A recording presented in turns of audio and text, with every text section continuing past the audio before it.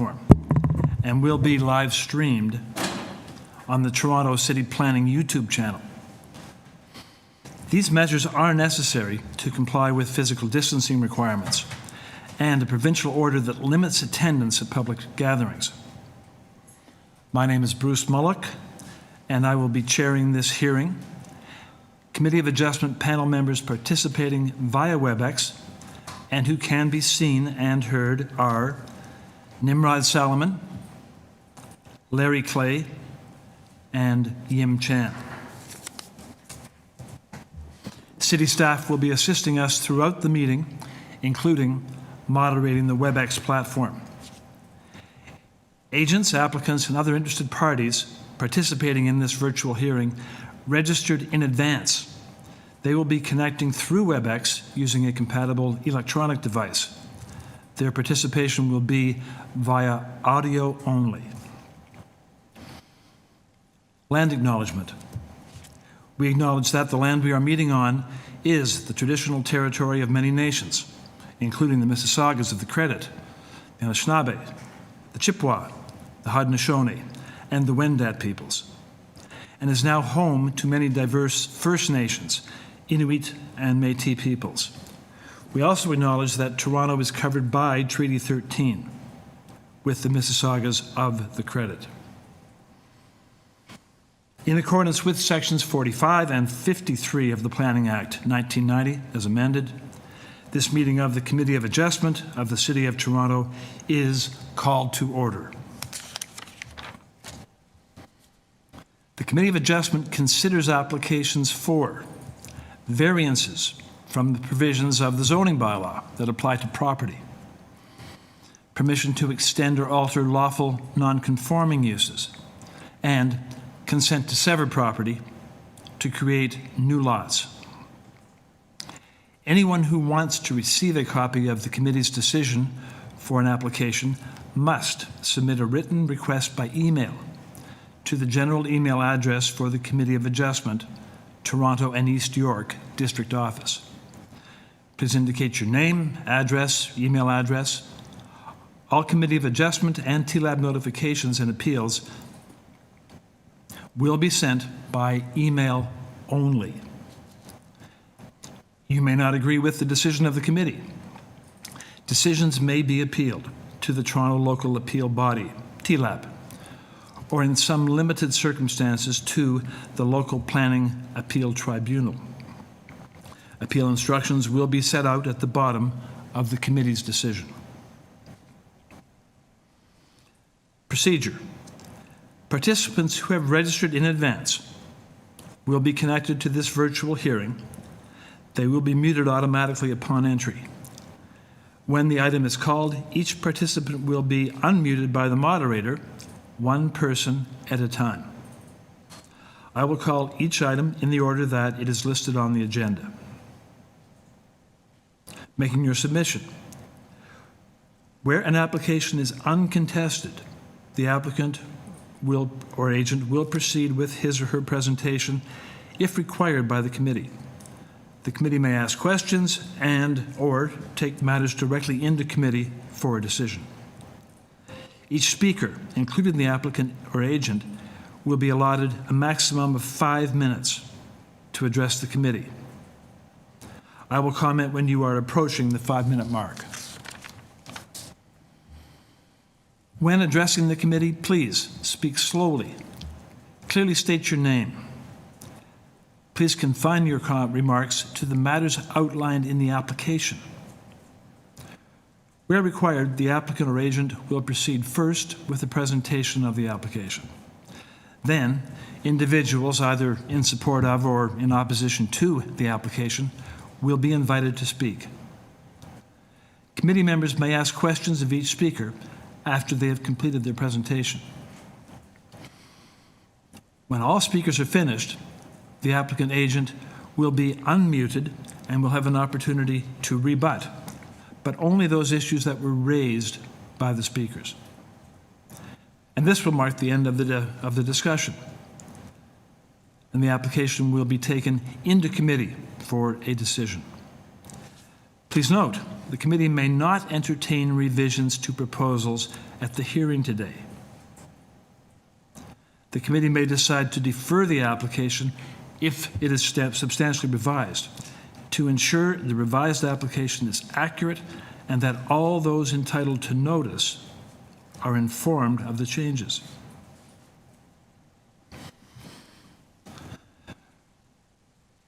Madam Deputy Secretary Treasurer, have the minutes of the last Committee of Adjustment public hearing been confirmed by members? Yes, they have, Mr. Chair. Thank you. Members of staff or panel members, do you have any interest to declare in any of the items scheduled for this morning? I do not. None. Seeing none, thank you very much. Not me. Thank you. Closing files. Madam Deputy Secretary Treasurer, are there any requests to withdraw an application? Through you, Mr. Chair, I'm not aware of any, but you never know what's going to happen during the hearing. Thank you. We will now proceed with the hearing.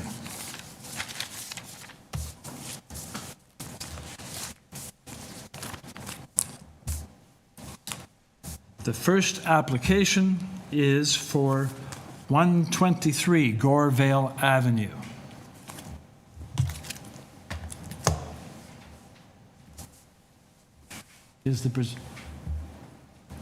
And the committee has before it the following materials. Those submitted by the applicant, copy of survey, site plans, floor plans, and elevations, and email correspondence from Urban Forestry received June 10 and August the 19th. Is Mr. Ethan Phillips with us? Yes, he is, Mr. Chair. Ethan Phillips is on the line. Mr. Phillips, good morning. Good morning. Let me ask, would you identify yourself, please, by name? Yes, this is Ethan Phillips. Thank you very much, Mr. Phillips. You are the applicant, is that correct? That is correct. Very good. Okay, thank you. I'm going to ask my fellow committee members if they would like a presentation or whether they'd like to move straight to questions. Panel members, presentation required?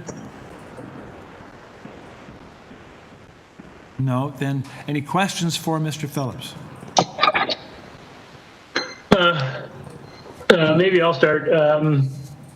Mr. Phillips, I wonder if you've seen and could help walk us through Urban Forestry memo about the tree and the impact that would have on your application in your front yard. Yes, my understanding is that in response to a request to remove the tree,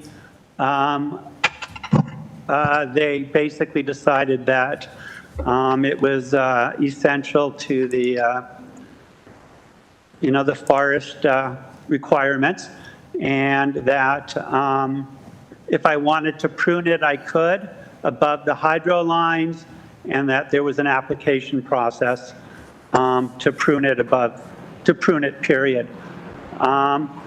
And that's basically it. So I basically concurred with the forestry people and said I wouldn't remove it. And while it may require me altering the porch a bit, that's fine. So I'm totally in concurrence with the forestry people. Okay. Other questions of the applicant? That's very good. I have another question. Does it mean that we can actually also would not approve variance number 3 and number 6 as mentioned in the report? Those are the front pine tree. Yes, it's concerning, Yeah, so, in the report, they mentioned that we should Right. deny variance number 3 and number 6. That, Exactly. You So- agree with that, right? I'm totally in concurrence with that. So, Okay. so through you, Mr. Chair, would the applicant like to delete those variances? Absolutely. Okay. Very good. So if Okay. you would, so the numbers that you are deleting, if you would state them for me, please. You're deleting which variance numbers? I think they're 3 and 6. If they apply to the front tree, Yes. I'm deleting them. Yeah. Number 3 and number 6 deleted at applicant's request. Okay, thank you. And I have one question for you. Could you explain, with respect to soft landscaping, only 8% does seem very, very, very small. That's already eliminated? He's going to comply. Well, he's just done that one. Okay. That's number 6. Yes, I think I dealt with both. Yeah, that's number 6. Thank you very much. All right then. Further questions? If not, we'll move to a motion. Yeah, I don't have any question. That's my main thing about the tree, and I agree with the urban forestry report, and I will move for approval with the deletion of variance number 3 and number 6. In that case, do we still have the any forestry condition? Through you, Mr. Chair, yes, condition number 2 would be what I would impose, and if they don't need to satisfy that, that's fine. It's better to include it than not include it. Okay then. Okay. So, very good. With condition forestry number 2. Okay. Okay. So motion to approve by Ms. Chan, eliminating variances number 3 and number 6, urban forestry, to apply. All those in favor? Oh, second. We need a second. Is there a second for that motion? Second by Mr. Salomon. Thank you. And all in favor? Okay, applicant, yeah, the motion is carried and your application is approved as amended with the deletion of number 3 and number 6, urban forestry, to apply. Oh, okay, thank you very much. Thank you. I very much appreciate this. The panel moves on to application number 2, 1386 Queen Street West.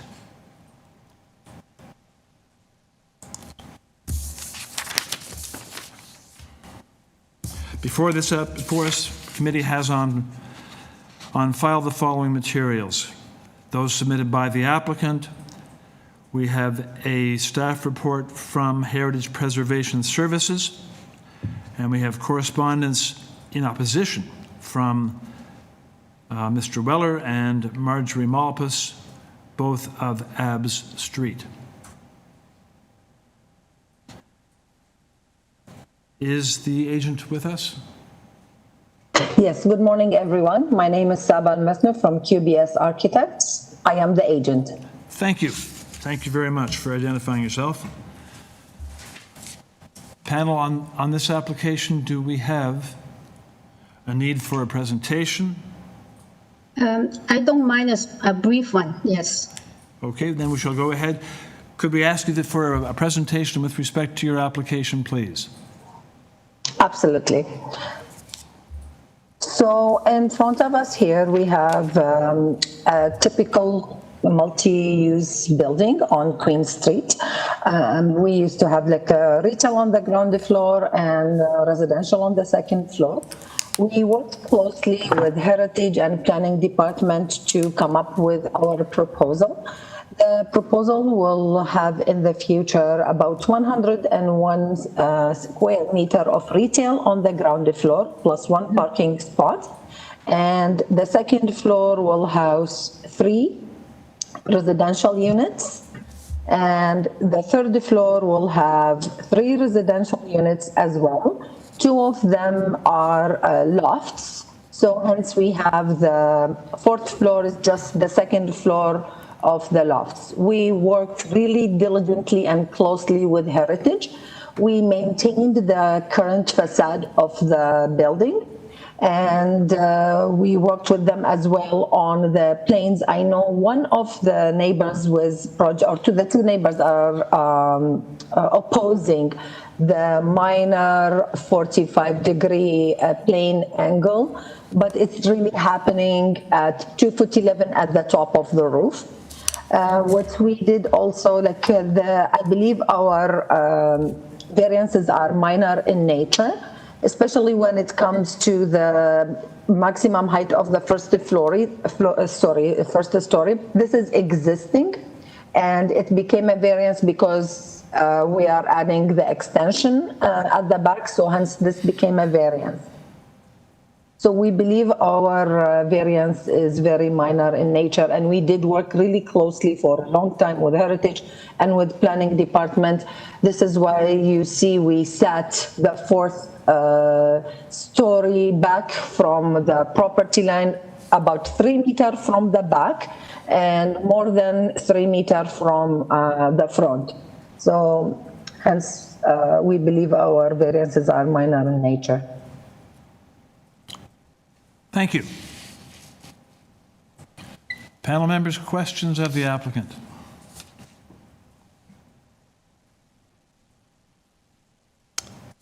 If there are no questions, then I will look to panel for a motion, please, on this application.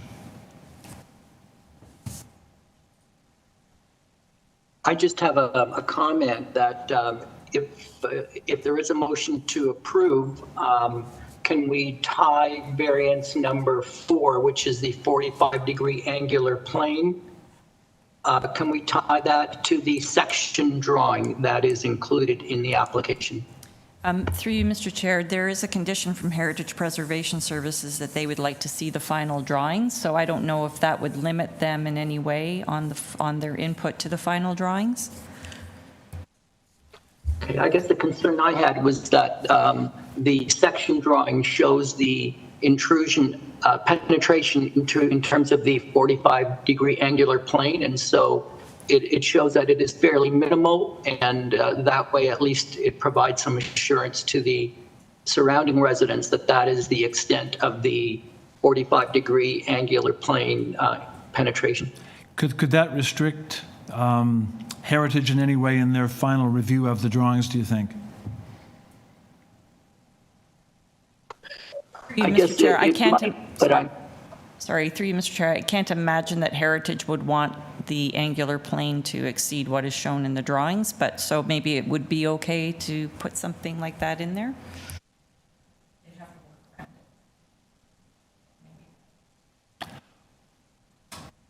There you are, Mr. Salomon. You make your motion as you see fit, please. Sure.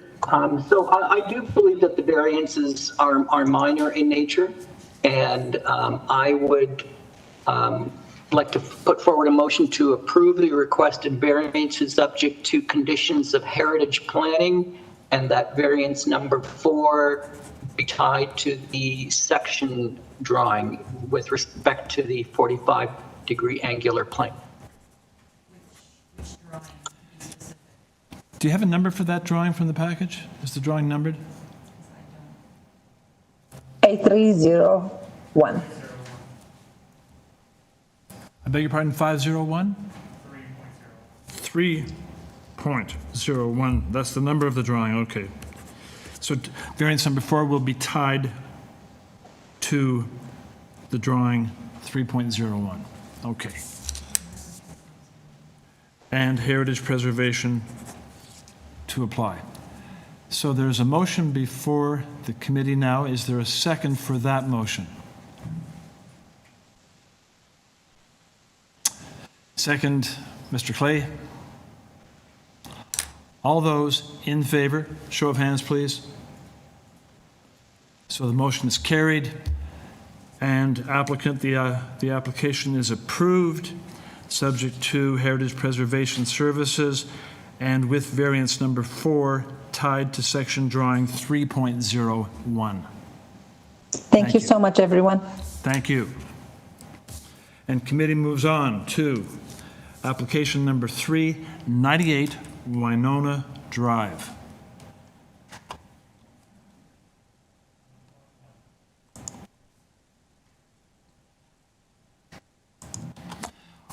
On this application, the panel has before it material submitted by the applicant, correspondence from Transportation Services, staff report from Urban Forestry, correspondence in interest from 81 Alberta Avenue, and opposition in the form of 10 pieces of correspondence. So is the applicant with us, please? Yes. Good morning. Would you identify yourself for the panel, please?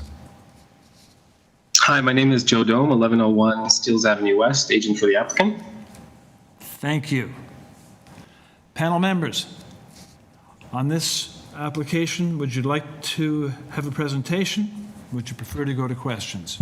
Through you, Mr. Chair. We have a number of people in opposition, so I believe just for their sake, I think it would be good to have a presentation. In that case, it's essential. Then I didn't, thank you very much. So we do have individuals on the line wishing to speak on this application, so we will require a presentation. You have 5 minutes. Please proceed. Yes, we would like to request a deferral for this application. There's a formal submission for a deferral request. Could you state why, please? And, sorry? Could you state why you're requesting a deferral? Yeah, so although we have obtained letters of support from 19 neighbors, we do recognize some of the neighbors' concerns regarding the application in its present form. And we would appreciate the opportunity to revise the drawings for the purpose of reducing or eliminating certain variances and improving the front facade. Just a moment, please. Let me ask, how many people are on the line wishing to speak to this application? Through you, Mr. Chair, there are about 6 people. 6 people wishing to speak. So I have to go to my panel associates to see if they want to defer. Through you, Mr. Chair, maybe you might want to hear from the people registered to speak in opposition to see if they're prepared to either hear the application today or if they're in support of the deferral. And just to let everybody know, if the application is deferred by the committee, it will not be heard until sometime in 2021. Scheduled for a hearing sometime in 2021. Okay, then. So we shall then ask to hear from those wishing to speak in opposition. Just for their information, there has been a request to defer, but it's up to the panel to decide whether we defer or proceed today. So, as you've just heard from staff, if there is a deferral, that delays this matter until 2021 because of the substantial backlog that the committee is facing. So it's up. We'd like to hear comments from those who are calling in opposition, and then panel will have a chance to. Yes, through you, Mr. Chair, what we would like to hear, because there are quite a few people, if they can, when they're unmuted, if they could just state their name, their address, and whether or not they're in support of having this matter deferred today, which means it would not, there'd be no decision today on the proposal as submitted. Very good. So that's how we'll do it. We'll unmute one at a time those wishing to speak, and if they simply identify themselves, yes or no to deferral or proceed today. First speaker, please. So the first speaker is, Helen Logia. She should be on the line. Yes, I'm Helen Logia. I'm representing my parents that live at 96 Winona Drive, the property adjacent to the subject property, and we would like to hear, we would like a decision on whether or not the variances would be approved today. We would rather not have it deferred. Thank you. Next person, please.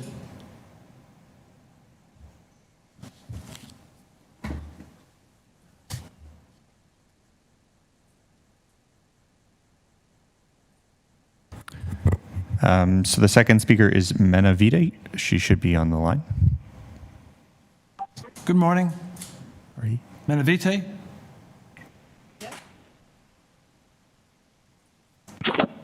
Hello? Hello. Yes, you're with us. Hi, Mina.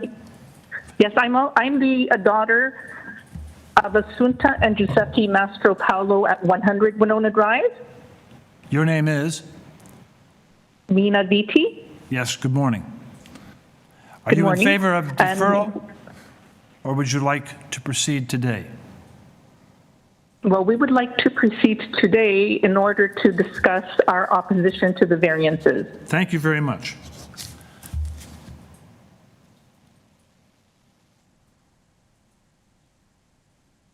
Next person, please.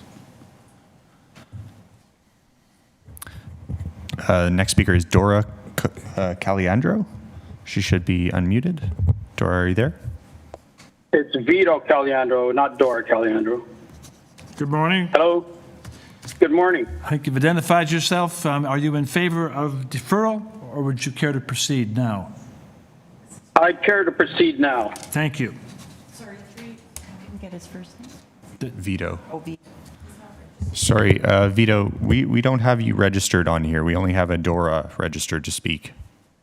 Well, Dora, the house belongs to me. It's Vito Antonio Caliandro. The paper has arrived to my name, so I don't know where you got Dora. No, through you. Did you register online under your name? No, we registered about 2 days ago. We made a phone call and they sent us this code number. Right, and so Dora Caliandro was the one who registered. Is there a Dora? Oh, yeah, well, she can't speak at this moment because she's working. So you're speaking on her behalf? I'm speaking on her behalf. Okay, thank you.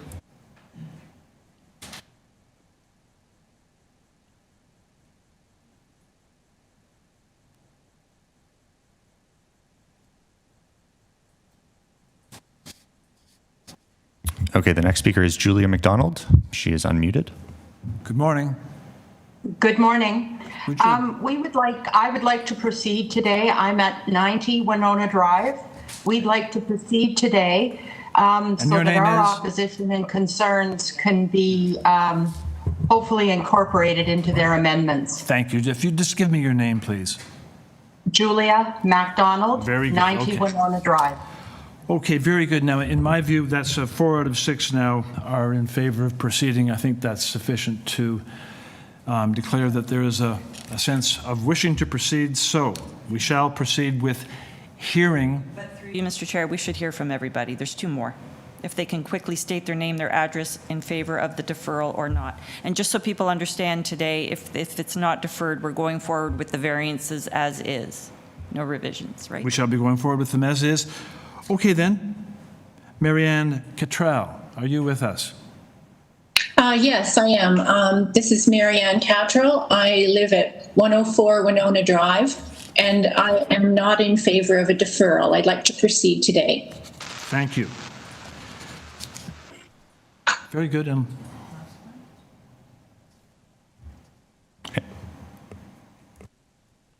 Is Nicolina with us? Hi, yes, I'm here.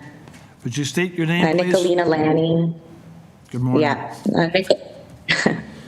Nicolina Lanny, and we're at 81 Alberta Avenue, so we're the house directly behind the proposed lot. And we would be okay with a deferral, but definitely want our concerns raised. Okay. So just to summarize that response, out of the 6 speakers, 5 would wish to proceed this morning, hearing the application with the variances as they stand today. So that being the case, I shall go back to the applicant. Okay. All right. All right then, members. Could I have a motion, please, on this? There's a request to defer, so I need a motion from members to refuse or approve that request to defer by the applicant. I'll put forward a motion to refuse the deferral. Thank you. Is there a second to Mr. Salem's motion?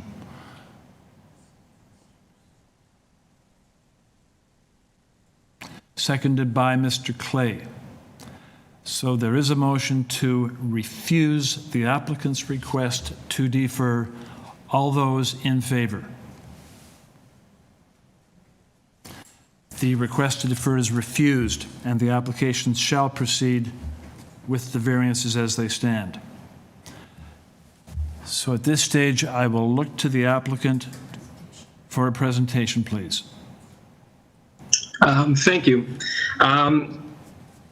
So we've tried to look at what the neighbors who are opposed, what they're saying about this application, and we don't feel that all of their concerns are legitimate or represent what even the current conditions are.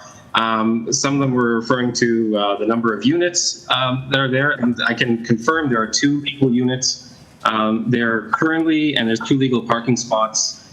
So nothing is changing in that respect. There's a permit that I've attached in the supporting materials that demonstrates that there's 2 legal units currently. As far as shadow concerns that the neighbors are talking about, there's an east-west facing of the building. We've in fact spoken to someone to do a shadow study, and they basically said that it was not even worth it to do a shadow study, given that the shadows, are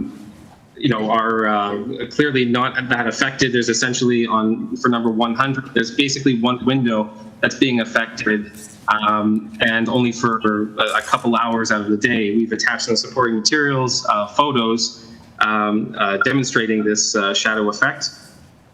And the lack thereof as well at different times of the day.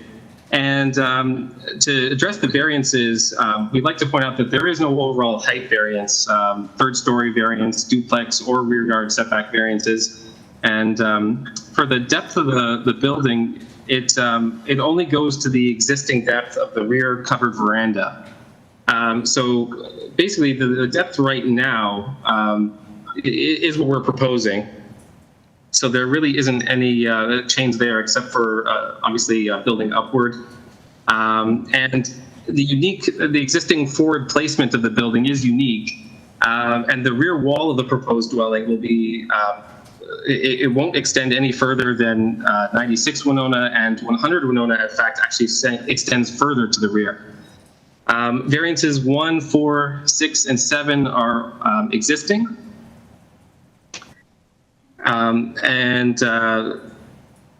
As for precedent, we can look to 159 Winona, which actually has a 10-meter main wall height.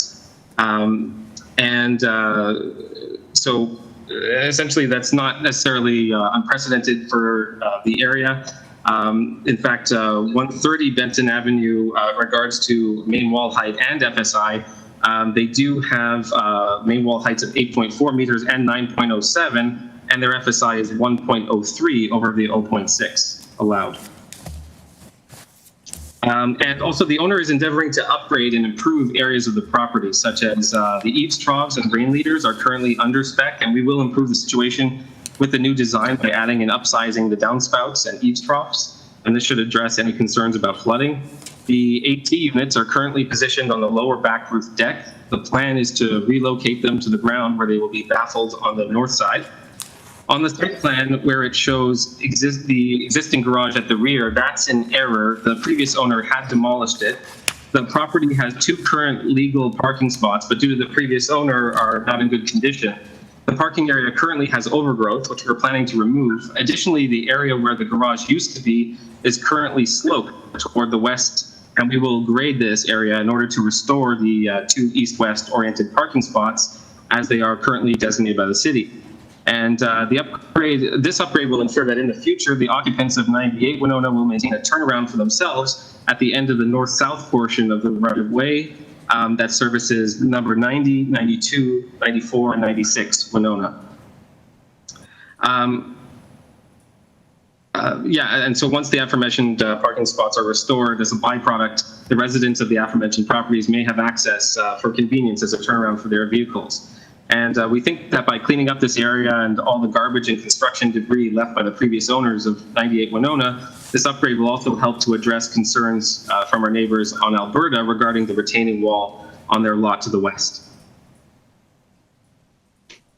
I'll be happy to take any further questions. Thank you very much. Okay, then, I think are there other questions for the applicant at this stage, members? Or shall we proceed to hear from those wishing to speak? Let's proceed with the first speaker wishing to speak. Now, there are six of you. I understand. Do all wish to speak? Yes. So I'm going to do this in the interests of time. That is to limit each of those speakers to 3 minutes. And we're going to proceed now with number one speaker, please. Hello, my name is Helen Loja, and I'm representing my parents that live right next door at 96 Winona Drive to the property. And I'll try and be brief. We are opposing the variances 1 through 5 on the size, the height, the size, and the density of the new proposed redevelopment. We are concerned, as we've indicated in our letter that is on file, with the privacy, with the access to natural light, with the parking issues, and with the effect on the structure has on the built form and character of the neighborhood. Of concern as well is the representative indicated that they had 19 letters of support. And although they've submitted them, we think that greater weight should be given to those concerns represented by the residents directly affected by the properties. The renovation, specifically numbers 100, 96, 94, 92, and 90 Winona Drive, and 79 and 81 Alberta Avenue, whose properties are adjacent. Of the 19 letters, only 6 are on the same block and of the subject property and will have little or negligible impact. We have a copy of the letter the property owner had these homeowners sign and are concerned with how the proposed renovation was presented to those approached for a signature. The owner indicates in the letter that the 3rd story is allowed as of right and there is no overall height variance associated with it. We believe that this was misleading since the proposed variance is beyond what current zoning bylaws allow. We would also like to address the parking issue because there is it's a shared driveway and laneway, and all the homes 90, 92, 94, 96, and 98 Winona Drive currently share that laneway. And the original application indicated that the owner was going to maintain the existing garage and parking pad, but as confirmed, they're no longer there. So we're wondering how they would maintain that, and whether or not we would have to go through a whole variance hearing again when they submit for the redevelopment of that area as well. With regards to the proposed floor plans, we feel that they are excessive because the two apartments that they will be modifying have a total of 7 bedrooms, 7 full bathrooms, 2 kitchens, 2 living rooms, 2 family rooms, a dining room, and a recreation room. And this is not consistent or compatible with the existing single-family houses in the direct neighborhood. You are approaching your 3 minutes. I should ask you to summarize, please. For mass depth and height. I'll ask you to summarize. I'll ask you to summarize, please. Okay. So, I guess I'm running out of time here. We hope that you take our objections into consideration and put some weight onto the neighbors directly affected by this proposal with dignity and respect. Thank you very much. Thank you. Next speaker, please. Hello. Good morning. Hi, good morning. I'm the daughter and representing 100 Winona Drive. And yes. I'm talking, so just your name once again, please. Winona, if you give us your name once again, please. Mina VT. Thank you. Please proceed. You have 3 minutes. Okay, so at the present time, there are 2 hydrometers at 98 Winona Drive, and they currently are generating an income of $63,000 annually. As indicated on, there's a link that we have attached to the attachment. The homeowner has indicated that he would like to require additional units for rental income for a growing family. He took over the property in 2019, and he has not occupied the residence. Our concern is that the variances will allow for increased density, potentially for using as a rooming house or hotel or temporary Airbnb, has stated it will have 7 bedrooms and 7 bathrooms. So we're concerned because this is a residential neighborhood. We feel that it's for financial gains by the homeowner. We're longtime residents. We've been here since 1967, as well as all of the other neighbors. We're all longtime residents. We're opposing all the variances are exceeding what is the maximum, which is 7.5 meters for the front and rear walls. He's asking for 8.83 meters, which again will increase the height and it will impede the privacy. The building as it is already, we're very close to the road, and it will be built up another floor to the 3rd floor, and it will be blocking all the view of 100 Winona to just brick walls. So this will change like the whole privacy of 100 Winona Drive. And you can already see that 98 Winona Drive is noticeably the tallest building on the street, and increasing it will only, as mentioned, have walls. There's sun, and the sun will be blocked. We also want to know regarding safety. What safety measures will be put in place should this construction take place? We have very tight space, 25-foot lots. How will this go on safely? Regarding piping and venting that is already installed on the north wall of 98 Winona Drive. The venting as it is causes ice to form in the winter, causing for hazardous conditions. Across the street, there are 2 schools. How will this be done in a safe manner? You are approaching your 3 minutes, so please summarize. So we would be concerned that this proposed expansion will facilitate the future of 3 to 4 units instead of the existing 2, which are now in play. And we would like you to take into consideration the fact that this is a residential neighborhood and not a business commercial area. Thank you very much. Now, we have four speakers yet to hear from. We do want to hear from you. I would simply caution you to confine your remarks to new points.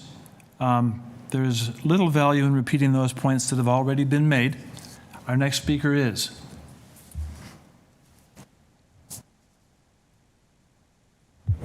Hi, so our next speaker is Vito Caliandro. He should be on the line. Yes, hi. My name is Vito Caliandro. I live at 108 Winona Drive. I just got briefed on this. I was away, and I just got these notices in. That building there, apparently, from what I'm understanding, is that it's just a few days I'm in the loop here. He's opposing it to come closer to the sidewalk and go back and go up 1 floor. It's an awkward building as it is. I don't like the idea of that happening here because, and what else? Oh, and we have other neighbors here that are elderly that are 110, 112 Winona that don't know how to do this on the phone, and they're asking me to help them, and they're opposing it. They don't want it done either. And, you know, to have a rooming house on our road, we're not really interested in having something like that. Thank you very much. I'll just leave it at that. So we're refusing the plan. Thank you very much.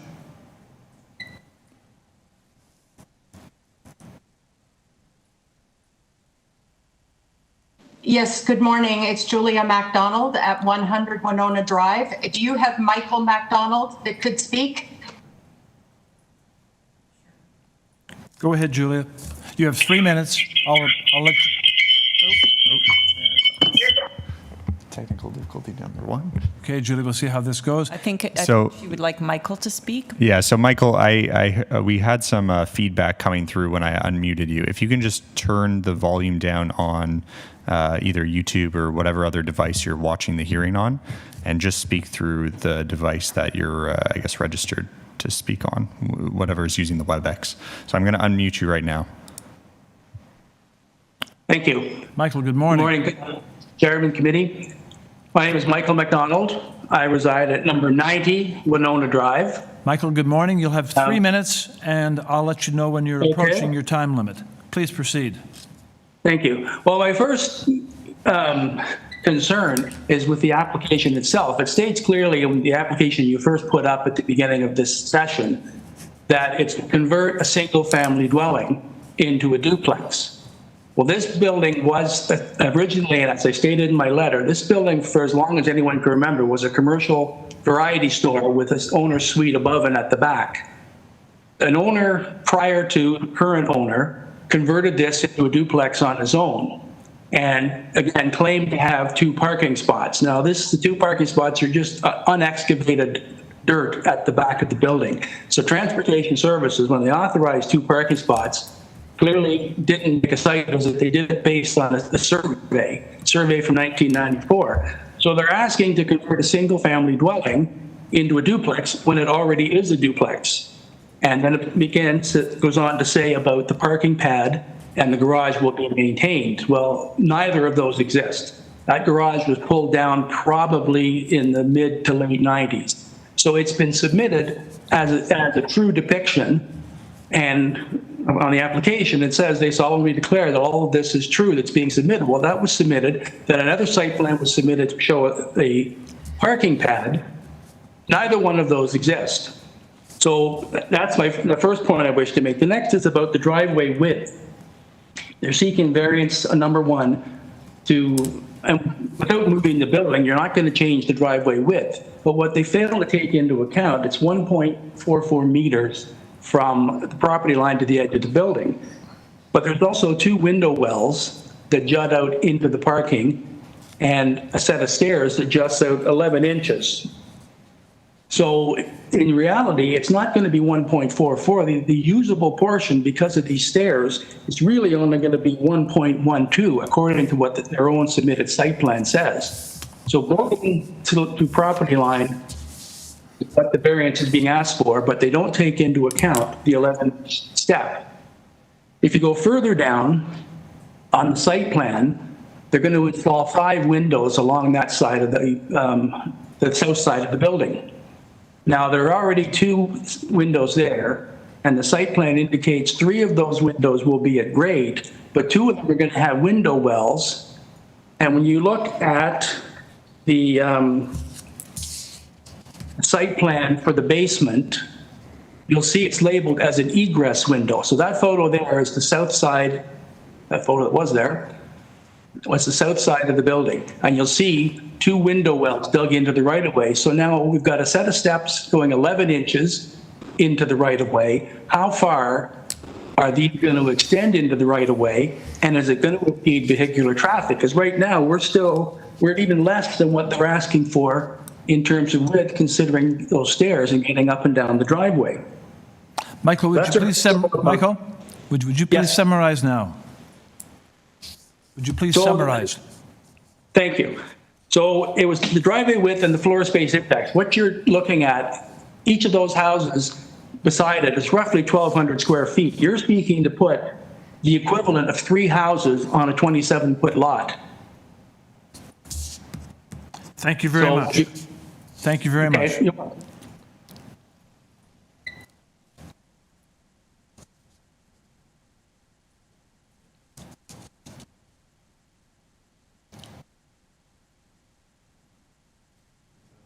So the next speaker is Mary Ann Cattrall.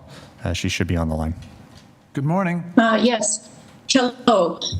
This is Mary Ann Cattrall, and I live at 104 Winona Drive. Thank you. You'll have 3 minutes, and I'll let you know when you're approaching it. Your time starts now. Okay, thank you. I just basically I want to sort of reiterate some of the other objections that have been made very briefly. My main concern is the size of the proposed renovated building, and I'm objecting to variants 2, 4, and 5 specifically. I don't think these are minor variances in increasing the depth, height, and the permitted floor space index. I think they're more than minor. My other point is that again, the proposed duplex will have 2 apartments, one with 4 bedrooms and 4 bathrooms, and one with 3 bedrooms and 3 bathrooms. And 7 bathrooms seems excessive to me for a 2-family dwelling. That's all I say on this amendment. Thank you very much.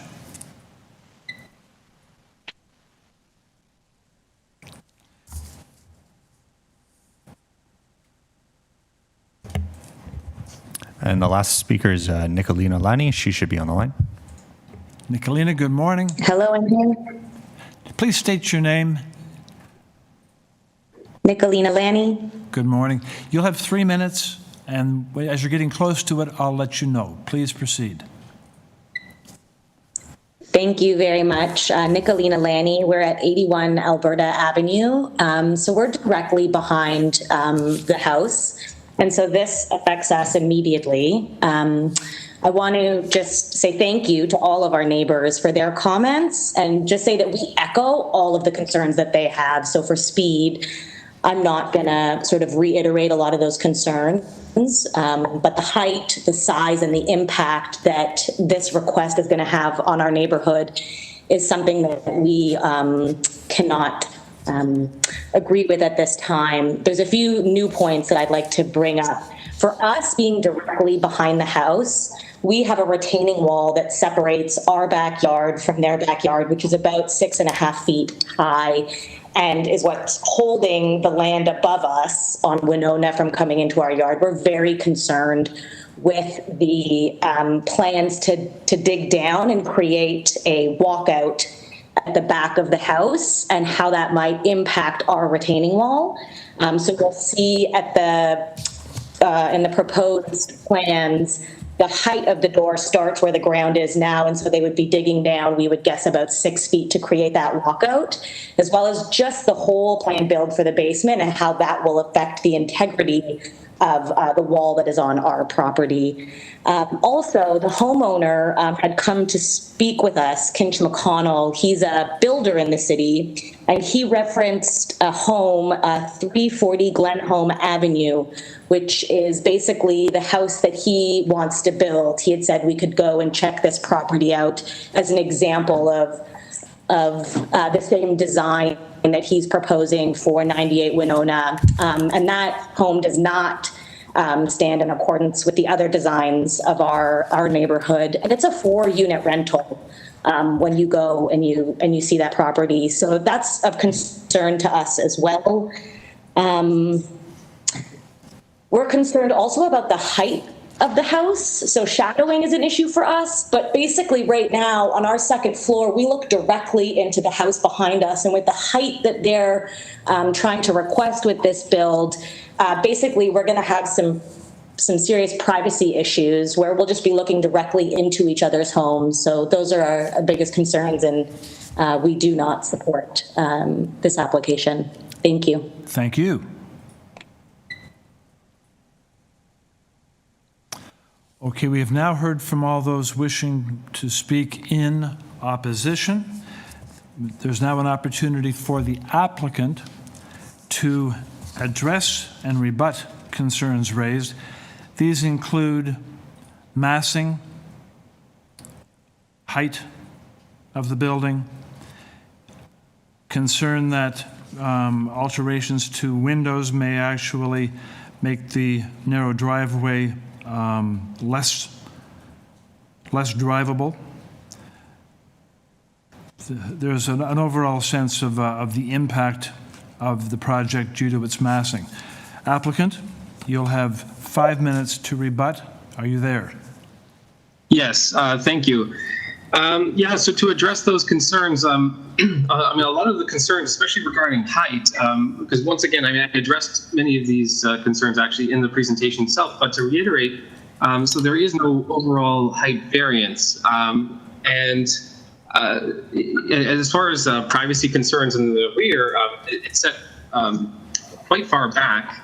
And about the issues with the retaining wall, the owner has said that he's going to repair. We included photos in the supporting materials package showing the retaining wall in its current form and how his intention is to repair that, especially when he wants to repair the parking pads.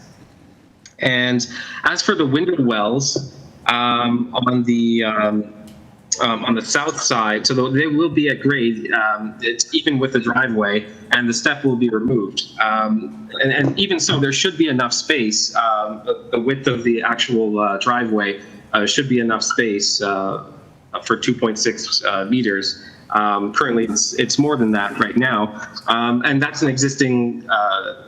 That overall width right now is an existing condition. The other concerns about living space, the whole project, the desire here is to have two livable, desirable living spaces, and I'm not sure where these concerns are coming from about about the owner's use of the property and his intention to live there, or the concerns about being a rooming house or things of that nature. That's just simply not the case, and we want to create a livable, desirable 2 units here. The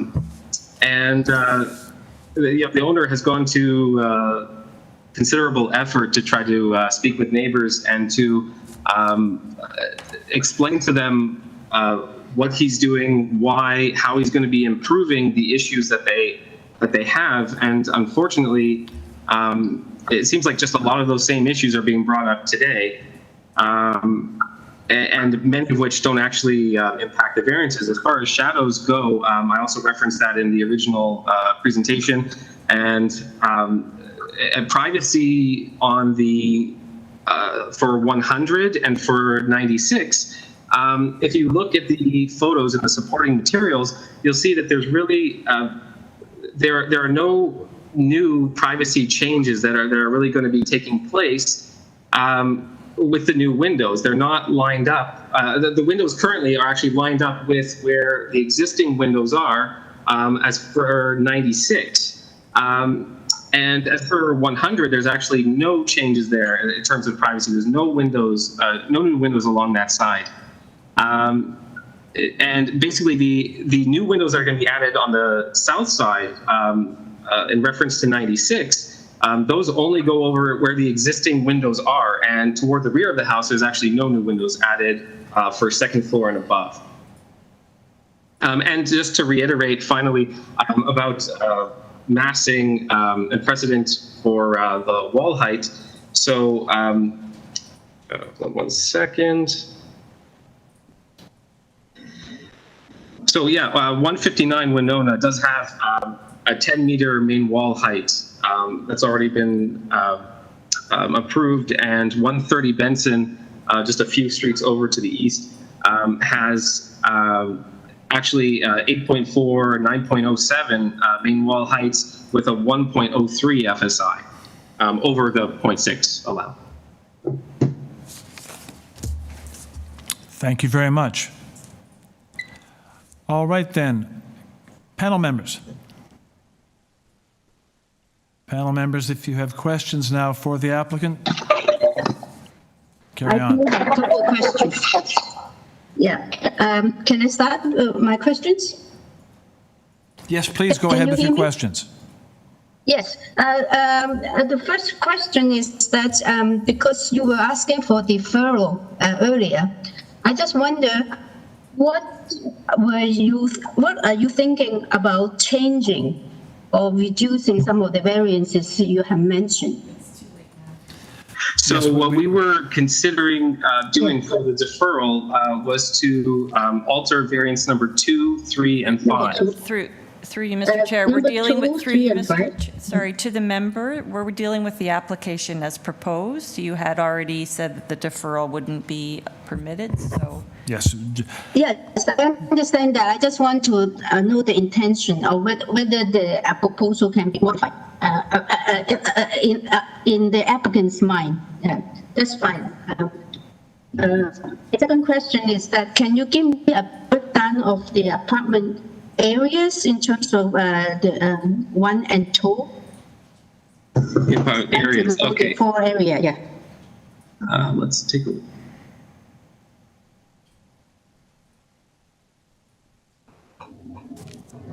I don't have that in front of me.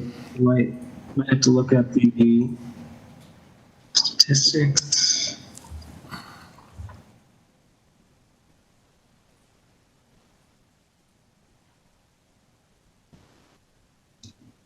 It's okay. Sorry, I don't have that in front of me.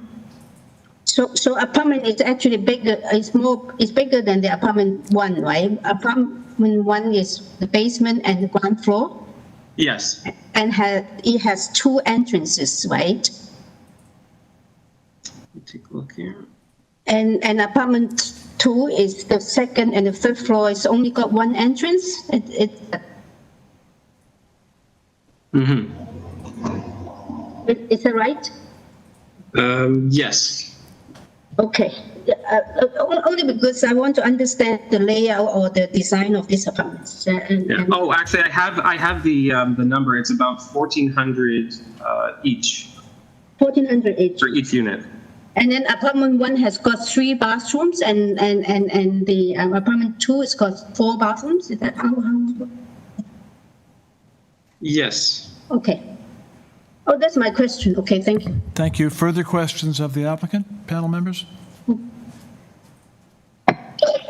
Chair, just a quick question to the applicant. I heard you say earlier, and I didn't write it down, but I wonder if you could just confirm for me which of the variances are existing conditions and which are new? Yes, sure. Variance number 1, 4. Sorry, I'm getting a bit of feedback. Hello? Yep, go ahead. Okay. You can hear me? Yep. Okay, perfect. Variance number 1, 4, 6, and 7 are existing.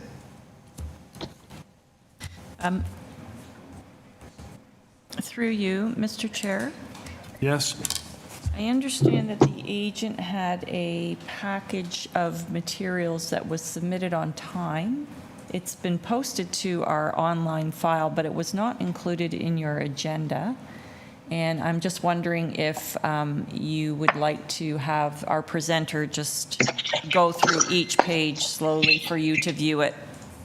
Not that the applicant needs to outline unless you have a question, but maybe it's self. For clarity then, I've just learned from staff that the applicant did submit materials in a timely fashion to revise the application? No. Through you, Mr. Chair, it's just a supplement. It's just a package of information too. There's, I believe, a shadow study and some other things. Maybe we can put it up and just have a look through it because it was not included in your agenda. So that's fine. We can do that. Yeah. Just to clarify to those listening and to panel members, this does not change the nature of the minor variances that we're dealing with. The application stands as it is, but there was timely information submitted by the applicant. So applicant, have you heard what I'm saying on this? Yes. Do you care to offer any comments on what was in your recent application? Sorry, through you, Mr. Chair, I think at this point we'll just present it and the members can watch as we present. Okay. And if there's anything they need us to stop at, we can have the agent just explain it quickly. So, agent, we're going to present the materials you submitted. Right. Yes. And if there are comments, then we invite them from you. No, that's a revision. Sorry, this is a. Yeah. Sorry, is the supplementary package that we're now showing are they revisions? No. So we actually did try to change the front facade and. But we that's changed a redesign for that, but that wasn't accepted because it was one day. Like we got an updated zoning notice from the zoning examiner stating that it doesn't change the variances, but we unfortunately it was like a day late, so we couldn't. So this one, the revision doesn't. So this package that is up on YouTube right now is for the current proposal that committee just heard. It is not for the revised proposal that you were planning on. For the current proposal, yeah, it's not for the revised. Okay. But the photos though are relevant to the application right now. So these are basically just shadow photos we took. It's not a shadow study. We did get in contact with someone to do the shadow study, and basically said it was not worth spending the $5,000 to do, just because it's pretty obvious the orientation of the house, the shadow concerns, the existing shadow concerns would not be changing much at all. It would essentially be, as I mentioned before, one window affected. The house you're looking at right now, that's 100. That's 100, and there's a window to the rear. Here's an example. If we go down further, actually, I could just go picture by picture. So here in the late afternoon, you can see the shadows clearly don't affect either 96 on the left or 100 on the right. And we can move on. So this is between 96 and 98. And you can see the shadow is actually coming off of 96 and projecting onto 98. So the guy from the shadow study basically said that essentially there's no shadow effect for 96 at all. In fact, it goes the other way. And here's another view from the current on top of the covered veranda of 98, and that's basically where the depth will be, the rear wall will be of our proposal. And you can see that there are essentially the windows that are currently on the house on 96, they line up with the windows that are already existing. And there's no windows that are going to be overlooking the rear of 96. And here is another example of shadows coming off of 96, projecting down onto the shared driveway. And this is a photo for retaining wall for repair. You can see that it's in a pretty poor state right now. And in repairing the parking pads, basically the owner is going to be fixing these retaining walls. Thank you very much. Are there any further and materials? this is a photo of the parking. Currently, as you can see, there's no garage there. So yeah, it's overgrown, and it's going to be leveled and repaired. And here's a permit just demonstrating. You can take a look at page, I believe it's page 33 of the total package, which there should be a circle over where it says that it's 2 existing units.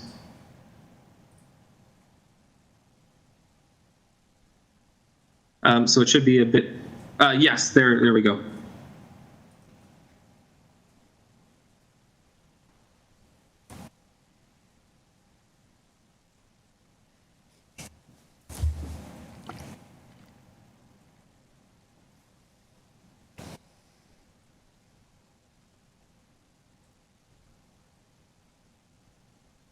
And that's just the existing.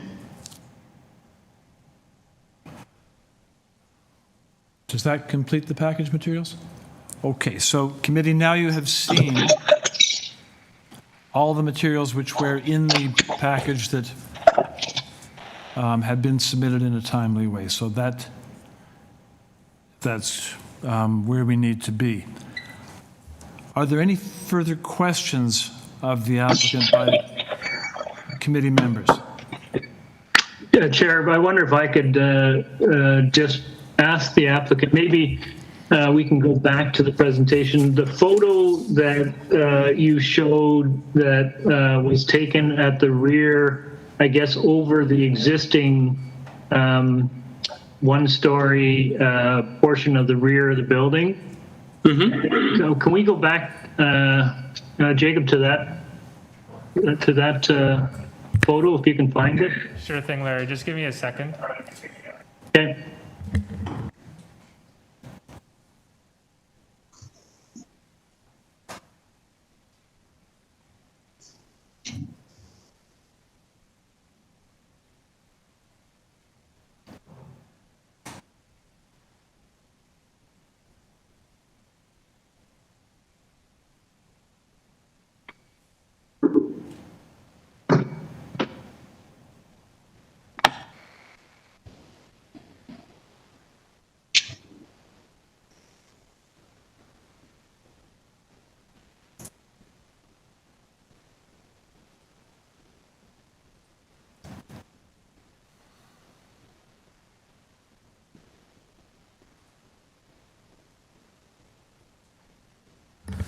Sorry, the internet is not cooperating at the moment. I'll try to get it, but it's not looking very promising at this. Take your time.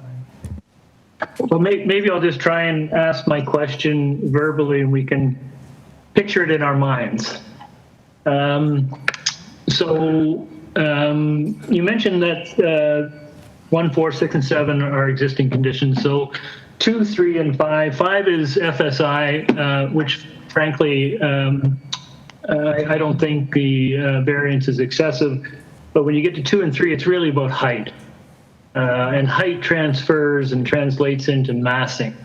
I was struck by that photo. I wondered whether if we're increasing the side wall, like how much more higher would the sidewall be against what is there currently, is what I was trying to get at, just to kind of get a sense of how much higher that sidewall would be than currently exists. So in order to do that, we can take a look at the south or north elevations, and we can see the outline.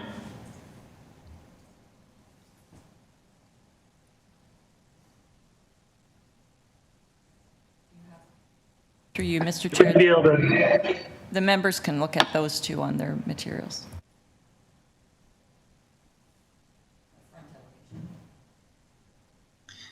Now, the outline does not include the rear covered veranda. So it basically, it will go out exactly to where the current rear enclosed veranda actually comes out to. So I'm looking at the elevation now. So just to confirm, the outline is in the dashed line, and the new build is the new build. Yeah. Mm-hmm. Okay, where the photo was taken was on top of basically the end, like over the first floor toward the end. So it doesn't. So yeah, it should. The dashed line should extend to the rear of the house.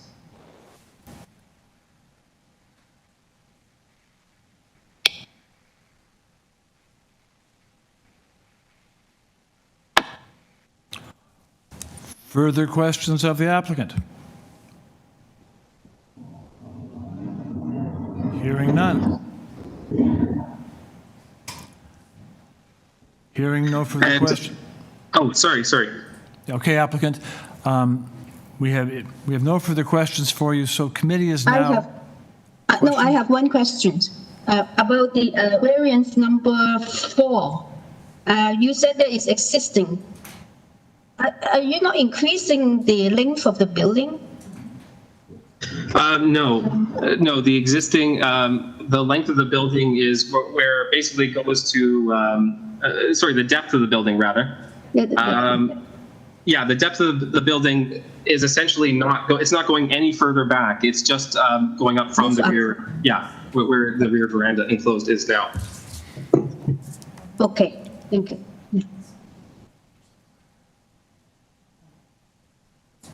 Okay, thank you. Yeah. Thank you. Then are there further questions of the applicant? Through you, Mr. Chair, the building is going beyond. There's an existing veranda, I believe, at the rear of the building. So it's not going beyond the existing veranda, but the building is being built beyond. Yeah, that's. For that clarification, so the elevation there, see the dotted line? yes, so the building, yes. Okay, thank you. Then at this point, committee will take the application into committee. And we'll do so for comments if there are any, and a motion. So comments from... I've got some my comments are that I have concerns with the overall massing and scale of the proposed building. It looks extremely high and bulky. Both the fronts and side and also the rear are all proposed to increase in the heights. And so it essentially creates a very large massed a box, which I feel is out of character and out of scale with the adjacent residential buildings. Thank you. Mr. Clay. Yeah, so I didn't find most of the variance requests terribly out of line of some of the things that we look at generally. But I tend to agree with Nimrod. I did kind of survey the rest of the neighborhood, and notwithstanding the school across the street, there doesn't appear to be any buildings of the same magnitude and the same stature. And I think this proposal, as currently submitted, would dramatically impact on not only the adjacent neighbors, but the residential integrity of the rest of the neighborhood as currently exists. I am always struck by when we get comments in from all the adjacent neighbors who are opposed to this, and that's a very telling thing when the ones that are most affected are the ones that are most concerned. I think we need to take that into consideration. And it really does come down to the height. And the height does translate into massing, and it would be a substantial change to this structure and a substantial impact on neighboring residences. So for that reason, I can't support the application as currently submitted. I did get the sense from the agent that there is some interest in changing this. So I guess there always is an opportunity to, if the committee were to refuse it, that this could be resubmitted at a future date. That would be more in keeping with what the interests of the community is. Thank you. Ms. Chan? Yes, I do agree with both of my colleagues' comments. I do take in consideration of the impact it has to the immediate neighbors, and I do listen to the grievances. Because when I look at in terms of the planning point of view of these two units, although we may be not supposed to comment on that, but in terms of the proportion of the breakdown, apartment of 1,400 square feet have a 4-bedroom and 4 bathroom. I don't know whether the planning is actually consistent with the purpose of this dwelling. So I'm looking at it from the point of view of the neighbors, of the immediate residents. So I do agree with my colleagues, and I cannot support this application as it is now. Thank you very much. Okay. And my own comment would mirror those. In my view, the impact is negative. It's not desirable. And the comments from those who spoke were convincing to me. So I will look to panel for a motion on the application, please. So I'll put forward a motion to refuse the requested variances. Okay, there is a motion to refuse the application by Mr. Salomon. Is there a second to that motion? Second by Mr. Clay. I will second it. Second by Mr. Clay. Oh. And all those in favor? So the motion is carried and the application for 98 Winona is refused. With that, could I just get some clarification on the concerns about height? With that, the committee is moving on to the next application. At 1041 and 1039 College Street. These are separate applications, but they will be heard jointly.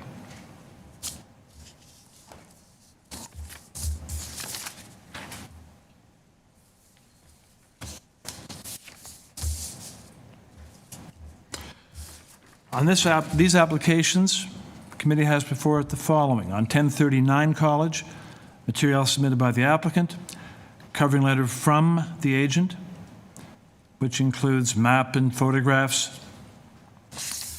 On 1041, the package includes material submitted by the applicant, plus a covering letter from the agent, and again, map and photographs. So good morning. Is the applicant with us? Good morning, Mr. Chairman. Good morning, committee. Yes, this is Bamdad Baghdadi from BBA Design Studio. I'm the architect and the acting agent for these two properties. Thank you very much. I'll just ask my fellow panel members if they would request a presentation on these two applications, or whether they would prefer to go straight to questions for you. Members? No. So a presentation will not be needed, Mr. Applicant. And so panel members, are there questions for the applicant on either of these applications?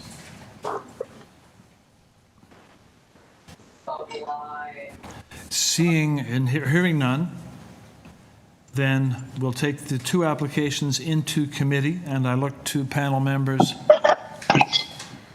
for a motion. I think we should do the motions separately, so we'll do.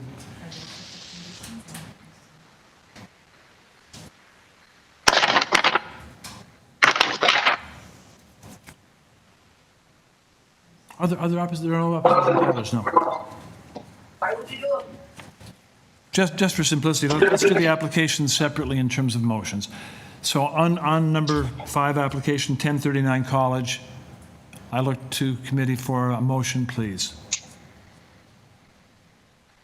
If there aren't any questions, I'd like to move a motion for approval for 1041 College Street with no conditions. And I think that the development actually fit into context of the area, and the variance is minor. So motion to approve by Ms. Chan. Is there a second to that motion? Second by Mr. Salomon. All those in favor? Application number 5 is approved. On application, pardon me. Yeah. But that was the, actually, I did number 5 first. I did 1039 first. So now I'm going to do number 4, 1041. On 1041. So. On 1041. Okay, and I move a motion to approve, and with the same reasons that I given for the previous one. Thank you. So we're now voting on, we now have a motion on the table for application number 4, my mistake, 1041 College. Is there a second to that motion? Second, Mr. Salomon. All those in favor? Motion is carried, and application number 4 is approved. Thank you. Thank you, Mr. Chairman. Thank you, committee. Have a nice day. And committee moves to application number 614, AFTON Avenue.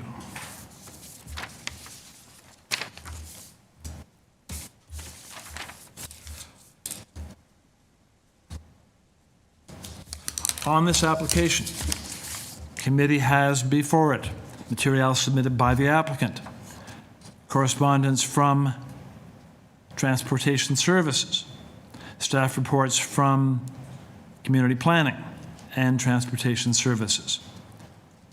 We have one piece of correspondence in interest and concern, and we have 5 pieces of correspondence in opposition. And on this application, we will be having a presentation, but is the applicant with us? Yes, I am. Would you identify yourself, My name is Jonah Beatman-Murgy. Yes, my name is Jonah Beatman-Murgy. Myself and Rachel Perez are owners of 14 Afton Avenue, and I'll be representing myself today. Okay, then. Good morning to you. You'll have 5 minutes to make your presentation. I'll let you know when you're getting close. Please proceed. Thank you very much. I appreciate it. So just to give a bit of background as well, I had submitted a lot of these drawings via my architect in the summer of 2018 when I actually was gifted this property by my grandfather-in-law, Manuel Pires, who is now deceased. And he gave it to his granddaughter, who is my fiance. She's Rachel Pires. She's the other owner of this property. When they purchased the house in 1960s, they put a retail convenience store, grocery store on the first floor, which there was already an existing one since, I believe, 1895 or so. So it was already zoned for legal non-conforming mixed use as it currently is, and as I currently pay taxes accordingly for that zoning. It is legal non-conforming mixed use in a residential zone. The first floor was previously a convenience store. It is currently inhabited by a book publisher. His name is Lindsay Sharp. He's a member of the Ossington board and a member of the community like myself, long-standing. I'm 34 years of age. I've been a member of this community for 31 years. My mother is Catherine Beach. She's the owner of Yoga Space on Ossington Street, and I have the utmost respect for the surrounding neighbors and their concerns. Unfortunately, there seems to have been a bit of a misunderstanding. I spoke to Randy Kerr yesterday of the Beaconsfield Village Residents Association, and I received an email from him which he outlined some of the concerns of the neighbors. And I immediately responded to that correspondence via email, and I also called him to basically explain a little bit about what I just told you, as well as the story of the garage itself, which is in question. So firstly, I'd like to address the garage, because as it stands, I'm willing to, after having what I consider to be amiable and constructive conversation with Randy, in which he said that he now sees my perspective and feels that there is a bit of a misunderstanding between myself and the other neighbors.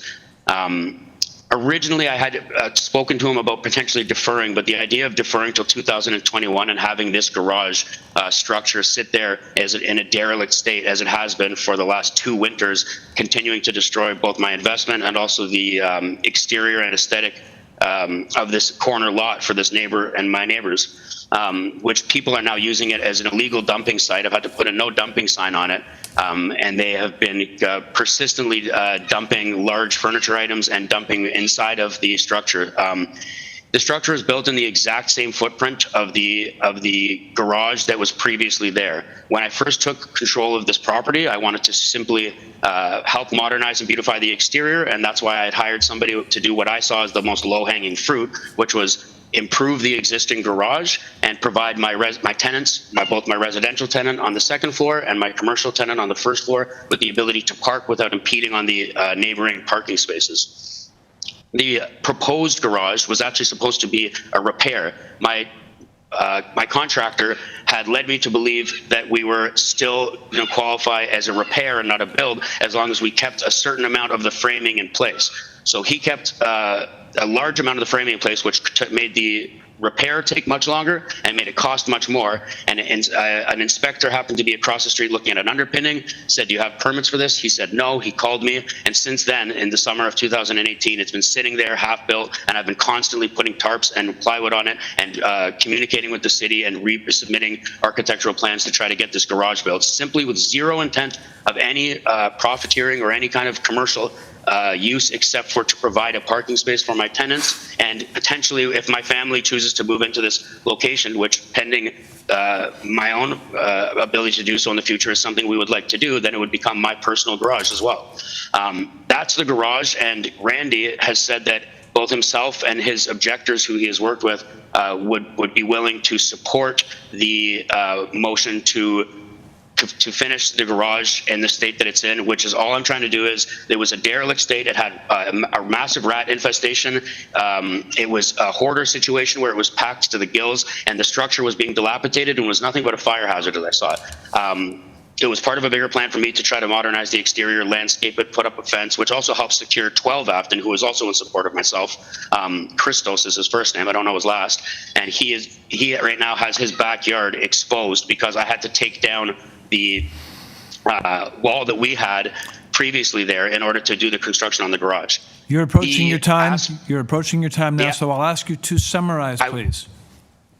I would like to, as a concession with Randy Kerr and the residents around myself, I would like to withdraw the minor variance request regarding anything commercial with the basement. The only commercial request is the basement. I need to make this clear. The first floor is already zoned legal non-conforming mixed use, and I have massive proof that has been a continuity of the leasee being a commercial leasee since the beginning of 1895 till now. It was a convenience store, and it was an art studio, and now it is a publishing studio. Pardon me, There was a convenience store in applicant. before that. Applicant. Yes. You have used up your time now, so I need to know from you. I heard you say that you wish to withdraw a variance. I wish to withdraw. What the number is that request. variance?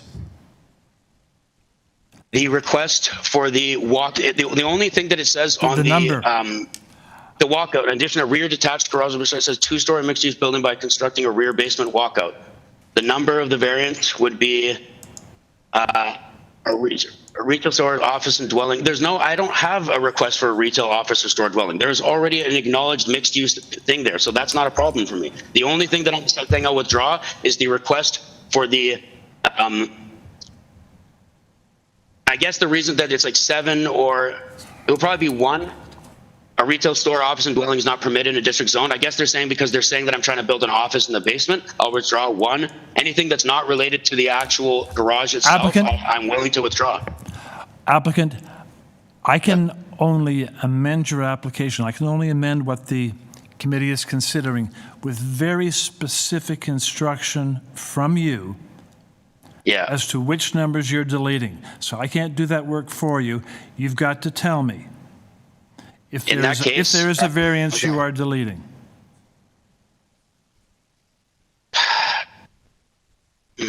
Now I feel like I feel a little bit ill-prepared, and maybe I should request a deferral, which is only the problem with that is we're going to have another winter of a derelict structure with the garage sitting there causing nothing but an eyesore. No, you've now made a presentation. You're now basically into your. Committee is now considering the application. Please do so. Then it is what it is. So it is. I think that the application should stand as it exists. And, that's fine. Excuse me. Okay. So, thank you. You have used up your time, and we will now hear from the parties who wish to speak in opposition to the application. Okay. And so, yes, we'll come back to you for rebuttal after we have heard from those wishing to speak on the application. So through you, Mr. Chair, the committee's not dealing with the revisions that were outlined, right? You're dealing with the application as circulated. Dealing with the application as circulated. Because that's what the people speaking in opposition are dealing with. Okay, through you, Mr. Chair, our first speakers are Michelle McConnell and Brenton McConnell. I'd just like to remind them that we will only allow one of them to speak. So I'm going to unmute Michelle McConnell. She's the first on our list here.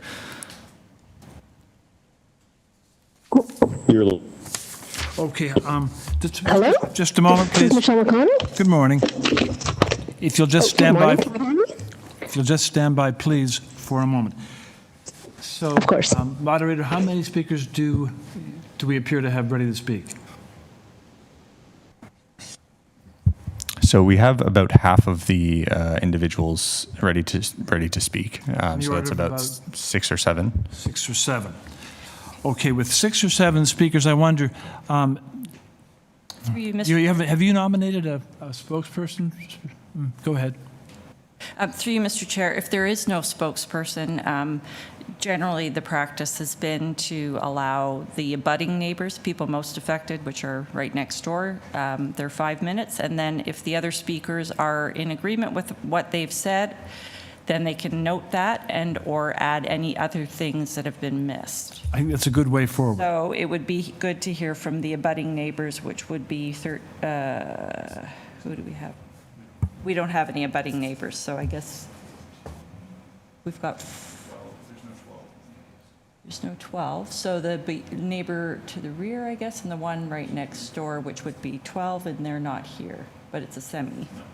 Okay, that's usually what we do. But if you want to limit people, then that's entirely up to you.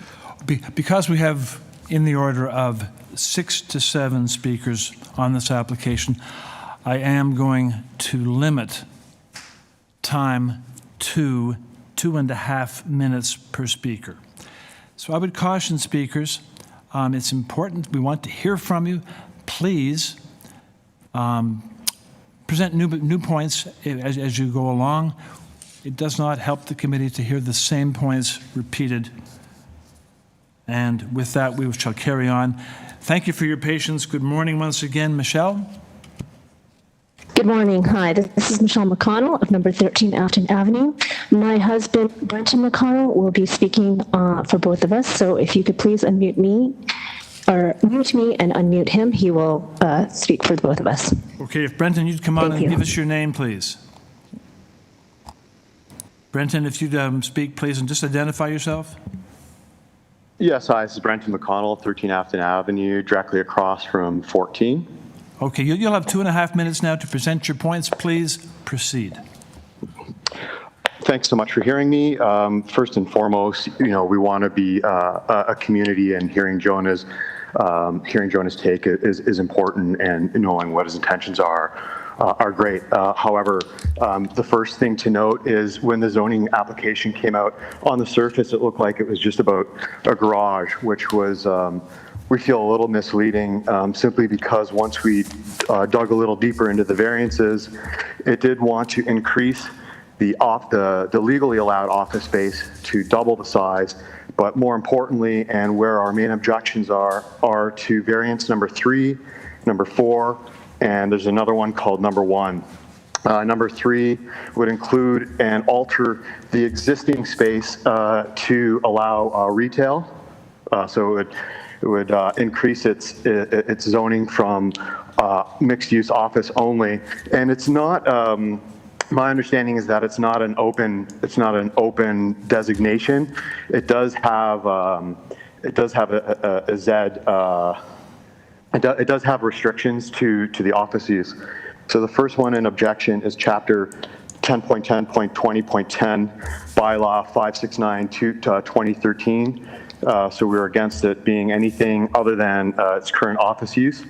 The next one we're in objection to is number 4 on the list. Mixed-use building is not permitted in a residential area. The altered development will be mixed use. So again, we're against that, which is Bylaw 569. What would the impact be on you? Foot traffic. Our neighborhood is small, 75 units, and using models in the neighborhood from previous rezoning, it's only one form away to be a restaurant or a liquor establishment. It's proven that these small offices and small retail units are not profitable enough in most cases, and often quickly turn to other means, which is usually alcohol-based. As Jonah mentioned, there is a rat infestation in the neighborhood, especially in our area, and it would only increase foot traffic, garbage, as well as late night noises. You're approaching your time now. Do you wish to summarize with a single comment or two? Yes, one more. Our objection is also called number 1. It's Bylaw 43886. So for us, I just want to note that when we moved in 12 years ago, the front unit was used as residential, as an apartment. So the continuity is not necessarily there. However, we are of an objection to expand the office space and to flip to retail. But in terms of building a garage, that is more than within reason. And I speak on myself on behalf of 13 Afton, as well as Tanya Janther on 21 Afton. Thank you very much. Thank you. Now, as we proceed through the speakers, again, we do want to hear from you, and help us by indicating the impact of your concerns. How will it affect you, the enjoyment of your property, the enjoyment of the neighborhood? These things really help the committee. Next speaker, please. So the next speaker on the list is Neil Ringwood. He is on the line. Good morning. Good morning. Good morning. Thanks for hearing me. This is Neil Ringwood of 15 Afton Avenue, directly over the road. Absolutely no objection to the garage whatsoever. My fears and concern if we change the use of the current wholesale operation that goes on there is we'll increase the noise, increase the foot traffic, and disrupt what is really quite a unique residential pocket in this neighborhood. Thank you very much. Thank you.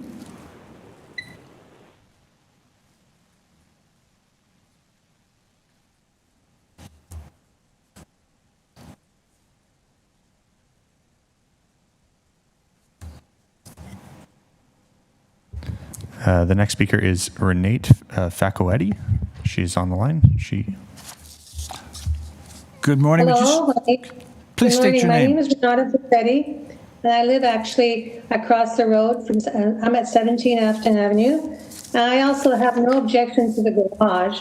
However, my concern was, as Neil said, it's the changing of to a commercial building, because number one, we don't have parking.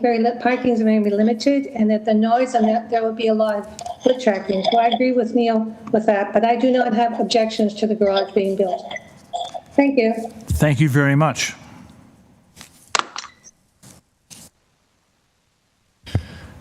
The next speaker is Christine Hanna. Christine, good morning. Identify yourself, Hi please. there. I live at 27 Afton Avenue. We bought the house about a year ago now, and I don't have any issues with the Christine? renovation. But Christine. hello, Christine. Just please identify yourself by name. Christine Hanna. Thank you very much. You have 2.5 minutes. Yeah. Proceed. Sure, no problem. I don't have any issues with the garage either, but I agree that the commercial use is of concern because it is very difficult to get parking on the street. That's really all I have to say. Thank you. Thank you.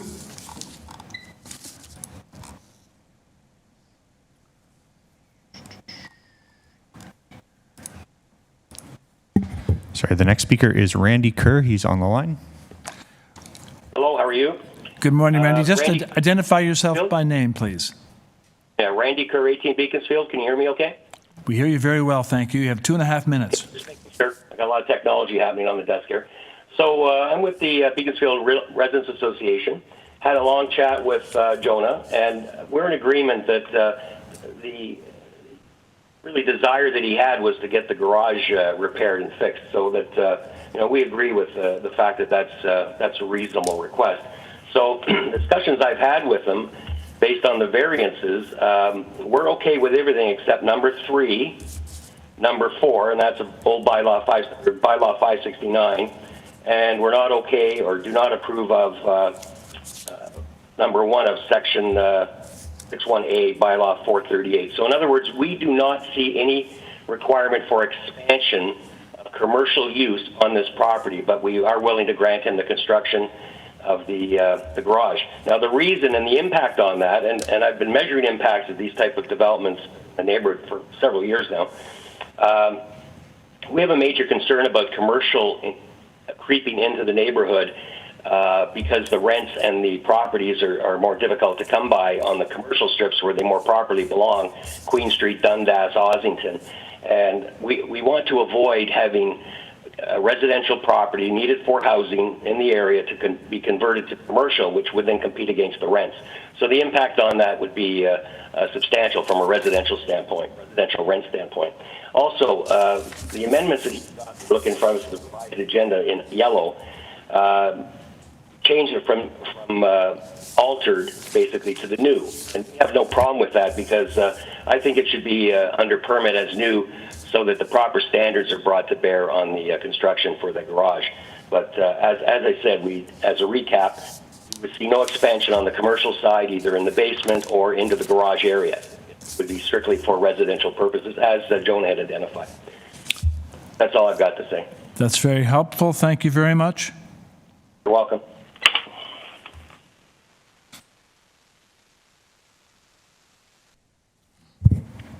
The last speaker in attendance is Nancy Ennis.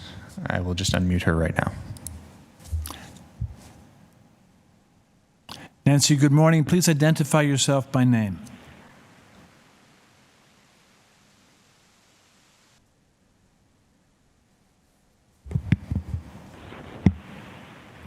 Nancy, are you there?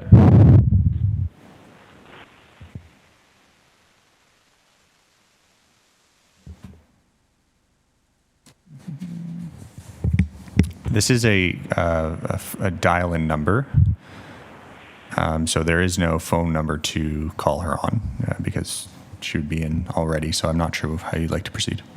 Okay, then, well, she's unmuted, but we don't seem to be hearing anything. Nancy, can you try speaking into the microphone?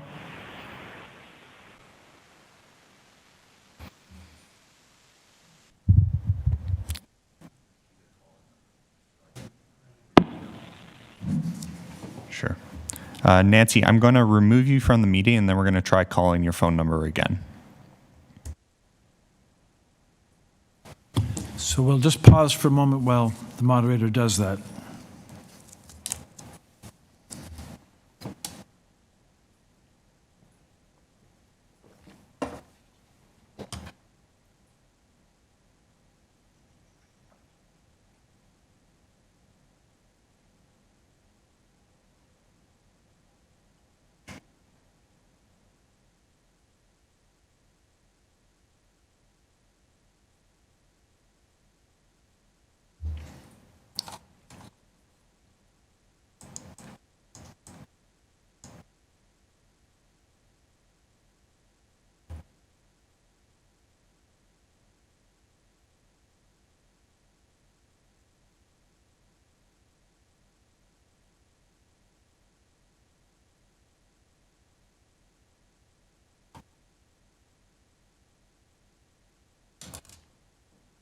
Hello? Good morning. Good morning. Nancy?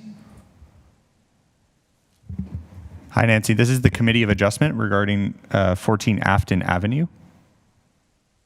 Are you there? Oops. Hi, Nancy. Are you there? You're unmuted, so if you can try speaking.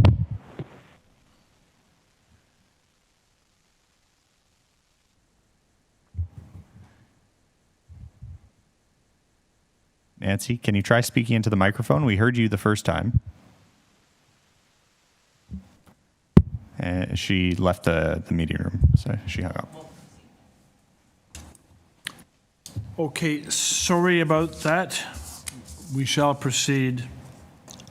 And at this time, we'll return to the applicant. That was the last speaker, so we go back to the applicant. Yeah, through you, Mr. Chair, there are 7 other speakers that registered. However, they are not in the meeting room, so I believe we should proceed. Thank you for that. Okay.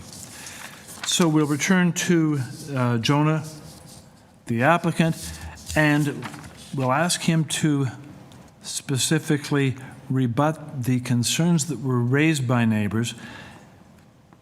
What I heard from neighbors was that there is a concern about the commercial use because of the impacts it will have in terms of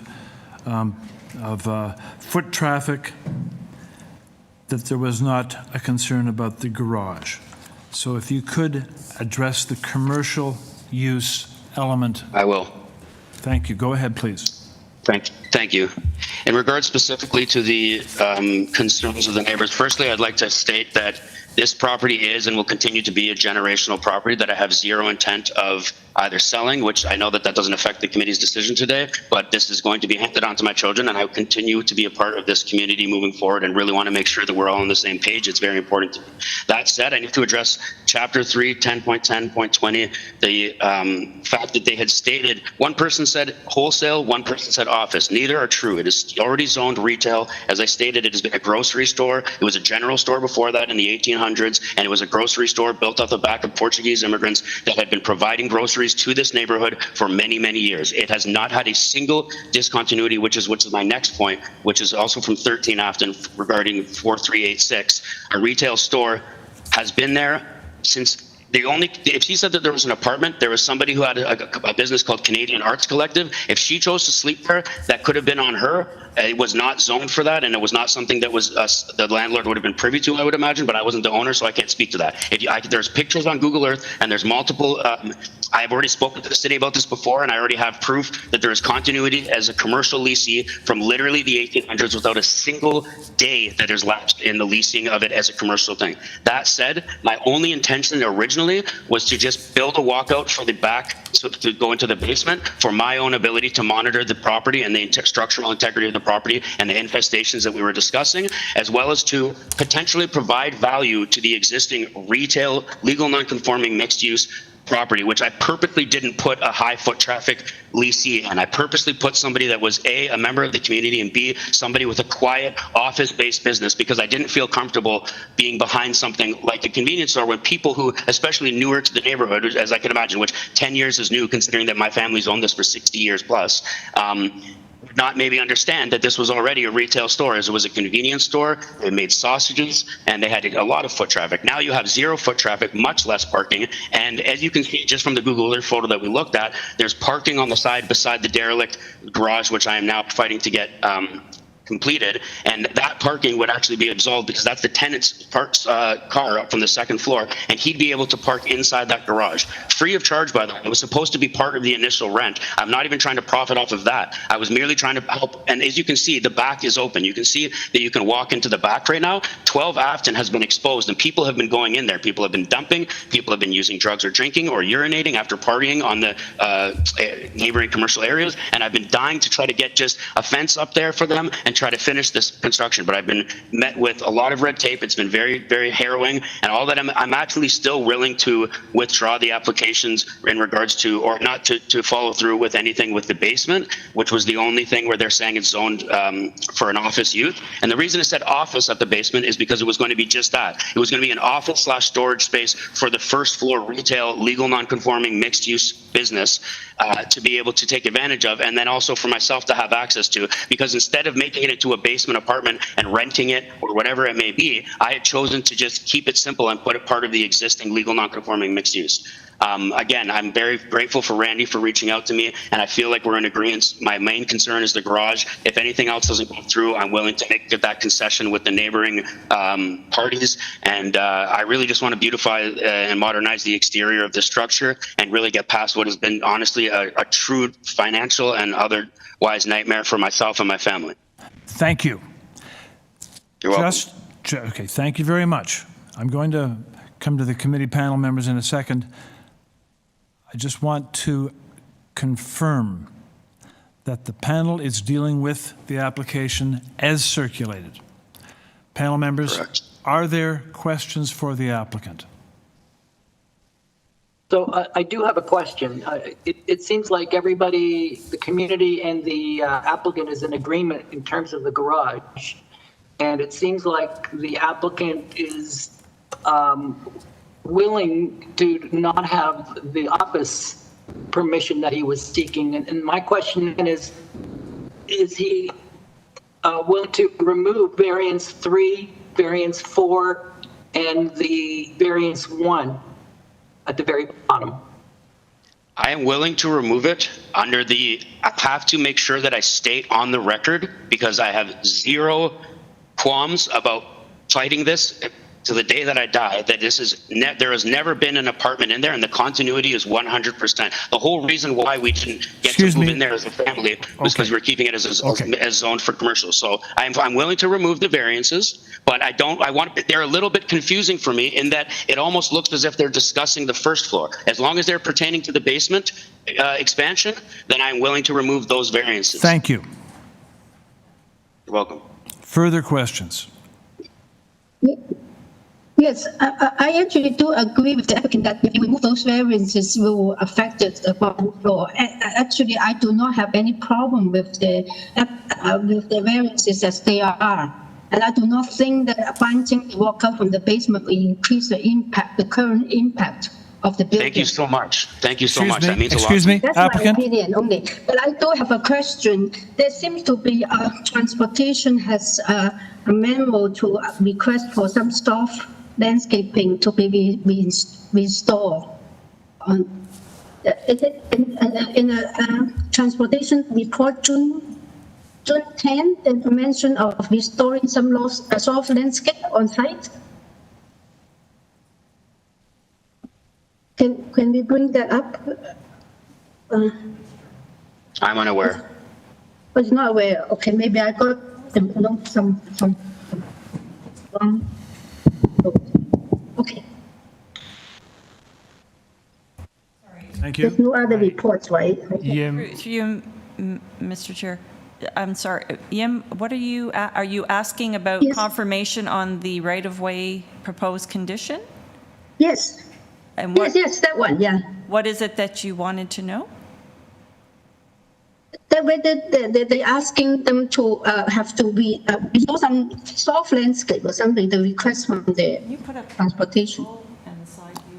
We're going to put up that So through related. if we're just going to bring up Google, and on the side street, on Lisgar, you'll see, just give us this, there. So where that black car is, where the edge of the tarp towards the sidewalk, all beside the garage, the right-of-way management would like that soft landscaping. So that is to be removed. That's it, yeah. Right. That's an illegal parking spot. Yes. So I will recommend to put that as condition, or you're going to approve. Okay, then let's, just checking, are there any further questions of the applicant? Mr. Clay? Not of the applicant, but I do have a question for staff. Maybe when we get to that point, I could ask Anita a question. That'll be fine. So you can ask it now, Mr. Clay.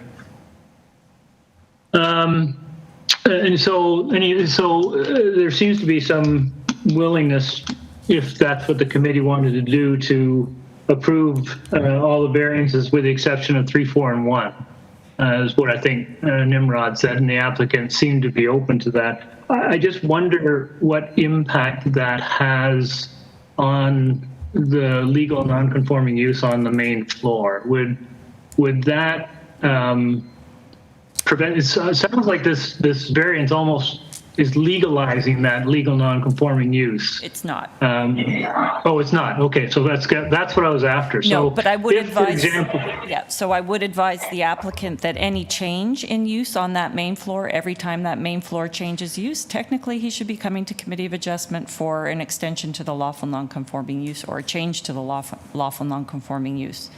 And the onus is on the applicant to prove that at no time since that lawful non-conforming use has been there, that it hasn't ceased at any point in time for more than a year.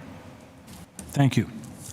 So if it was a grocery store and it changed to a coffee shop, that should have come to committee for permission. If it was a grocery store and it changed to a handcraft store, it should have come to committee.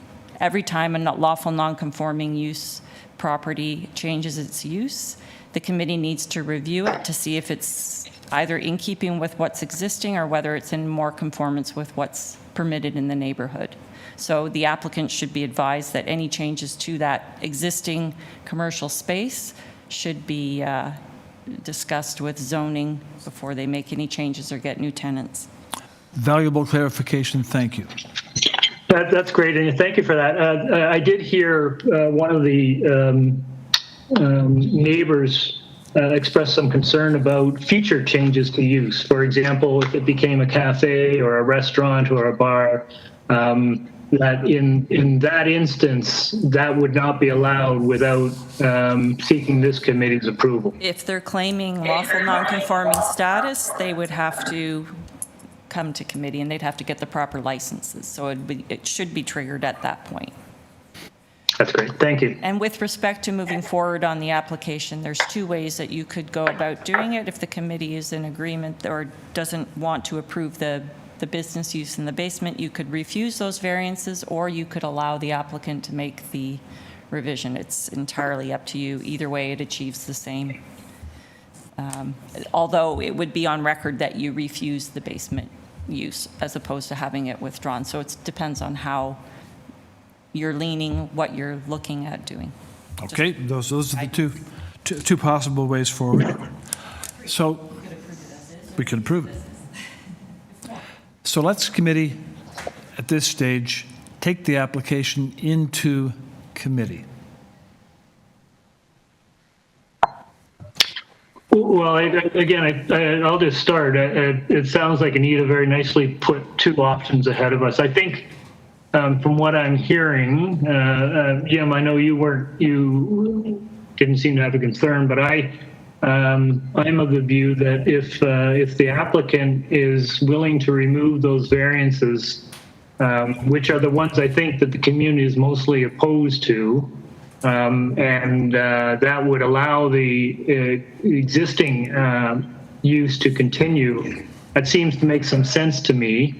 I'm agnostic about whether we refuse it or whether he removes it. Maybe we could give him some choice if that's what the committee's pleasure would be. Through you, Mr. Chair, the difference in allowing the applicant to revise it is the decision will never have indicated that that was proposed. So if it's removed, then it's no longer part of your decision. This decision just goes out for the ancillary building. If you refuse it, there's a record of the request and that it was refused. It depends on how the committee would like their decision to be reflected if you're leaning towards that type of a decision. Right. And committee, remember, there are three options here. There are a couple of ways to amend the application, and there's also a simple way of approval. So comments from you, Mr. Solomon? Yeah. So my comment would be that to refuse variance number 3, 4, and variance number 1 relating to bylaw 43886, because I haven't seen anything put forward that specifically addresses the issue of formally legalizing a retail store or office use as opposed to just dealing with the maintaining the legal non-conforming use as it is. Thank you. Ms. Chan? I agree, as long as the delete of those variants do not affect what the function is right now for the ground floor, as long as that's clear. Through you, Mr. Chair, as the applicant stated, there is no change to the main floor of the building or even the second floor of the building is being proposed. It was just the change in use to the basement and the detached garage. Okay.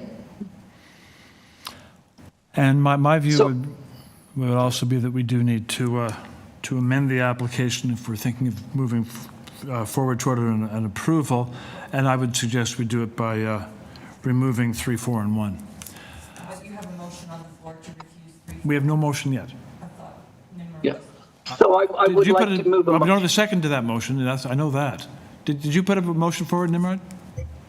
No, I'm going to do that right now. I'd like to put forward a motion to approve the requested variances, except for variances number 3, 4, and variance number 1 relating to bylaw 438-86. Thank you. There is a motion on the table. Does the motion have a second? Through you, Mr. Chair, subject to the right-of-way condition? Oh, you're The transportation condition, yeah. Yeah. Yes. Okay, thank you. Conditional upon transportation condition. Very good. There's a motion. Is there a second for Mr. Salomon's motion? Sure, I'll second it. Second by Mr. Clay. All in favor?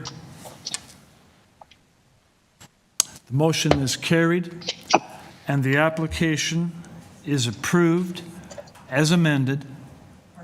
As amended, yes. Subject to transportation. Thank you. Am I allowed to, what is the transportation? I'm not even aware of what the right-of-way request is. Through you, Mr. Chair, it's on your file. If you go to the AIC, you'll see a transportation report there. And with that, committee is moving on to application number 7, 213 High Park Avenue.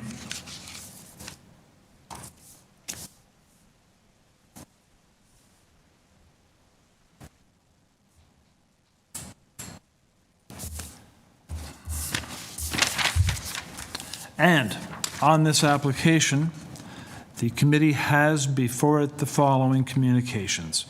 Material submitted by the applicant, covering letter from the agent, support correspondence from James O'Malley, John Poulos, 4 letters in support signed by owners of addresses on High Park.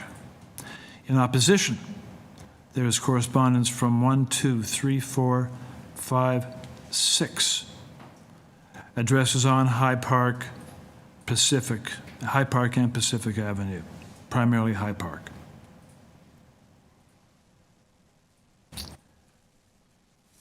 Very good.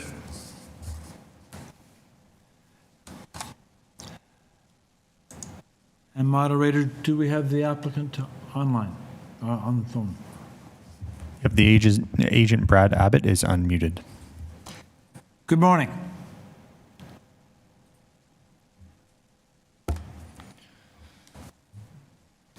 Hi, Mr. Abbott. You're unmuted. Try speaking into the microphone.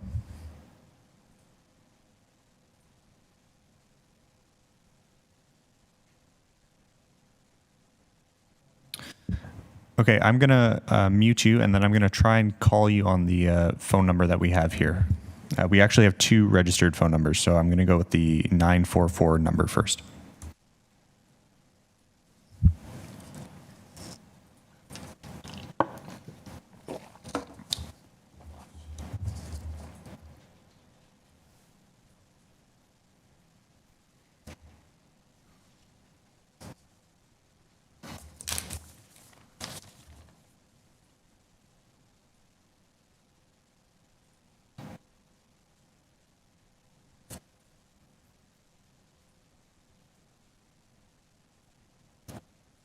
Hello.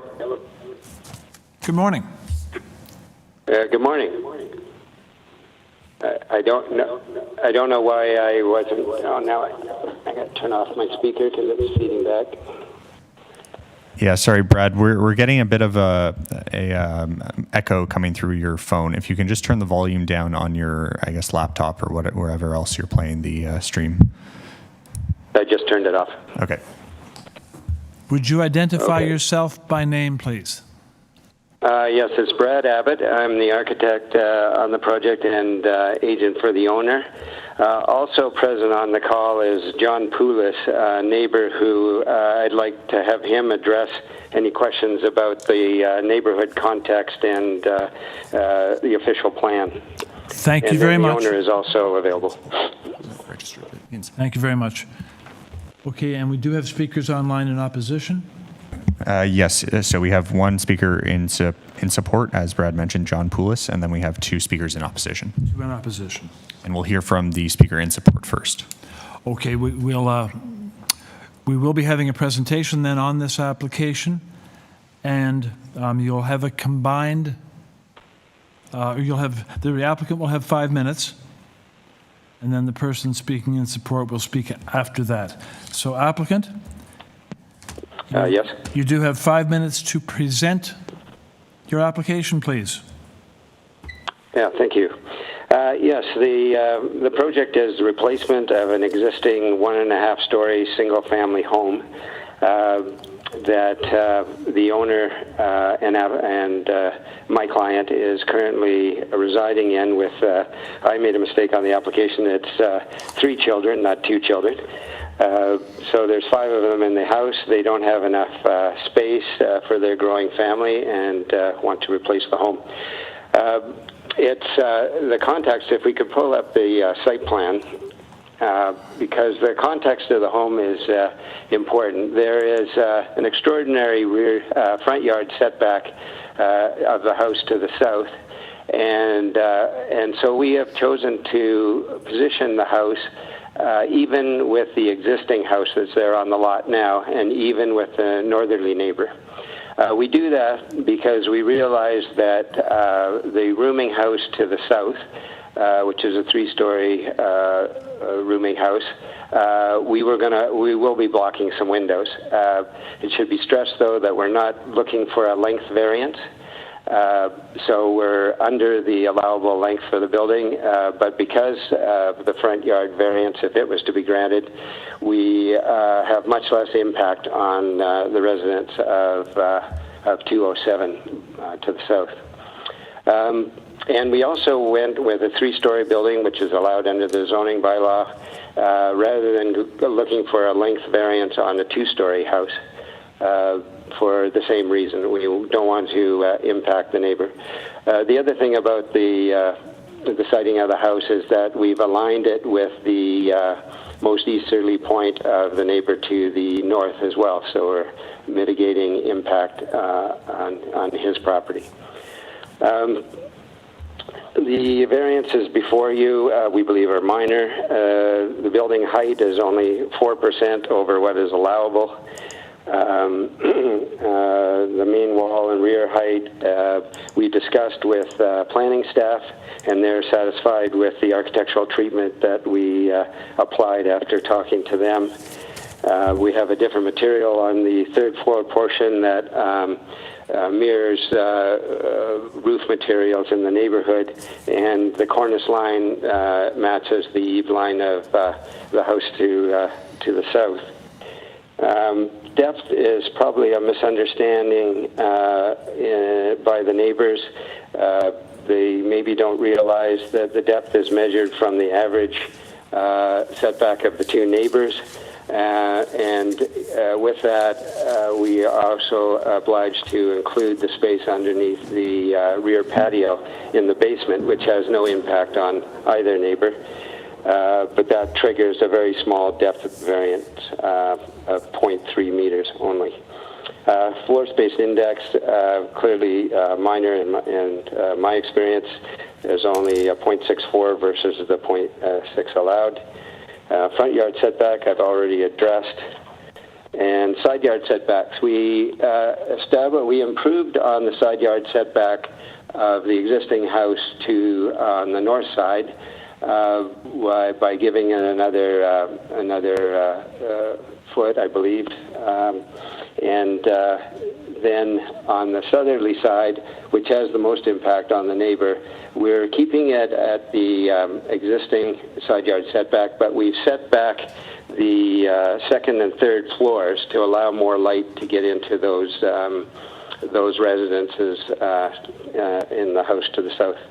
So that was our main interest there, was to allow light to get into their windows. We know we're going to be blocking some. That's just a reality of the build, but we've mitigated that by setting both 2nd and 3rd floors back. So that's, and we've done shadow studies with respect to the neighbor to the north. They're in your package.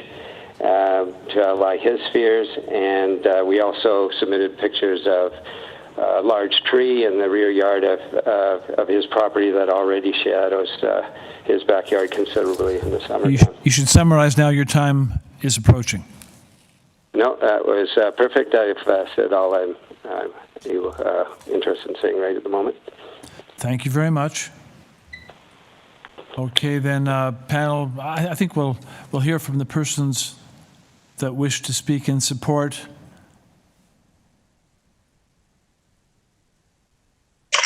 Thank you. My name is John Poulos, and I'm a resident of the High Park Avenue neighborhood and live directly across from the applicant in a 130-year-old home that I just spent 2 years and a considerable amount of money painstakingly restoring with the help, support, and approval of the Toronto Historical Society.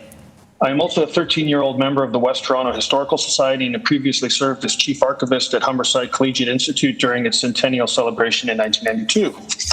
The High Park Avenue neighborhood, as defined by the 2 blocks north of Glen Lake and south of the Net, is a unique neighborhood with a unique character that is worthy of protection. However, I feel it's important that we have a reality check as to the current state of the neighborhood. The neighborhood is no longer limited to grand historic homes built on 50 by 200-foot lots, as written by many local architectural historians.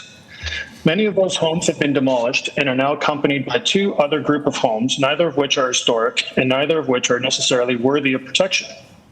The first group of non-historic homes are homes such as 213 High Park Avenue, that are much smaller than the historic homes, built on lots that have been divided long after the creation of the original parcels of West Toronto Junction and are not accretive to the existing neighborhood character. The other category are homes that have been turned into rooming houses, or worse, historic homes that have been demolished to make way for purpose-built triplex and fourplexes. The continued expansion of these types of properties is the biggest threat to the neighborhood character, as the owners don't live on property, thus causing a misalignment of neighborhood values, and takes us in the opposite direction of the official plan and the opposite of what the original intent of the neighborhood was in 1886, as defined by authors such as Cruikshank. If the goal of the neighborhood is to promote historically accurate restoration of the grand homes that form the backbone of the neighborhood character, the committee should recognize that the restoration of a 5,000 plus square foot home that was built 130 years ago is costly, complicated, takes a very long time, and much of the required investment offers nothing in the way of resale value. Protecting non-historic homes that are not accretive to the neighborhood character and allowing for the likely conversion of these homes into rooming houses or purpose-built triplexes is toxic to the neighborhood character. What encourages families to make investments in historical conservation is when there is a positive momentum of renewal in the neighborhood character, which is why approval of this application is so important. At the root of the objections are the proposed aesthetic of the project, which in my opinion isn't relevant. The applicants are proposing to invest likely $2 million to convert a non-historic legal duplex that is currently worth maybe $1.5 million into a legal single-family home that will likely have a post-renovation value of far less than the sum of its parts. The wise investment decision here is to knock it down and build a fourplex. Luckily, that's not what we're dealing with for a change. And once allowed to proceed, the project will continue the positive momentum of the neighborhood character by adding yet another renewed single-family dwelling in a non-historic lot, and only further encourage others to invest in renewal, especially in historic restoration.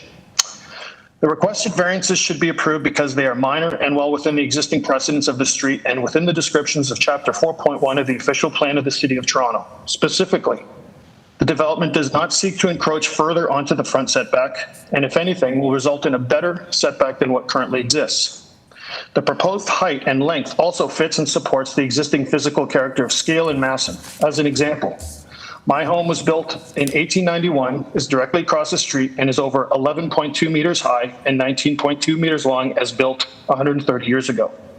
The historic homes at 166 High Park Avenue, 201, 196, 191, 185, among others, are all larger in both scale and massing than my property, therefore larger than the proposal.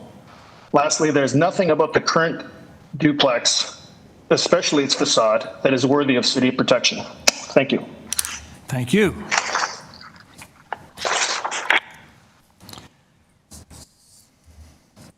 Are there further speakers in support?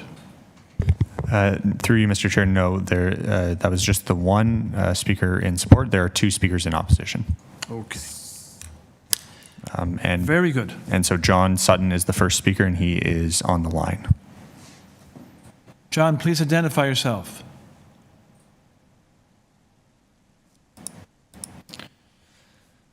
Okay, John, you are unmuted. Try speaking into the microphone if you're there. If not, I will try to give you a call on the phone number that we have registered here. So I'll mute you and then give you a call.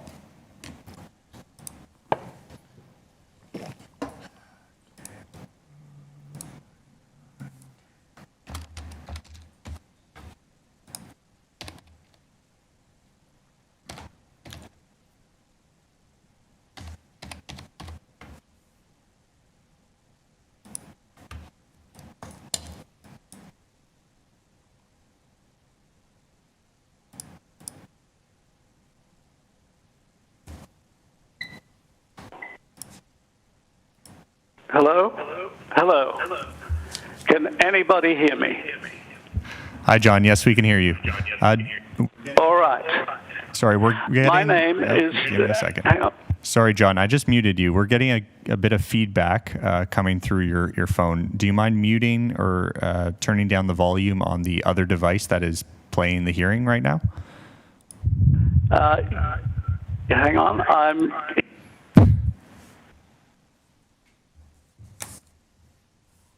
to hear what is being said. But she can get on another phone, and I will turn off this. So is that better? That seems to be coming through better, yes. Thank you. Okay, thank you. My name is John Sutton. I live with my wife in 215 High Park Avenue, immediately north of the subject property. I want to note that the first dates on the plans as submitted is October 2018. John? And the only chance we've had to review those plans has been viewed via the city website, because our neighbours have not shared the plans with us or gone over them at any point in time. John, good morning. We've had John, good morning. Yes. So you'll Good morning. you'll have 5 minutes for your comments, and I'm starting those 5 minutes now. Thank you. As I said, we had not reviewed these plans with our neighbours. They didn't choose to do that. When I asked why, I was given a very strong reaction that me reviewing anything with their architect would be completely inappropriate. I said, well, since your plans contemplate taking an extension of a right-of-way that exists between our properties so that you can access your backyard, maybe it'd be a good idea to have included us.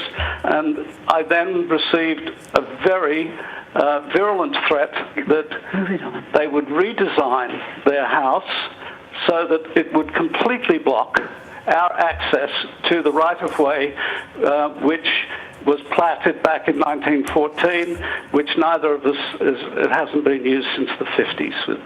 It's been used, but the fact is there's access in the back beyond it. John Poulos, who you've just heard from in written communications to you, has accused me of soliciting form letter objections to this development.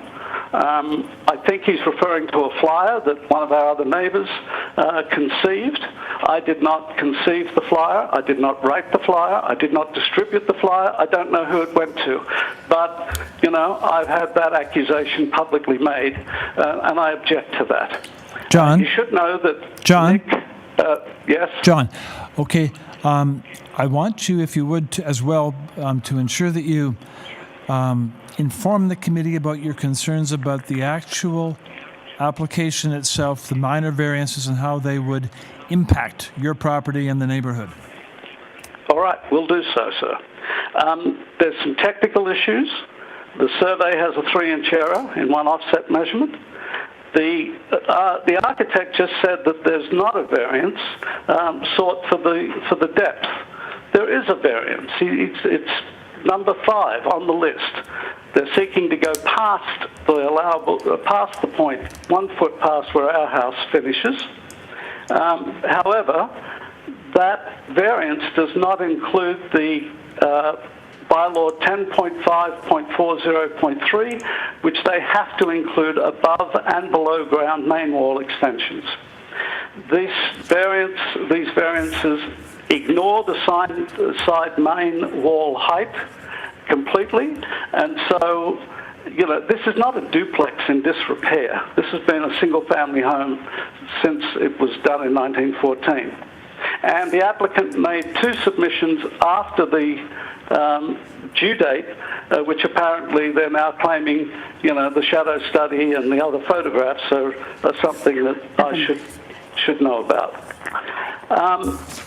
So my written submission had addressed the height, width, mass, shape, and their individual negative effects upon us.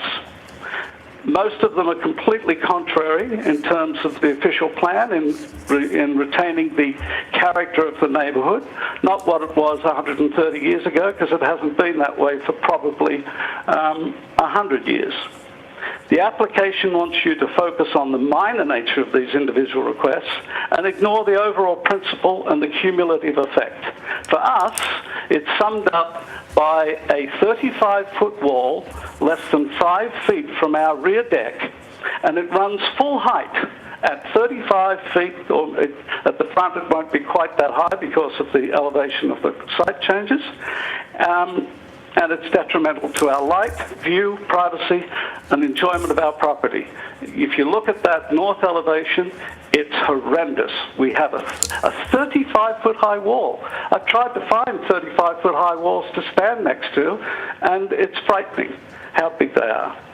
I would like to appeal to I think that one of the principles here is that the Committee of Adjustment is an organ of the government, and what you decide can last 100 plus years.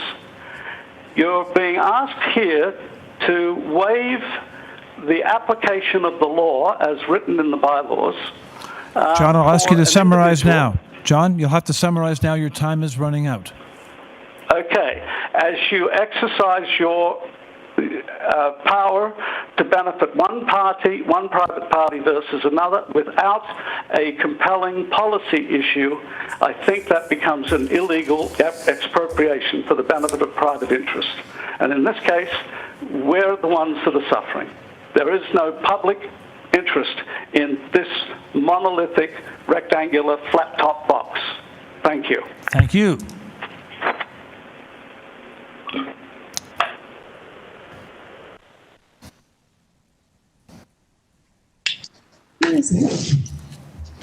Should be on that side. So our next speaker is Cindy Riggs. I will unmute her right now. Hi, Cindy. Are you there? You can hear me okay? Cindy, yes, we do hear you. Please identify yourself by name, and you'll have 5 minutes to speak. Yes, thank you. My name is Cindy Riggs. I live at 207 High Park Avenue in the property directly south of the applicant, 213 High Park Avenue. I am speaking today to ask that this application be rejected. The proposed changes to this property will have extreme negative impact on the lives of myself and my 3 children that I live here with. We live on the 2nd floor. One of our main sources of natural light comes from our northern-facing windows. In addition to the light, it gives us, my children, access to a view of the trees and wildlife behind the houses. They're able to witness the changing seasons across the back gardens of our neighboring homes. The light and this view are among the main reasons we made this our home. It's well researched across the world that access to natural light and views of nature, especially in urban settings, can improve memory, attention, and cognition in adults and in children. We know that a lack of this access, a lack of access to natural light and nature views can lead to and worsen depression and anxiety. We know that lack of access to natural light and nature has significant negative impacts on ability to concentrate. It worsens sociability and feelings of sadness. And we know that it has profound effects on brain development and function, especially in children. This research is all documented in the footnotes of the letter that I also submitted in case I wouldn't be able to speak. I really do want to stress strongly that the proposals will block all of our north-facing windows. It will affect our privacy. We are tenants, we rent here. I really hope that that does not mean that our lives are not deemed important.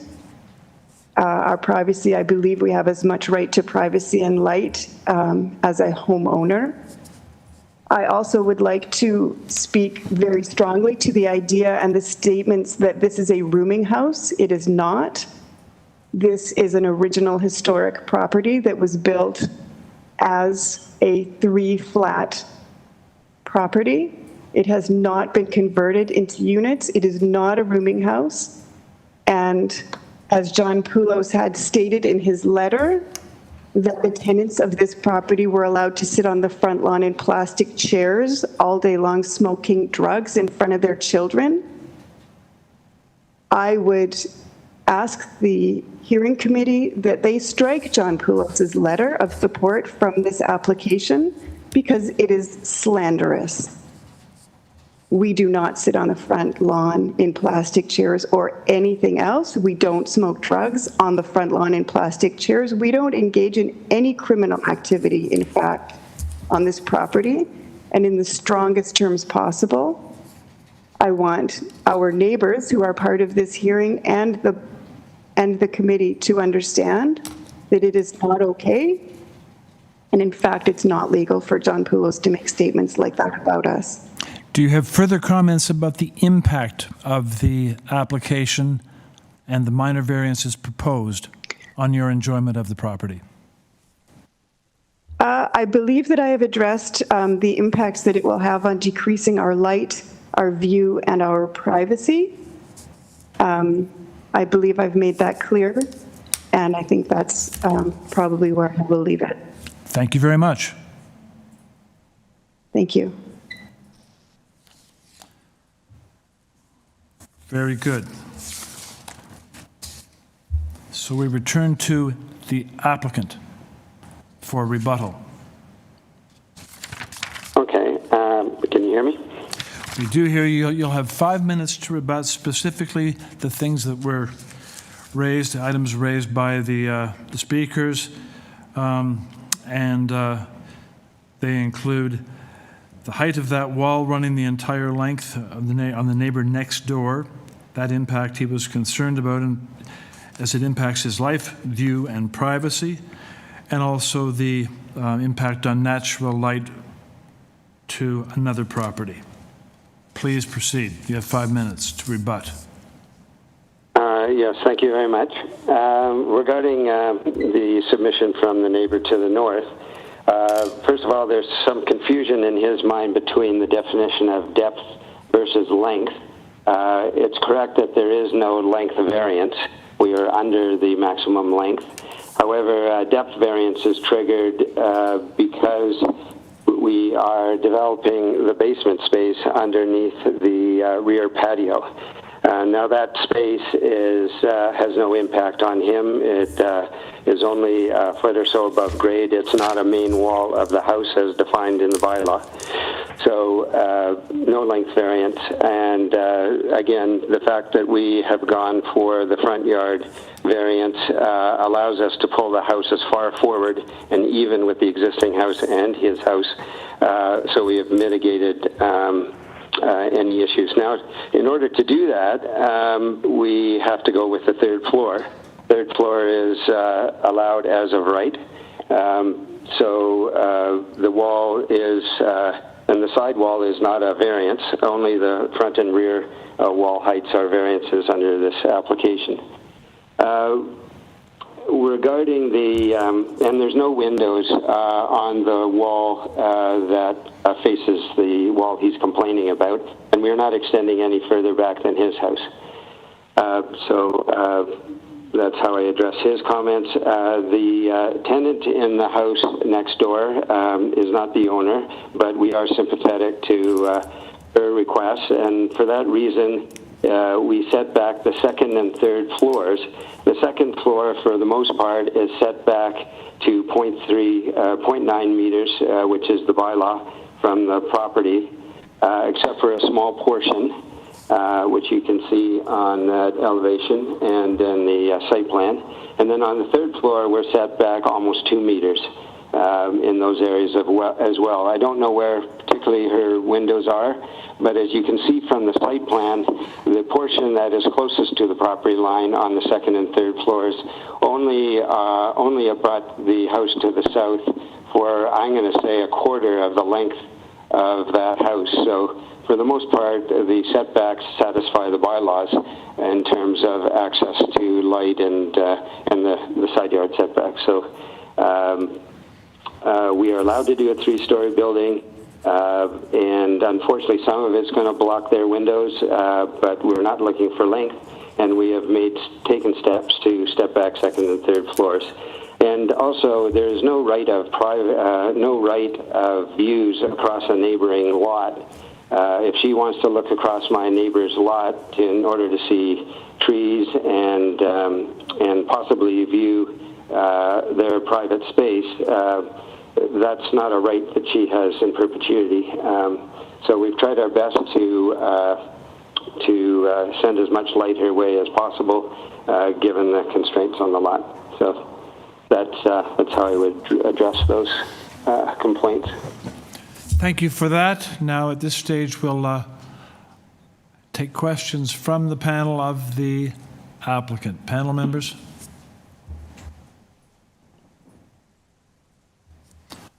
Are there questions of the applicant? If there are not, then we'll take the application into committee for a motion and comments if there are any, and then a motion subsequent to that. Are there any comments? No? Well, I'll start off, Chair. I've been looking around this neighborhood, and it's a very diverse, very eclectic neighborhood made up of large sort of stately homes, but also triplexes and apartments and a variety of different uses. I was struck by the comments of the individual who was supporting it. I find, frankly, the variances being requested are quite minor. The applicant appears to have done some changes to the design to... Presentation or any questions for the applicant? Maybe there are... Chair, sorry, I'll just ask the applicant. You've seen the planning report about soft landscaping? Yes, I have. And what's your reaction to that? I concur, and we will eliminate that rear soft landscaping variance, quite possible. Would you identify that variance by number, please, applicant? It's variance number 1, 50% of rear yard landscaping is required. We originally came in with 26%, because most of the existing rear yard was all hard landscape. So we've eliminated that variance. So variance number 1 is deleted by the applicant. Yes. Very good. Further questions of the applicant?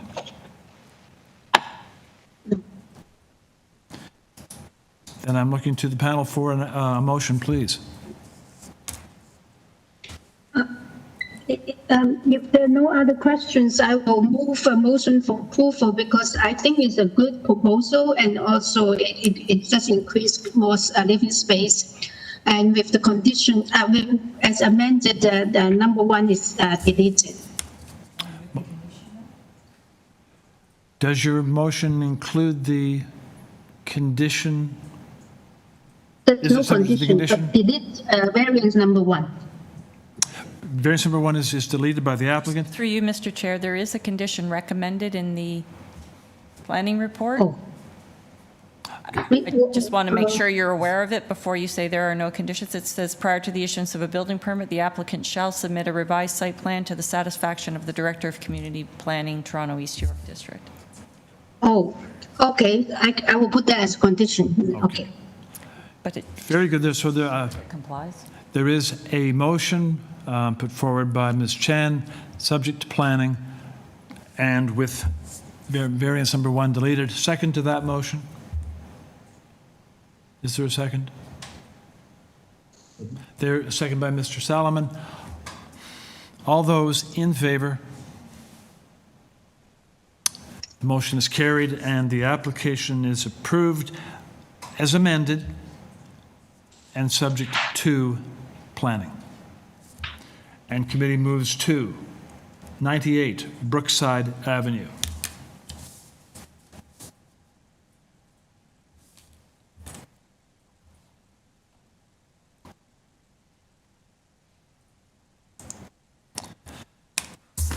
On this application, committee has before it materials submitted by the applicant, photographs of the subject property, covering letter from Tracy Nolan and Mark Sinkovich, the applicants, plus 9 form letters in support.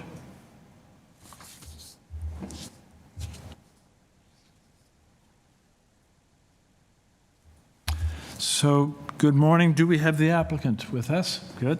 Good morning, Mark. Good afternoon. This is Mark Sinkovic. I'm the applicant or co-applicant. You're quite right. It is afternoon. Yes, thank you very much. All right. Members of committee, do we want to hear a presentation on this application, or shall we proceed straight to questions?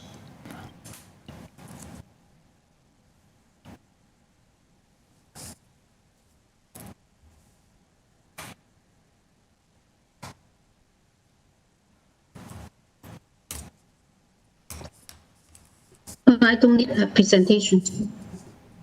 Presentation not required, okay. And if there are no questions, I'd look to committee members for a motion.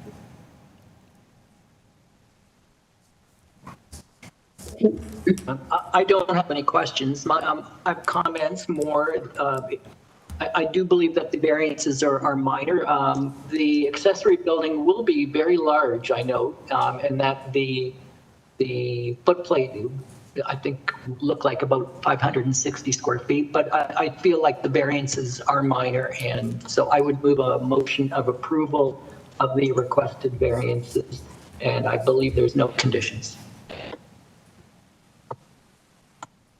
Motion to approve, Mr. Solomon.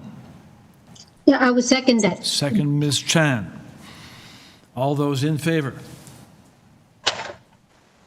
The motion is carried. The application is approved. Thank you.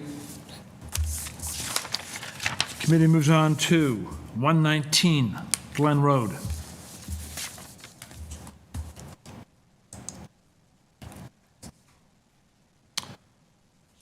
And committee has before it materials submitted by the applicant, correspondence from community planning, urban forestry, heritage preservation, staff reports from urban forestry, natural feature protection, and heritage preservation, and a report from TRCA.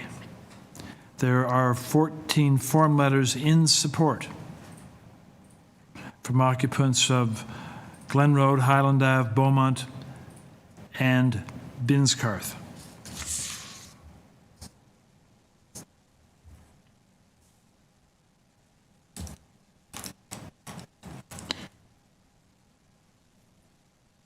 Good morning. Is Joseph there? This is Joseph Saiteki of Strata Design and Development. I'm the agent for the owners at 119 Glen Road. Thank you, Joseph. I'm going to ask our panel if they would like to have a presentation or whether they have any questions for you. No? Panel, then, is there a motion with respect to this application? Yeah, Chair, I'll take this one. It's very straightforward. It's simply a walkout into the rear yard. I see a couple of variances are probably triggered by that, but it seems this is a large house and a large lot. Lots of support from the neighboring community. I don't think it has any negative impact at all. I would move that we approve. I think there's both heritage and forestry. There's a heritage and forestry condition, so subject to those two conditions. Very good.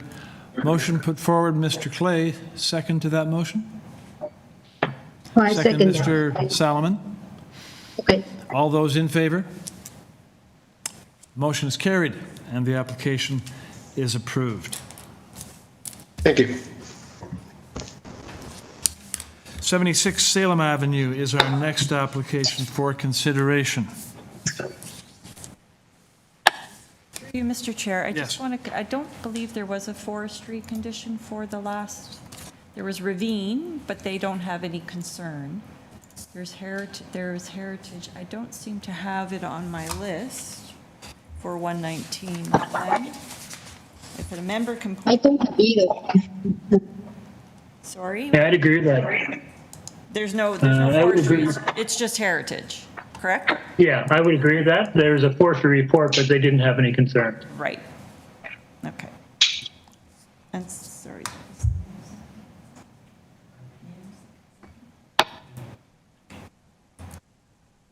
Okay, in that case, do we need to return to Glen Road? Very good.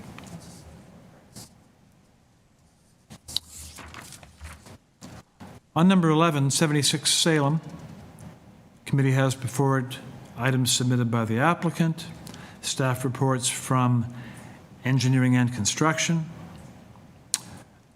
from urban forestry, and one piece of correspondence in concern from Simon Chiang and Carmen Chiang Chow, 78 Salem, apparently next door.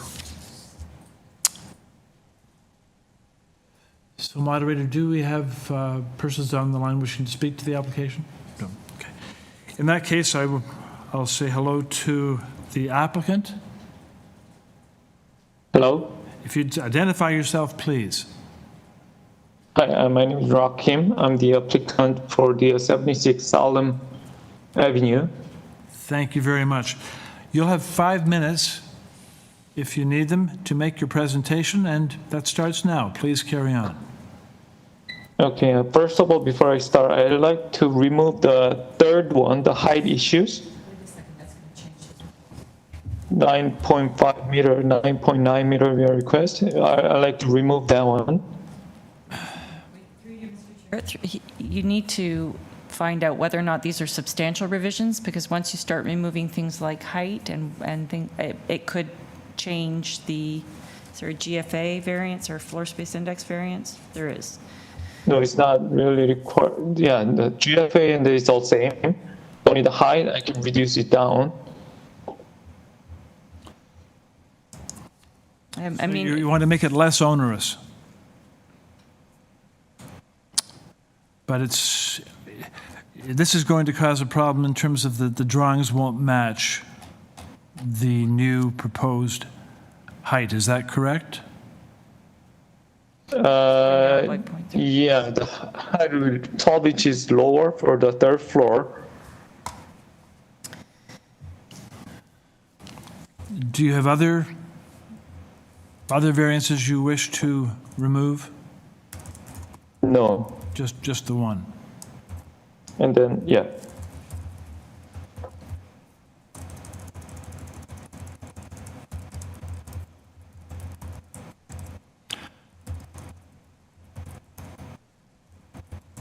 Can I keep continue for the? Yeah, just hang on for a moment. We're just thinking now about whether or not. Okay. It seems strange, but you are making it less onerous. That's good. But it does create a discrepancy between what the committee is dealing with the application as it was circulated and the plans that were circulated, and so there's just an issue there. through you, Mr. Chair, just maybe poll the members and ask them if they're willing to accept the revision, which would be the deletion of variance number 3 only. So is it 3 or 3 is the one that's been deleted? I thought the wall height. Well, it is wall height number 3. Applicant, is it number 3 that you wish to delete?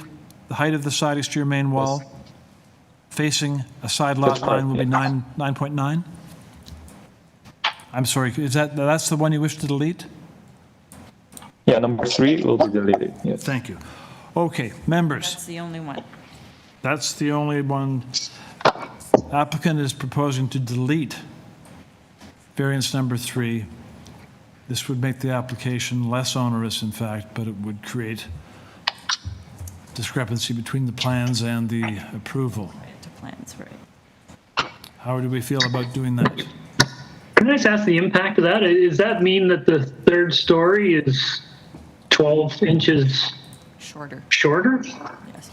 Lower. Lower. Yes. Okay, so for example, instead of an 8-foot ceiling, you have a 7-foot ceiling. No, it's 9 foot existing right now. It's going to be 8-foot ceiling height. Okay. But how does it, so what's he doing to the roof to accommodate? Yeah, does the roof line change at all, or? No, it's all same. Character will be all same, just lower the roof line.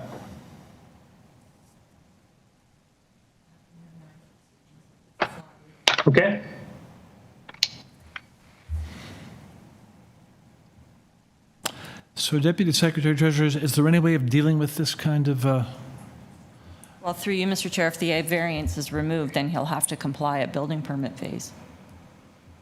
of course? And essentially what he's saying, it's the same design, it's just going to have, it'll be 12 inches lower. Yes. I'm not sure how he's going to accommodate that and keep the ceiling heights. Maybe you can explain that. Okay, applicant, yes, that would help us. If you could explain, how do you make this reduction in height and maintain the integrity of your design? Third floor ceiling is 9 foot right now. I'm going to reduce it to 8 foot.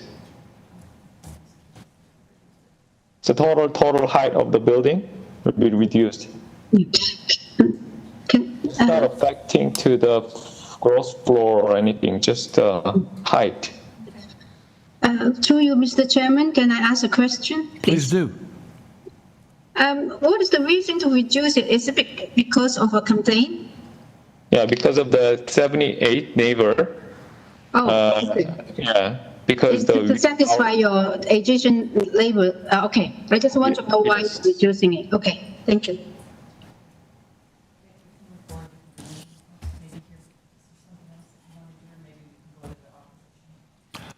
Okay, then. I think we can go and listen to the person wishing to speak. And thank you, applicant.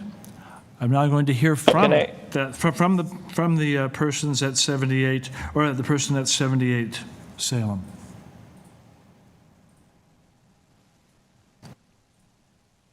Good morning, or good afternoon.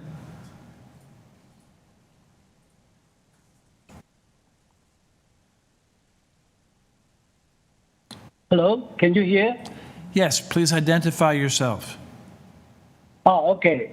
Yeah, this is Simon. I'm the owner of 78 Salem Avenue, next to the north side of the subject property.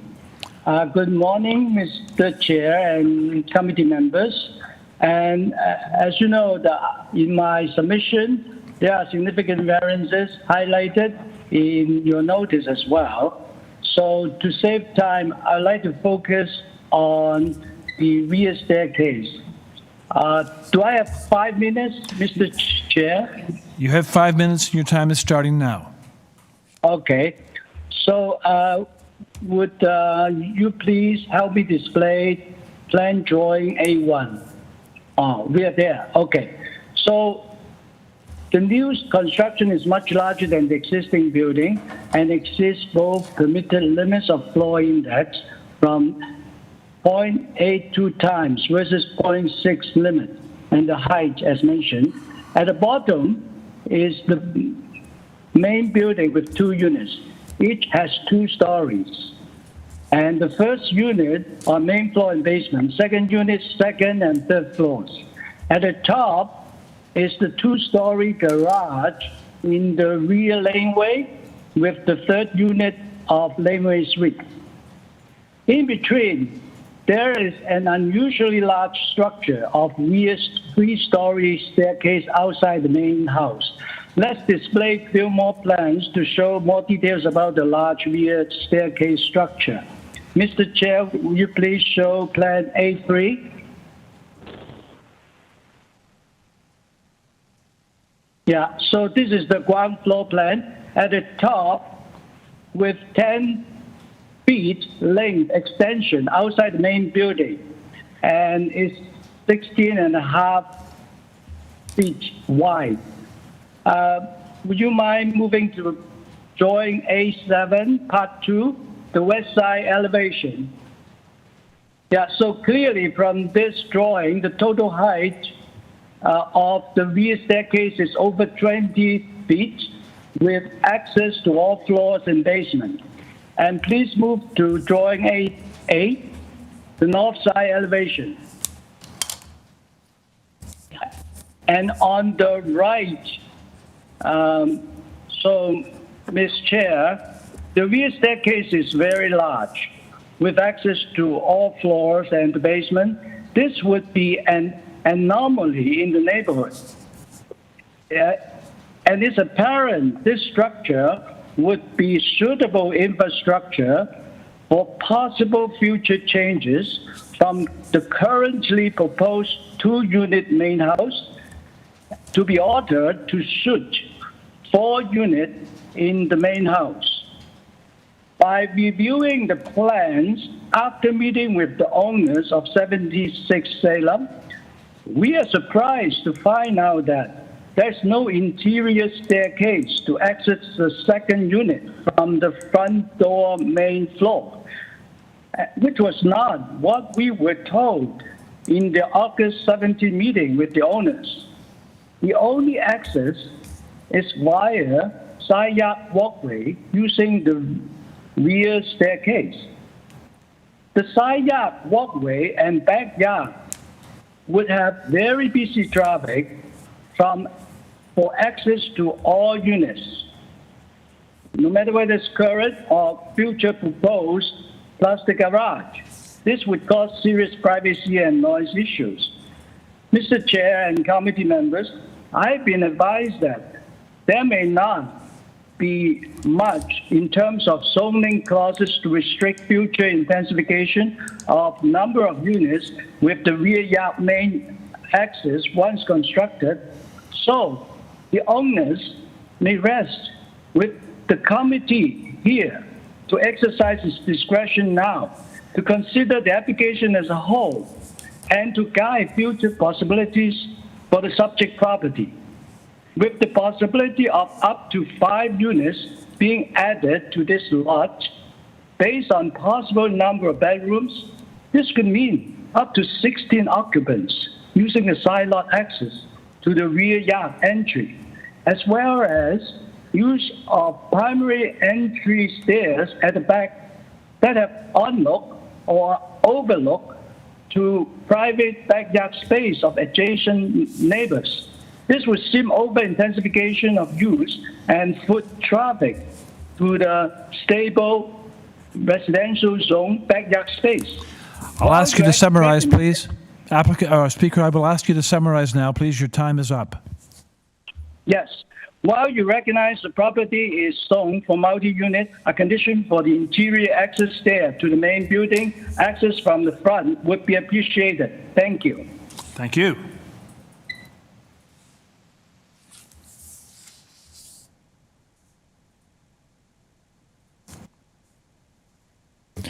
So the next speaker is Tony Falco, and he should be on the line.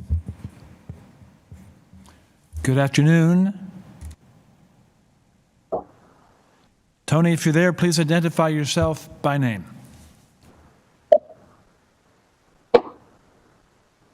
Hi, Tony. You should be unmuted now. Try speaking into the microphone.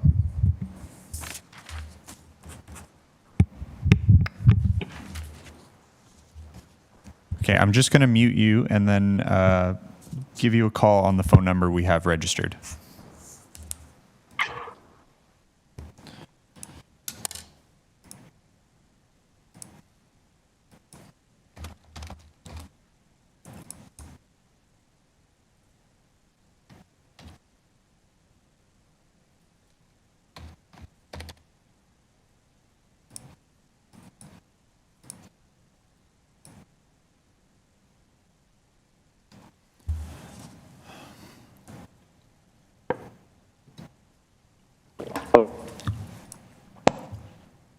Hello? Hello? Hi, can you hear me? Yep, we can hear you. We're getting a bit of feedback coming through on your end. Do you mind just turning down the volume on whatever other device you're playing the hearing on? Okay, can you hear me better now? Yeah, that's better. Thank you. Okay. Good afternoon, so I didn't Tony. really have any issues with the variances. I was just curious. Yes? Tony, Hi? just identify yourself by name, please, and then you'll have 5 minutes to speak. My name is Tony Falcon. I live at 72 Salem Avenue. You have 5 minutes. Okay, well, I guess the neighbor at 78 has done his homework and he's studied these plans. I wasn't aware of what he was mentioning, which sort of makes sense about not having the second floor apartment stairs from the front of the house, and instead they're going to be using the back. But mainly what I have concern about is because this building is proposed to be built on the same building line now, between the 76 and mine, 72, there's only 2 feet of a sideway, the side setback. And I have more of a concern as when they do their demolition for that it might compromise the integrity of my foundation wall and my footings. And my house is about 100 years old. It's got brick foundation and brick footings. So I'm just concerned more about how they're going to proceed with the demolition if it does happen. Okay, Tony. And if there's any, yes?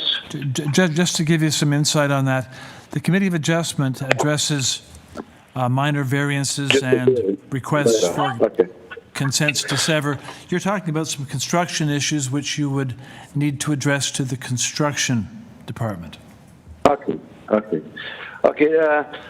I thought that if someone's going to be tearing down a home and then building new, that the city was asking for the side setbacks to be increased. Is that not true, or is that just how it used to be? Or I was always under the impression that if you're going to tear down to build new, they would ask you to increase your side setback.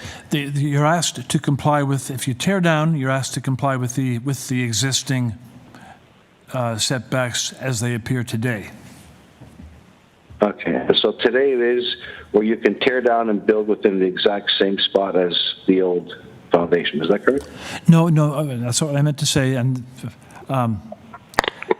when you tear down and start again, then the existing bylaws apply to the site as if it was a brand new site.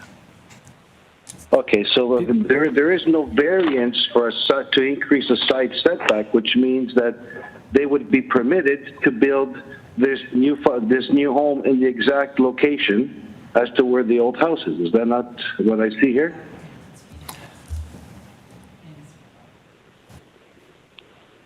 We will ask the applicant to address your question. Okay.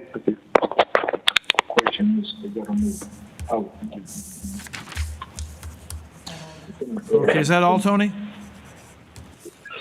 Yeah, that and also what the neighbor was saying about the back decks, that maybe in the future they could be used as they can enclose them and have extra living space or square footage. Okay, thank you very much. Okay, thank you. Thank you. We'll return now to the applicant for rebuttal. Sorry, through you, Mr. Chair, there is one more speaker in opposition. Beg your pardon. Okay, and that speaker is Kimberly McKennett, and she should be unmuted. Hi. Hello, how are you? Sorry, I'm just going to mute you quickly. We have 2 people registered for that same address, so Morgan Gerard and Kimberly McKinnett. If you can just have one person speak for the both of you. Hi, hello? Hi. Hello. Yep. This is Morgan Gerard. Okay, Morgan, you're going to speak then for Kimberly McKennett also, please. Yes. That's fine. You'll have 5 minutes to address the committee with your concerns. Tell us about the impact this application would have, if approved, on your enjoyment of your property. I will do that, sir. Thank you for having me. The first thing I'd like to say is that these variances are anything but minor. And I'll go through them and talk about the impact. The first of which is the soft landscaping change, which looks like it's a reduction somewhere between 36 and 45%. That is not minor. That is about half. So I'd like to raise that first. The second thing I'd like to raise, and I don't think that changing the ceiling of a 3rd floor by 12 inches makes any difference to anybody in the neighborhood, is the height of this building. This building is another example of someone purchasing a property in our neighborhood who's not from this neighborhood, who does not live in this neighborhood, and who is building something to rent out that is a monstrosity that towers above all the other houses in this neighborhood. With this house, if it appears as it's currently planned, or if it's 12 inches lower, the people in this building will have direct line of sight access not only to my backyard, but to the backyards probably 3 houses up and 3 houses down from me on my street, as well as on Salem Avenue. So I find that quite problematic.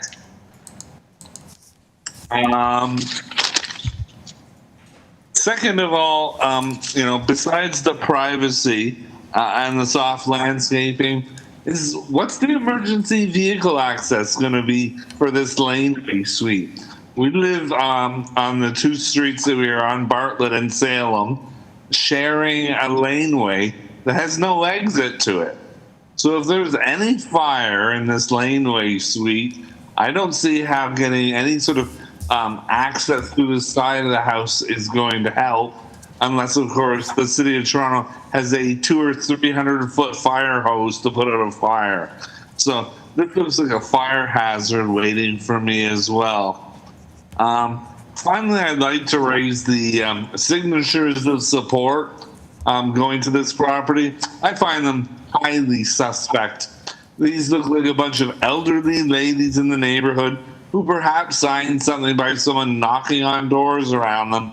We did not have any visits by anybody looking to build this house.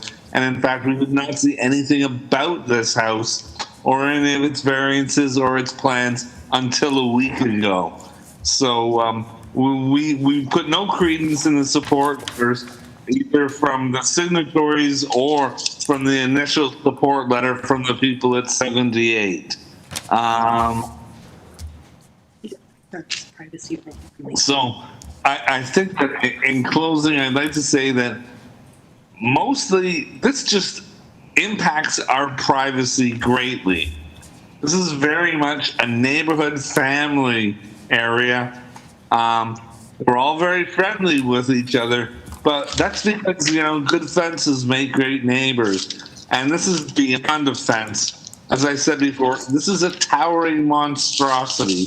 This is a classic 3-story building in a neighborhood of 2-story buildings. So, for 22 years we've lived here, and now somebody plans to move in and come up with their crazy idea for a building that is going to ruin, basically the backyard life of people in spring, summer, and fall, up and down Salem and up and down Bartlett. Thank you. Thank you very much for that. Then at this stage, we've heard from the speakers now. So I'm going to go back to the applicant for a rebuttal, and the concerns that the committee has heard expressed involve, well, there's one question, that is, will the new building be built on the same footprint as the existing building that's being torn down? There is concern about privacy due to the towering feeling that the building will have privacy issues in neighboring properties. Question about fire access, and also access to the second story if it is only from the rear staircases. So applicant, if you could address those issues in your rebuttal, please. Hi, okay, can you hear me? We do hear you now, please carry on. Okay, yeah. For the 70 Pitonis, the south side of the house, it's really close, actually 0.45 meter away, 1.6 inches away from the property line. That's the existing setback, and then that's the zoning bylaw. And then we're gonna have the shoring retaining wall design for that. So I don't think you have to worry about the structure issues of your design. We are not really deep from, it's almost same as your basement foundation level. And then 78 Simon, actually the size of the house, the depth, and then the depth of the house, and then the garage is exactly same as your house. Actually, I made it with the design. And then the third floor of deck and the second floor deck part. Can you pull up the A8?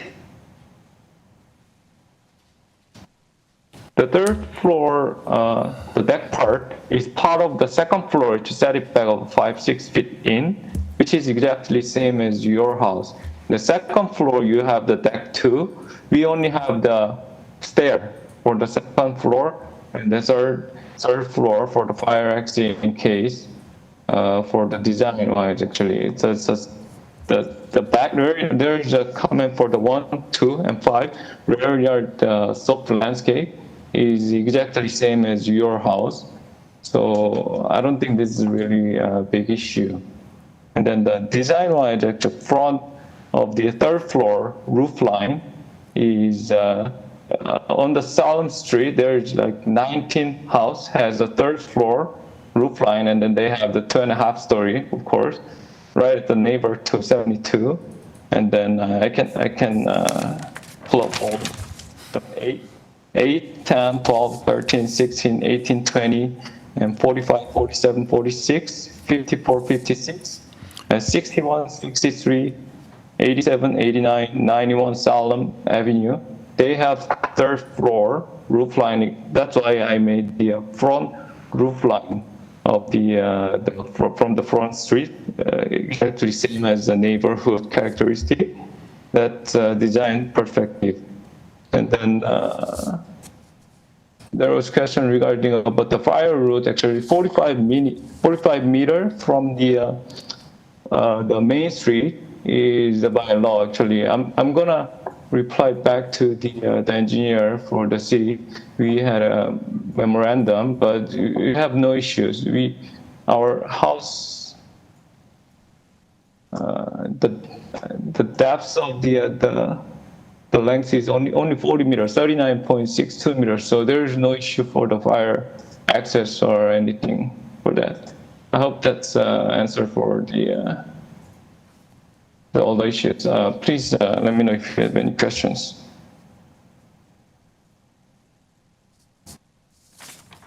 Thank you very much.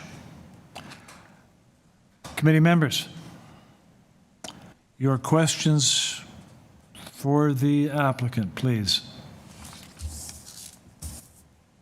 I should start first because I noticed a lot of people worry about the height and worry about the side yard setbacks. In fact, they're not asking for any variances on the side yard setbacks. And if he's deleting the height variance, it means that he's allowed to build to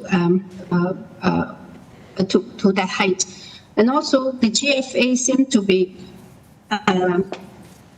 larger, except that if the basement is also included in the calculation, I think it will reflect the increase of the GFA.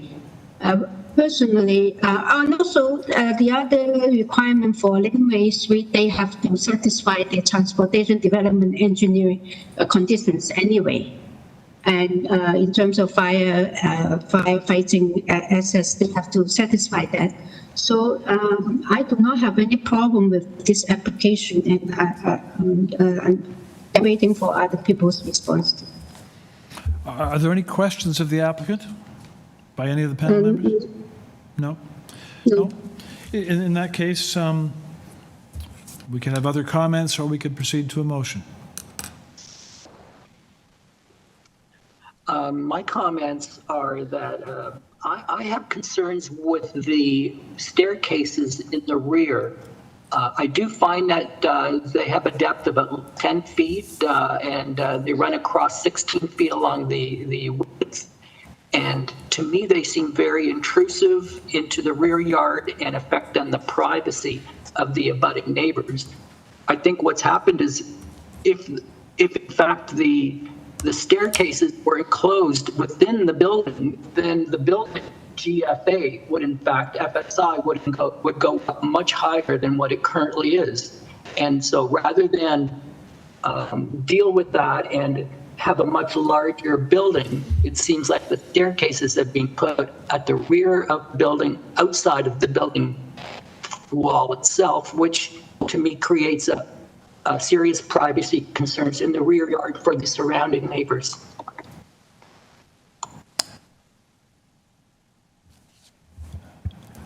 Okay, that, a very interesting comment, that. Yes.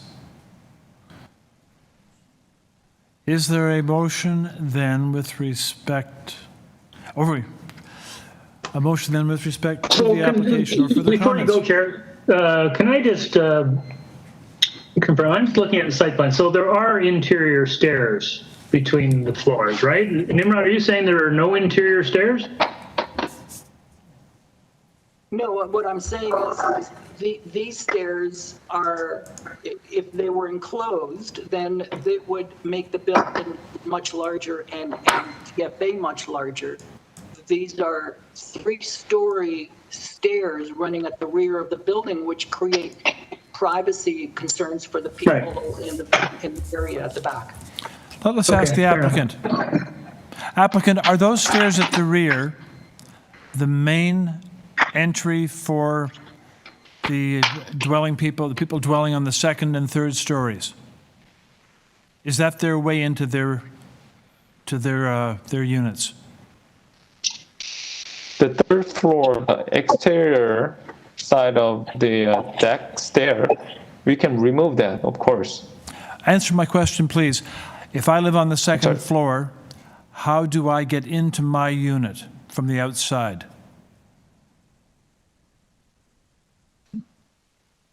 It's the rear side deck stair. But by the rear It's stairs? the main entrance, yes. I would enter rear my stair is the 2nd main floor entrance. by the rear stairs. Yes. And is that also true of the 3rd floor? The 3rd floor, we made the stair too, but we can eliminate that one, but excuse me, for in case for fire. Okay.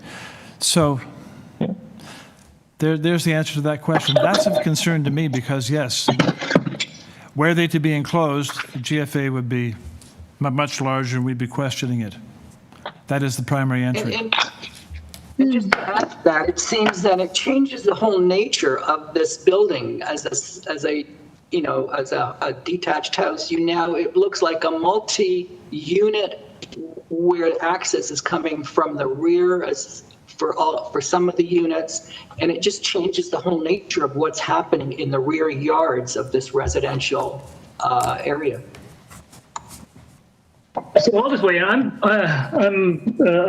struggling with this issue because I don't necessarily see it. This is basically seeking approval for 2 units within this house. They're not seeking approval for 3 or 4. And if they wanted to convert that into 3 or 4, they would have to come back for approval. They're only seeking approval for a main unit and a secondary suite plus a laneway suite. So having access to the 2nd unit, which is 2nd and 3rd floor, either you do it from the front or from the rear, or you have an internal stair, which is unusual in a new build. So I don't know if I see or have as much of a concern as you guys do about stairway access to the 2nd unit, which is the 2nd and 3rd floor. Maybe I'm missing something. I do agree with you, Larry. And then there's a lot of 2nd Street that actually the only access is from the backyard. I rented one before, a basement apartment. You have to go through the backyard and done. And if they're asking only for 2nd Street here, it's not like multi-units, and I don't see why we will limit the future. Whatever future happens, they have to come back here, right?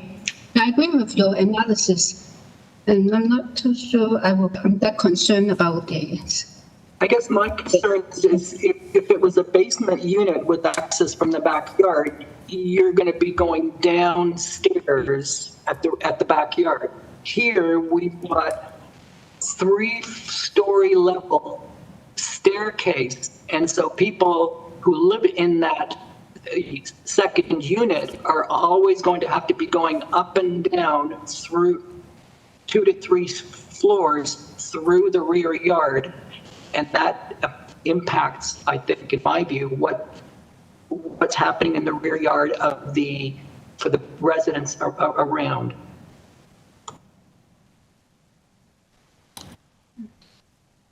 Members, they're very good. Do we have a motion then with respect to this application?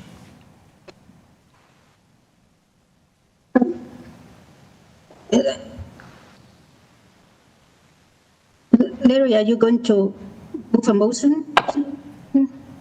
Sure, and I guess we'll put it to a vote. I see these variances as relatively minor.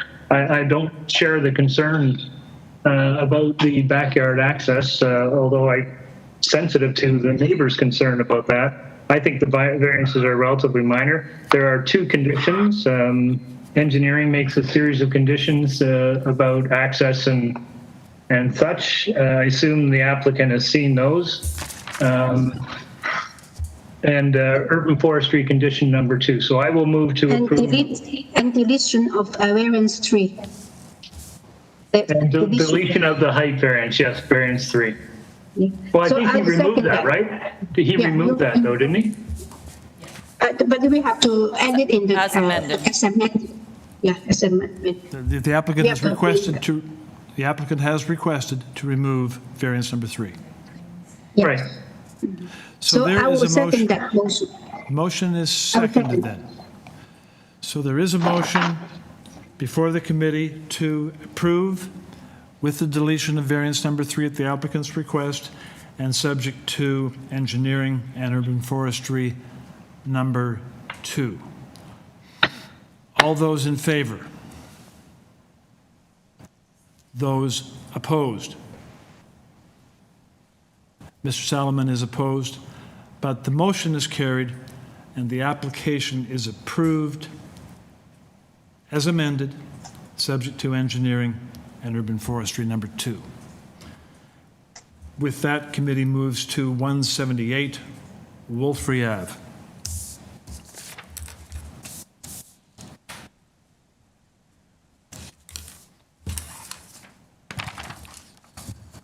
And on this application, we have materials from the applicant, plus a report from urban forestry,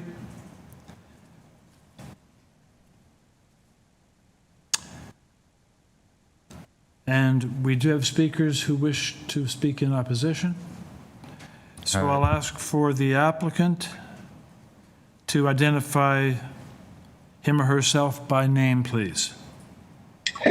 Good afternoon, Chairman, members of the committee. My name is Sava Milkovic. I'm the designer and owner's agent for the requested minor variances. Thank you very much. We'll be asking you for a presentation on your application, and you'll have 5 minutes to make it. I'll let you know as you're approaching your 5 minutes, and you start now. Thank you. So we're proposing to add a 2-story rear addition and widen the existing front dormer of the existing home. We're also building a carport accessed from the rear lane. The proposed addition will create much needed space for the growing family and revitalize this older home. We've been thoughtful in our approach in the renovation, but have triggered a few minor variances that I'd like to speak to briefly. I'll speak to the eave setback variance first, and as you can see on the site plan on the screen here, the existing detached home is on a narrow 21-foot wide lot, and like its neighbors, the existing house has a very limited side yard setback. I'd like to highlight that the main building of the rear addition does not trigger a side yard setback variance because of the grandfather clause. The side yard setback variance is actually limited to the roof eaves on the west side only. Referencing the rear elevation drawing A4.1, you'll see we have a modest 8-inch roof overhang that extends to the property line. This is a minor variance because it's a common condition and almost an unavoidable variance for any addition in the neighborhood considering the narrow lots and limited building setbacks. Moving on to the second item, speaking to the FSI variance, we're technically proposing an FSI of 0.95%. But I'd like to highlight that that FSI calculation is misleading because it includes the existing basement area, which accounts for 23% of the proposed FSI. If I only counted the above grade floor area, as is typical, the proposed FSI is only 71%, which is actually 2% more than the 69% allowed for a rear addition of this type. The proposed addition is actually quite small. It's only 395 square feet, which equates to additional FSI of 16%. I'd also like to point out that the massing of the proposed addition is appropriate and desirable, as demonstrated by its compliance with all other major zoning bylaws. The proposed building setbacks, roof height, coverage, and building depth are all compliant. So for these reasons, I think the FSI variance is minor in nature. Moving on to the landscaping variances, I'll speak to the front yard landscaping first. And if we could refer back to the site plan, you'll see that the front yard depth is actually only 4 feet 6 inches. So in effect, there isn't much of a front yard area. However, the city boulevard in front of our front yard is primarily softscaping. So in effect, the front yard appears to be mostly softscaped and achieves the effect intended by the bylaw. Regarding the rear yard landscaping, we're proposing a rear yard softscaping area of 45%, just shy of the 50% required. And for these reasons, I think the landscaping variances are also minor in nature. You'll see there at the front of the house, if we can just pan to the right, we've triggered a front stair setback variance, but this is a technical variance triggered by the replacement of the existing front stairs. As you can see, the proposed stairs are actually slightly shorter in length, and we've already consulted the city for the required encroachment in the front yard. Regarding the rear carport, there's a rear yard setback of 1 inch, being 1 inch less than the requirement. I think this is a technical variance as well. So as detailed above, the variances triggered are limited and all minor in nature. Now, I'd like to speak to the neighborhood consultation that has been led in a very commendable fashion, actually, by the homeowners. This project has been in planning for over 5 years. Being well connected with the community, the homeowners have been transparent in their plans and have consulted their neighbors. They have received support from 16 neighboring households. Those in support include our immediate neighbor to the west, along with the two neighbors immediately west of them, 3 households directly across the street, 5 households on the other side of the rear yard lane, so they share the rear lane, as well as 3 neighbors that share our lane but front onto the adjacent street, Logan Avenue. Now, I apologize you don't have those for your review right now, but we have filed those signatures of support with the committee as a late submission, and they are available for reference on the AIC. Thank you. So planning did originally object to the proposed rear yard setback of the carport, but we pushed it back to the satisfaction of planning and have their approval. We don't have any issue with urban forestry conditions and plan to hire an arborist and go through the typical process.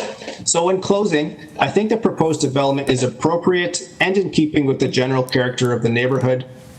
The homeowners are proposing a thoughtful, respectful, and modest addition to revitalize the existing home for their family's growing needs. The proposed variances are all minor in nature. We have a tremendous amount of community support gathered by the homeowners' commendable neighborhood consultation, and for these reasons, I ask the committee grant us the requested minor variances.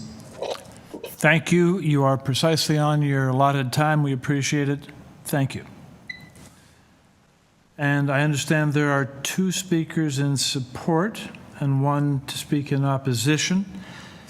So I'm going to limit those 2 speaking in support to 3 minutes each, and the person speaking in opposition to 5 minutes.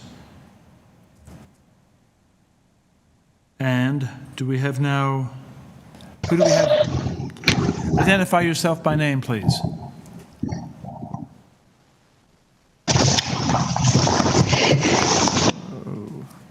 Okay, so sorry, through you, Mr. Chair. The first person speaking should be Barbara Strain. She's speaking in support. Barbara, I'm going to unmute your microphone now. Hi, Barbara, are you there?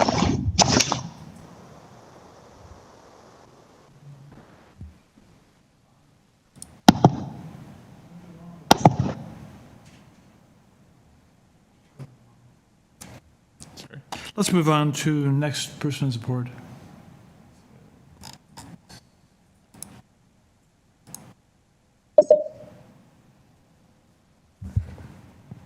So the next person is Vone Davis. Vone, are you there? You are unmuted. Try speaking into the microphone, please.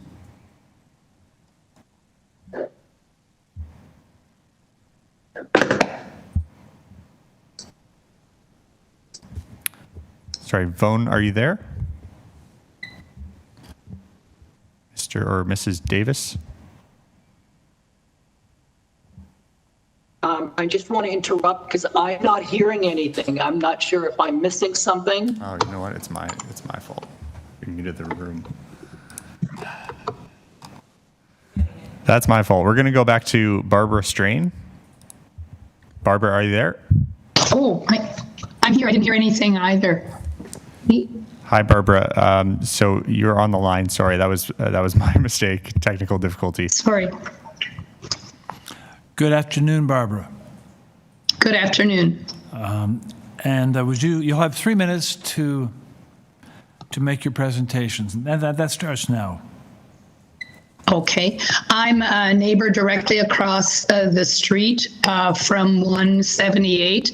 I'm fully in support of what they're doing. I'm one of the many people, the 16 people who signed in favor of it.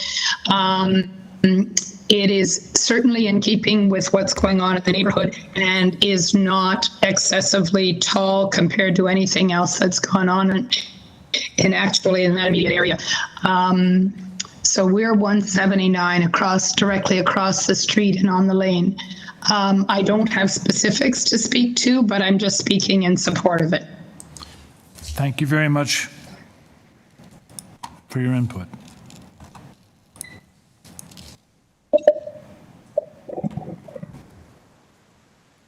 So the next speaker is Vaughn Davis. Are you there? Yes, I am. Hi, how do I do this? I'm trying to, do you see me now? No, so we won't be able to see you, but we can hear you. And I guess I'll let the chair take it from there. Okay, can I share content? I have a presentation. You'll have, Vaughn? You'll have What? 3 minutes. This is the chair What? speaking. You'll have 3 minutes to address the committee. Can We I do want to share hear from you. photos? You have 3 minutes I'm trying starting to now. Okay, through I'm you, trying to share. Yes, through you. You can't. You're just participating verbally. Anything that you wanted us to refer to should have been filed last Wednesday, and then we could have presented it for you, but you don't have the option to share with us at this point. That's fine. Okay, my name's Vaughn Davis. I live at 772 Logan, which is diagonally across the street from both 178 and 180. I am fully in support of this application. The proposed renovation is keeping the house actually to a smaller scale than most of the houses or renovations and infill homes that have been done on the street, many of which are three stories. This one is only 2, and they're only proposing a very minor addition extending 7 feet back beyond the edge of their neighbor to their east. I'm going to speak to the objections of the neighbor to the east at 180, who, as I understand, is the only objector to this proposal. That neighbor, if you see it on the screen there, actually has said that their house would be shrouded in darkness by this 7-foot addition. That is not actually the case, because you can see they have complete unfettered light coming in from the east. And also these additions, this addition is not going to go back any further, if you look at the site plan on the street, of many other additions, some of them 3 stories, which are already blocking western light to their neighbors' houses, none of whom are objecting to this renovation. The neighbor at 180 has, and I find it a bit ironic because the neighbor at 180 has already constructed a 9-foot fence on both the east and west sides, which blocks her own light and is higher than the Toronto Building Code for fences. So I guess I just saying I wanted to speak in support because it is a completely modest renovation. It's smaller scale than other additions and expansions on the street. It's modest. It maintains the neighborhood character by maintaining the existing facade of the home. And I truly believe, I've lived here for 26 years. I only met these neighbors at 178 a few days ago when I got the variance notice in the mail. But these larger single-family homes are vital to the community feel of this neighborhood because they help families stay in downtown Toronto, supporting our schools, supporting our parks, eyes on the street. This reduces crimes and frankly adds to everybody's property values, neighborhood feel, a feeling, a good vibe on the street that makes Riverdale a wonderful place to live. I'll ask you to summarize. That's my summary. Thank you.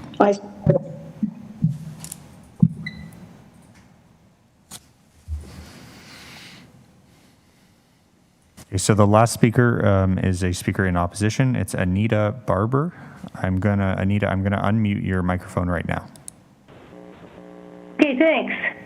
So I was going to start out with this, but also my objection to Vaughan is it's a privacy screen. It's not a fence.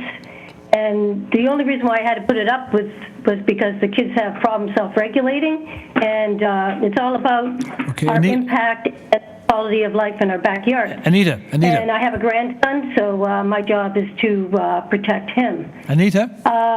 So our first thing, yes? Can you hear me? Anita, this is the chair speaking. Yes, you'll have 5 minutes, and okay, no worries. We'd ask you to address the impact that this application would have on you. So we have number one. There was a limited there's a limited distribution of the proposal in the neighborhood because I did canvass people, and a lot of people were totally unaware, which is a big omission oversight. So I disagree. The second one is our natural light. Just come on my house and you'll see for yourself that there's only a sliver of light anyway because the alleyway is so narrow. So we will be in perpetual darkness, and the basement, the kitchen, and the bathroom are all affected, okay? And we've enjoyed this light for 36 years. And the playroom that I designed was to have light in it for my grandchild. So the next thing is that very few people, like I think there's only one pool in the entire area, in the immediate area, and I've been to that one. So the simple fact that they simply don't fit with the fabric or infrastructure of the neighborhood. Dealing with the variances, obviously, if you're looking at the proposal intends to push the boundaries as far as it is allowed, which again is not intended for the neighborhood. And the next one is that number one, item one is objection to proposal to extend the lot line with a setback will necessarily extend the property, negatively impact the neighborhood. Also, the superseded document is most concerning because the proposed stair appears to encroach over lot line referred to note under the general requirements. Okay, item number 5. Given the oversized addition, this represents a ridiculous variance of over 57%, almost 60%, a clear indication that the addition is no way with what neighboring properties can withstand, and it's big. So the neighborhood does not allow for the construct of front properties that do not conform to the fabric of the neighborhood, and failing to respect that, property does not preserve the sanctity of the neighborhood. So the proposals for noncompliance is 24% of the requirements. Next. Is that, okay, so we mentioned the pools. Again, the variance is significant, nearly 10%. And then, so in conclusion, and also some other indications are protected tree zone, because they have mature tree, which is a cherry tree. So I've talked with urban forestry about that. So that needs to be protected and not roots dug up and hacked. I'm a teacher, so I do teach the Lorax. And I like to practice what I preach. Privacy is an issue also, and if there is a window on the side, you need a firewall, because if they have a fire, then it affects me, because it's that narrow. I also have my own arborist, okay, that's been taking care of the trees for a long time. So we want to comprise, so whether things, my husband has been living here. Actually, he lived next door from 1961 to 1965, and 180, well, we've been here since 1966, so we clearly know the fabric of the neighborhood. I used to work for Parks and Rec. I used to do also some political work and et cetera. So in conclusion, okay, are there any other things that I missed out? Let me see, and the firewall, yep. So in conclusion, I would say that the proposal is not sympathetic to the existing houses, the established landscape, the neighborhood character, okay, in respect to the mapping, the scale, the privacy, trees, and nature. I feel like they're negatively affected. Also, we have a 20 meters. You can only be, if you're going in, if the truck's going down the laneway, they also leave stuff like cement, whatever, and you can't be in excess of 2 meters. And that's going to be an issue, because it always is an issue. So, does the city go by, back up to municipal bylaw? Because I don't want to have to be phoning all the time. So the two houses were built 100 years ago, okay, by the same builder. They're identical floor plans. So, and we believe that this completely disregards the original intent, and that's why we take exception to it. Thank you. I think I'm within the 5 minutes there. You are within. We thank you for your comments. Just hang on for a moment. I want to ask my fellow panel members if they have any questions for you. Members? What? No, they don't. Thank you. Well, thank you very much. Okay, then we'll return to the applicant, please. For rebuttal? Applicant? Yeah, thank you. Applicant? Yes, thank you. If you could address the issues that were raised by the person speaking in opposition, which are specifically natural light, privacy concerns, and negative impact on the character of the neighborhood. Please. Great, thank you. So I'll start with the size. I think that was another key comment, characterizing this as a monster oversized addition. I think that's grossly inaccurate. As detailed earlier, the proposed addition is only 396 square feet, and the FSI percentage includes the existing basement area. But if we didn't include that area, again, our FSI is only 71%, which is a modest 2% over 69% allowed for a rear addition. So this number of being 57% over, I think, is not accurate and misleading. And again, it's all about the bylaws in terms of what size is appropriate. And as detailed previously, we're compliant with the building setback requirement, both to the rear yard setback and side yard setback. The roof height is compliant. The building depth is compliant. So the massing is definitely appropriate. And that kind of leads me to my next point in regards to sunlight. So obviously, the bigger the house is, the more of an impact it could potentially have on sunlight. But what we're proposing to build here is largely, as of right. So our neighbor could easily build an addition the same size, actually even longer than what we're proposing.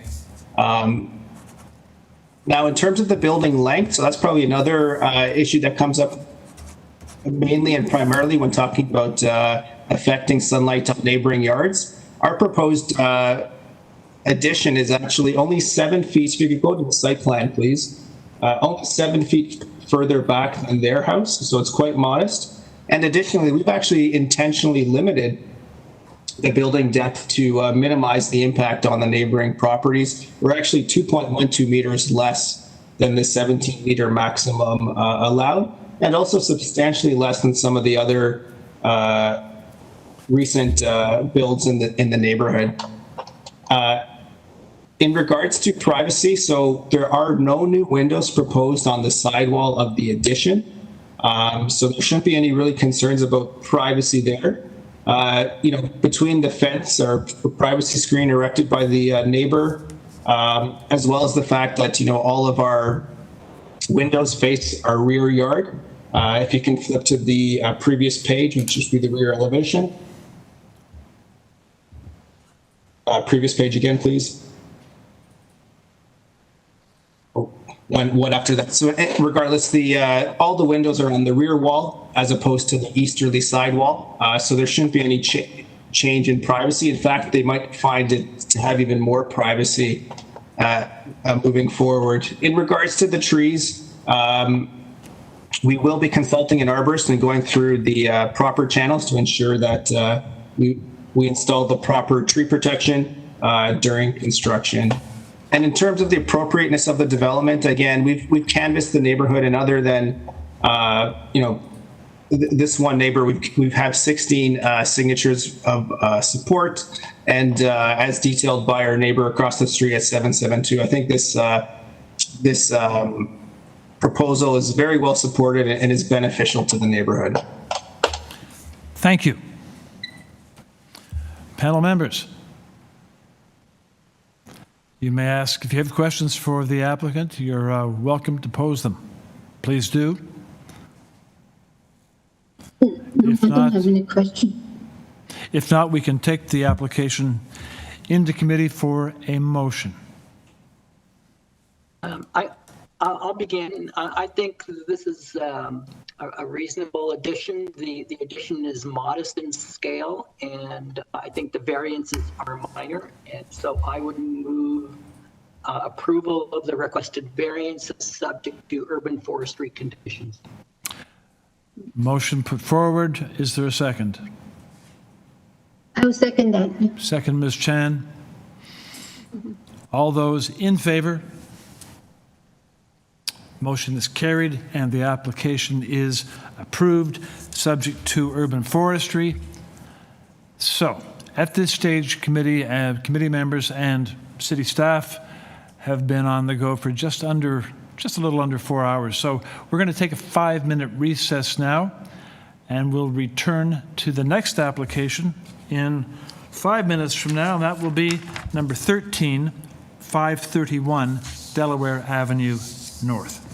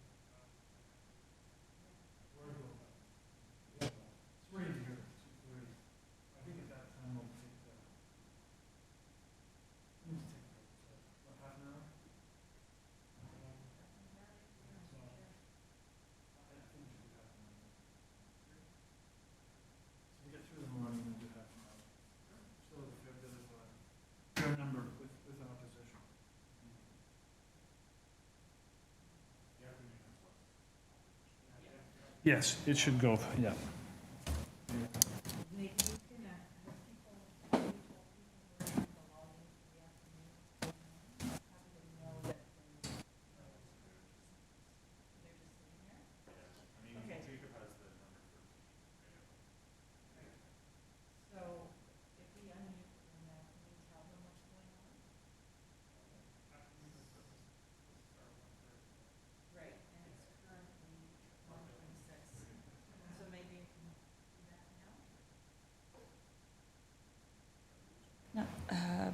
Sure.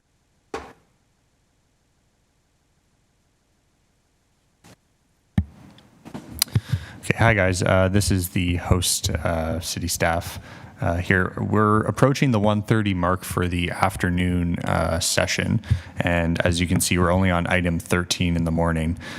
So once we finish the morning session, we've decided that we're going to take about a half-hour break. And then resume starting with whatever the item is for the afternoon session.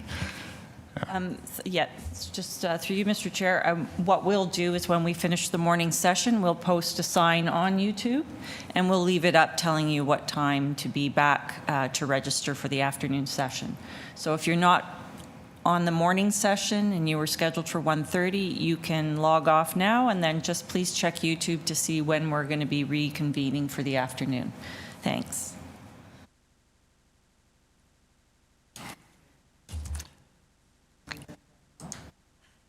Very good. So, we resume, and committee is now dealing with application number 13, which is for 531 Delaware Avenue North. And on this application, we're dealing with the materials which the applicant submitted. We have correspondence from Transportation Services and staff reports from Community Planning and Engineering and Construction. And there are speakers wishing to speak in opposition to this application. So first of all, we'll connect with the applicant, Mr. Barrett. Good afternoon, committee members, Mr. Chairman. This is Graham Barrett, agent for the owners of 531 Delaware Avenue North. Very good. Good afternoon, Mr. Barrett. You'll have 5 minutes to present your application, and those 5 minutes are going to begin now. I'll let you know when you're getting close to the 5-minute mark. Sure. If I could request that staff pull up the site on Google Street View, that would be great. I'm here to request several variances from the zoning bylaw in order to permit a 3rd-story addition and a 2-story laneway suite in the rear. This will allow for a total of 5 units of rental housing on this property. Currently, there are 3 units which are vacant, but they have historically been rented to students due to the close proximity of George Brown College and U of T. While the variances being requested are numerous, they are all quite minor, and they will result in an improvement to the property and the area. We believe this proposal is suitable for the development and use of the land, as it is a slight increase over what it is already being used for. It will simply provide 2 additional rental units over what was previously existing. This property is zoned R, and while this is being considered a single-family dwelling with 3 secondary suites by zoning, a 4-plex would be a permitted use. So we are of the opinion that this proposal is in keeping with the intent of the zoning bylaw. The official plan, Toronto's neighborhood's land use designation consists of detached houses, semi-detached houses, duplexes, triplexes, and various forms of townhomes. This proposal certainly fits this description. There are other newer, taller 3-story dwellings on this immediate block. If you pan around on the street view, you can see a few tall ones there. Across the street, we have a 3-story. A little bit further up the street to the north is another larger 3-story as well. So we believe this proposal is actually sensitive, gradual, and will fit the existing physical character of the neighborhood, which is in a bit of a state of transition. Planning staff have been consulted. I've read the report, and I note that their only concerns have to do with the proposed front yard parking space and associated variances. Front yard parking is very common on the street, and specifically on this side of the street. Many other homes, including next door to the north, have front yard parking. I would argue that it is absolutely the prevailing character of the street. Should this committee see fit to approve this application, then we are fine with the recommended condition that the front yard parking space be constructed of permeable pavers. It should also be mentioned that a substantial portion of the front yard is city property and will remain as soft landscaping, further mitigating proposed variances. I also note that a parking space is not required on a lot with a laneway suite, but the owners would like to provide this one if possible. In the past, due to this being rental housing for students, most tenants do not have automobiles. So while we're proposing a total of 5 units, the impact on local street parking should be minimal. The site is located close to public transportation on Dover Court, Ossington, DuPont. There are bike lanes on Davenport. We do not expect to have multiple tenants requiring parking. I would like to emphasize this is the only concern raised by the staff report. They had no objections to the rest of the variances being proposed. I'm also aware of the conditions from development engineering, and the designers are well aware of this and will be able to meet them. I've reached out to the neighbors personally. I dropped letters to 10 homes explaining the proposal and offering to chat if there were any questions or concerns. I only managed to speak to people who lived on both adjacent homes, but I haven't heard back from anybody and no letters of opposition have been sent in. I've also looked into precedents in this area, particularly relating to the floor space index, and we see approvals going all the way up to 1.42 times the area of the lot. There are other comparable approvals on Delaware Avenue. We have 0.88 at 564 Delaware Avenue North and 0.83 at 543 Delaware Avenue North. There are numerous other comparable approvals nearby from the last decade plus. To sum up, we're of the opinion this proposal passes the 4 tests and it will provide much needed rental housing in the neighborhood. I'd be happy to address all the individual variances if you'd like, or hear from anybody else who'd like to speak. Thank you very much.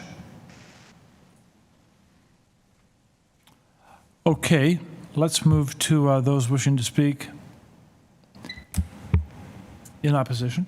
Yeah, so through you, Mr. Chair, we have only one of the 3 individuals listed. So maybe we should start with that person. That's James Scott. Very good. So Mr. Scott, I've unmuted you right now. Okay, hi. Mr. Scott? Yes. Mr. Scott, just please identify yourself by name, and then you'll have James. You'll have 5 minutes to make your presentation. Okay. I've watched, while I'm in favor of laneway housing to increase opportunities for people to acquire a place to live, I'm not in favor of increasing the density in a way that would overwhelm the ability of the neighborhood infrastructure to accommodate it, and in the same time compromising the character of the neighborhood. It's important to remember Delaware Avenue, it's a very short street with a unique character. The east side has only 43 houses. Most are 2-story single-family houses. Some have secondary basement suites. I do support the thoughtful increase in density by using laneway housing where it's possible. The addition of a laneway house to a property containing a primary single-family home, perhaps as well as a basement unit, is reasonable to me. In fact, there's 2 applications before the committee. I think today there's another one at 519. I do not oppose the second of the applications. However, the application for 531 I think is seriously flawed. It proposes to increase the occupancy from 2 family units to 5 family units. The purpose of the laneway housing program, according to the City of Toronto website, is to, quote, provide new rental housing opportunities within established neighborhoods, providing a wider range of low density options while enhancing neighborhood and community character, unquote. This application, as submitted, excuse me, this application is submitted as neither low density nor consistent with the character of the neighborhood. It's the introduction of a business into a residential neighborhood. The negative impact in the neighborhood includes an increased demand on below ground infrastructure on a street that's already subject to regular flooding. It will also increase the strain on available parking on the street. Additionally, it will reduce the amount of green space on the property by adding a parking pad in the front of the house. I've resided in this house for over 20 years, and I've slowly watched the trees and the other green spaces on the street disappear. I find in these times of climate change, we can't afford to be reducing any existing green space in the city. And I believe the approval of this application would actually set a poor precedent for the development in the neighborhood. Therefore, I'm expressing my strong opposition to the entire application, as I believe it's not in the spirit of the land housing program. And in my opinion, this property at most should have three total units in it, and that's it. Thank you very much. Sure. Just a moment to see if committee members have any questions for you. Committee members, questions of this speaker? Apparently there are none. Thank you very much for your presentation. Sure, thank you. And we'll return now for rebuttal to the applicant. The issues raised were a sense that going from 2 units to 5 units represents over-densification, loss of soft landscaping due to the parking, and generally compromising the character of the neighborhood, not desirable. Could you please address those specific things, applicant, in your rebuttal? Sorry, through you, Mr. Chair. There's there were 2 other individuals wishing to speak. Oh. They're not in attendance. Did you want me to try giving them a call? Let's do that. Okay. We're going to try now to contact these others.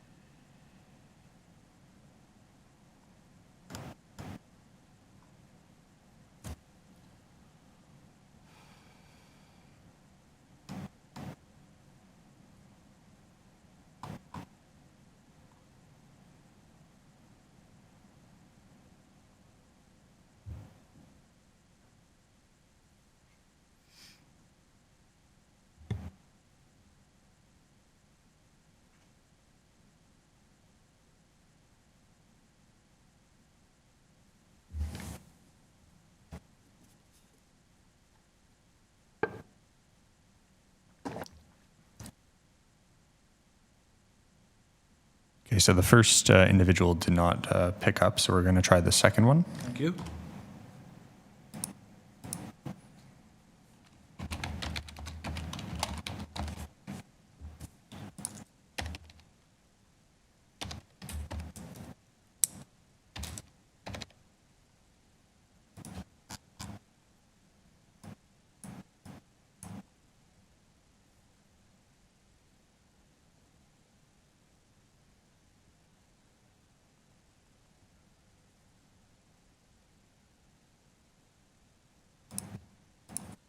Hello. Hi, Simon. This is the Committee of Adjustment regarding application number address 531 Delaware Avenue North. Yes, indeed. I've been listening since 9:30 this morning, and actually I have the other neighbor with me because both of us had technical trouble since we've been using the phone-in system. Okay. Can you hear me okay? Yep, we can hear you okay. Okay, Simon. Yeah. Is that other person with you? Is that Franca Maraca? Yes, Franca Maraca. That's Franca, okay. I live at 541, sorry. You just let us know how you, when you want us to speak. We're sharing, we're leaning over the same phone at a good physical distance. Very good. Okay then, well because we have them listed in this order, let's begin with Franca. And Franca,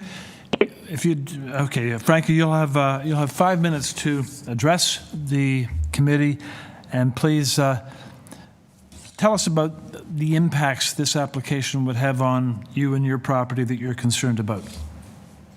Okay, my name is Franca Maraca, and I live at 541 Delaware Avenue, and I've been living there for about 50 years. And I was wondering if it's okay if Simon here could read the objections for myself and my husband. Is that okay? Simon will be speaking on your behalf. That's fine. Yes, go ahead. Okay, thank you. Thanks, everyone. Franca is just passing me her notes. Okay, so she has written, this application adds a lot more people living in the street and affects the limited parking on the street and possibly the lane. It removes 2 parking spots and only puts 1 back. It's a bad idea to get rid of them. New residents will want parking and she wrote, will have to ask for street parking, which is in short supply. My husband and I are older people, and when our adult children come to visit, they can't find parking, and this is a threat to our health and safety in our older age. She said, I know we need new housing, but this is the wrong kind. Right now, the house is 2 units. Keep those 2 and enlarge them so actual families can rent here, not just small, tight apartments like they want us to do in the drawings, which are only suitable for singles, couples, and very small families. Franca, do you want me to read this too? Yeah. Okay. Can you still hear me okay, committee members? Yes, we are hearing you. Thank you. Thanks. She wrote 4 units and a laneway house, ? That's too much change on a street that doesn't have this already. It's against the character of the look of the street. There's no example of 4 units in 1 house on the street.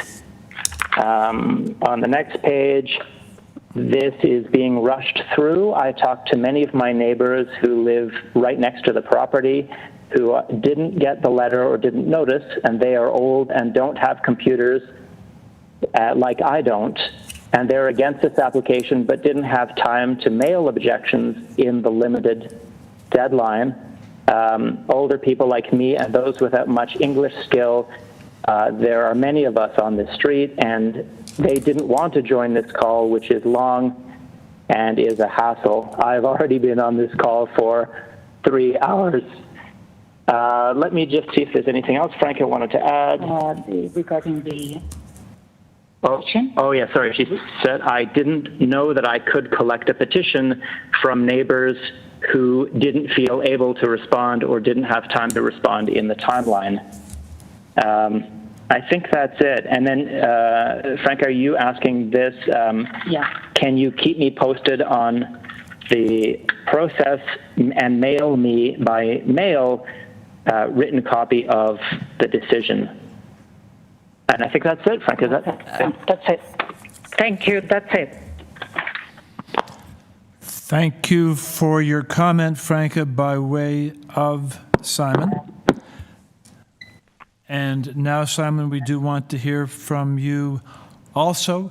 You too will have maximum of 5 minutes, and I'll let you know when you're approaching your 5-minute time. Go ahead now. Great. Thank you very much. This is my first time through this process, and after your 4 hours on the phone, I will try to be very brief with your time. So thanks to Mr. Barrett and the applicant for the detailed drawings. I do object to the variances. I'm looking at the documents, number 6, 7, 8, and 9, that principally focus on the new front yard parking. I live just a few steps up the street, and I do find that front yard parking, especially new front yard parking, is extremely limited by legislation.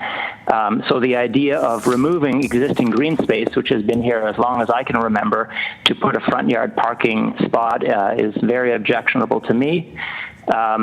I see the city planning report also objects, and I feel if they are worried, so am I. The 100% soft landscaped lawn has been there, again, as long as I can see, is harmonious with, what is the existing neighborhood character, which is a very old neighborhood of some newer Canadians who've settled here and done great landscaping in their front yards. And I think that's existing neighborhood character. We need this kind of greenery for the kind of urban heat we get. Drainage and flooding is a big problem on our streets, and it's something the city is aware of. So eliminating some of this absorbable space, even with permeable pavers, is objectionable given that it's removing full green space that's already there. I also feel this process is rushed, especially given the communication skills of the predominantly older people on the street. I must live outside of the mailing zone, so all my wife and I saw was the lawn sign, which was posted by the applicant's own admission on Friday, August 14. The end of written submissions being on Wednesday, the 19th. That's 3 business days. That's barely enough time to even take notice of a sign. And that's been the consensus of a lot of the older neighbors who I've met in the past few days as they've started to get alarmed about this, especially since many of them don't have computer access and can't participate by sending a PDF document. Lastly, I do want to point out that despite Mr. Barrett's assertion that these units are going to continue to be rented to students who therefore won't have needs for parking, I find that's a non sequitur, and there's absolutely no guarantee that that's going to work this way. I think we need to have a diversity of housing on this street and in our city in general, and there's no precedent for such small suites with small bedrooms evident in the drawings. The housing that's present now is a home divided into 2 units. I admire Mr. Barrett and applicant's decision to enlarge the home. I think having 2 larger units that allow us to have a diversity of family sizes on our street would be absolutely wonderful. And I don't object to the laneway house for that same reason. I do think that the precedent for these 4+1, so 5 units, is very hard to imagine as being commonplace, so I reject that assertion. That's the end of my comments, and I appreciate your hearing from the neighborhood, but I do think there needs to be time to accommodate the growing outcry from the older folks on our street, like Franca and her neighbors. Thanks again. Thank you very much, Simon. Panel members, any questions for Simon?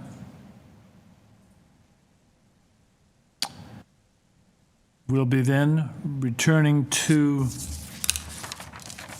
Mr. Barrett, the applicant, at this stage, having heard the 3 speakers and the concerns and objections that we heard voiced involved parking. The impact, the street is already short of parking, and this impacts parking on the street, loss of the soft landscaping related to that, and a sense that over-intensification is involved by going from 2 units to 5, over-intensification of the lot. Could you address those specific things, please, Mr. Barrett? Sure. As for parking, again, if staff could go back to street view and have a look in the laneway at the rear of the property, we would be replacing a paved parking area with a laneway suite. So we wouldn't be actually losing much in terms of green space in the rear. In the front, it is true that we would be losing some green space, but that, as staff have noted, can be mitigated by permeable pavers. And again, as I mentioned, there is a fair amount of green space located beyond the property line, between the front property line and the boulevard or the sidewalk. So, I mean, yes, we would be losing a bit of green space, but I believe these can be mitigated. As for parking, part of the goal of implementing this front yard parking is to mitigate the effects of these multiple units and potential for tenants to have cars. Although there is a movement in the city away from reliance on the automobile. It's encouraged. We're close to a lot of transit. We're close to bike lanes. I believe it would be possible to encourage tenancy without automobiles. I mean, as the one speaker said, we can't guarantee that, and that is true. But I don't necessarily think the impact here would be significant when a lot of people are leaning away from having automobiles downtown, particularly when you're renting a smaller apartment in a neighborhood like this. Other points, I mentioned the soft landscaping. As for intensification, as I mentioned before, in the zoning bylaw, 4-plex is allowed on this site, and as is a laneway suite as of right. So theoretically, this is possible. I mean, there would be variances associated, of course, but theoretically, this is within the intent of the zoning bylaw and the official plan. And Toronto is experiencing a shortage of rental housing, and this is the vision of the owner to be able to provide this. And I mean, clearly this is also a business decision, but I don't believe that it would overly impact the neighborhood in terms of character. There are other larger homes in the area. see. Is there anything else you'd like me to add? As for this being rushed, I mean, this application was submitted on January 27th. The sign was posted ahead of the deadline. And I did personally drop a letter to 10 homes. I believe I did 3 on either side of the subject property and 4 across the street. So those who stand to be most impacted by this, just with a brief explanation of what was being proposed and providing my contact information should anybody have any questions or concerns. And not one neighbor reached out to me. I would have been more than happy to discuss this in advance of the meeting, but clearly that wasn't possible. So I maintain again that this proposal will provide much needed rental housing in the city, and it passes the Ford test. Thank you very much. Thank you. Thank you for that. Panel members, any questions of Mr. Barrett, the applicant, please?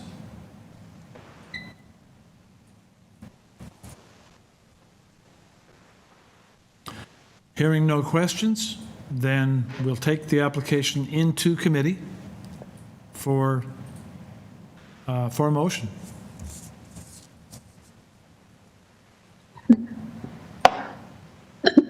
Or comments, if there are comments, those are also welcome. I can start with that first. I do not have problem with this proposal. I do concern about the taking away a lot of soft landscape from the front. But if the planning department accepted to have permanent pavers, I will agree with that too. And that's my only comment. Thank you.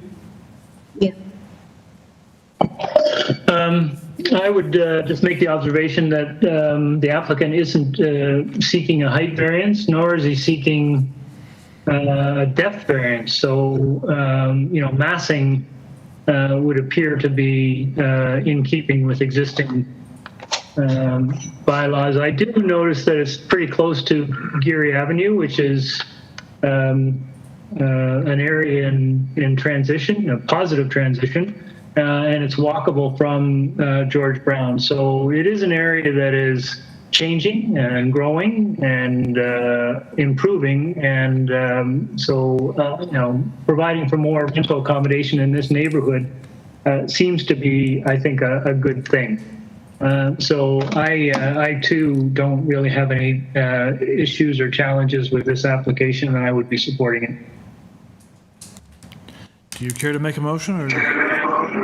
I'll just add some last comments. My concerns relate to the total number of units that are being proposed in the development. And I think it's an over increase in development in terms of the number of units, and that in one of the variances deals with this. The secondary suites actually take up the majority of the building, and I think it changes the overall nature then of this particular residential building. Thank you. Do we have a motion with respect to the application then?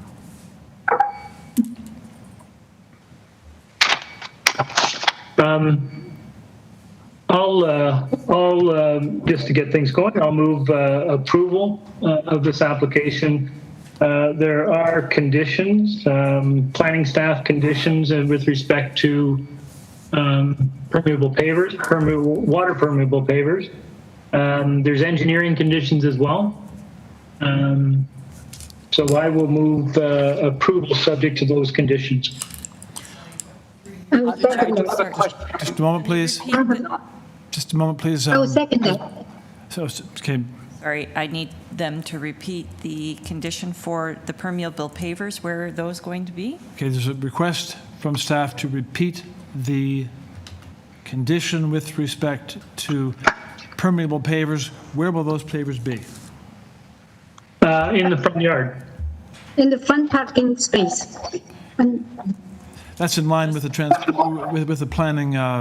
planning recommendation, correct? Yeah, I think that's what I was recommending, that it would be, approval would be.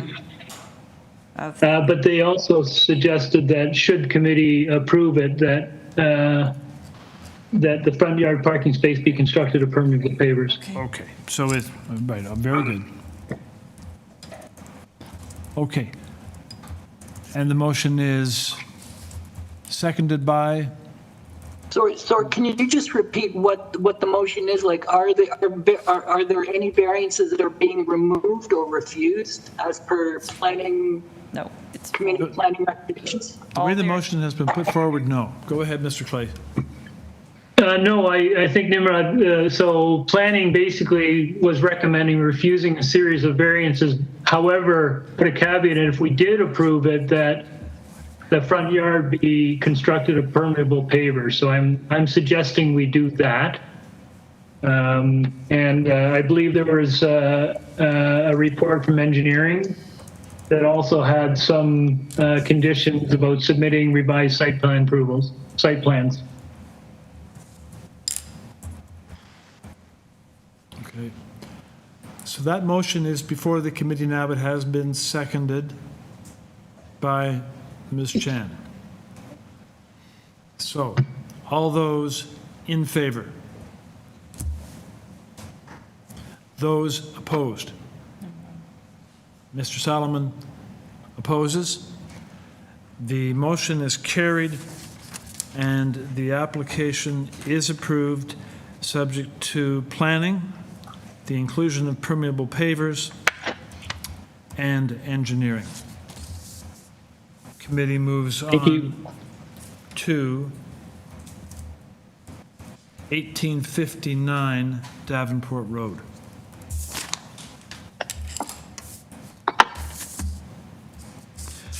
And on 1859 Davenport Road, number 14 application, the committee has before it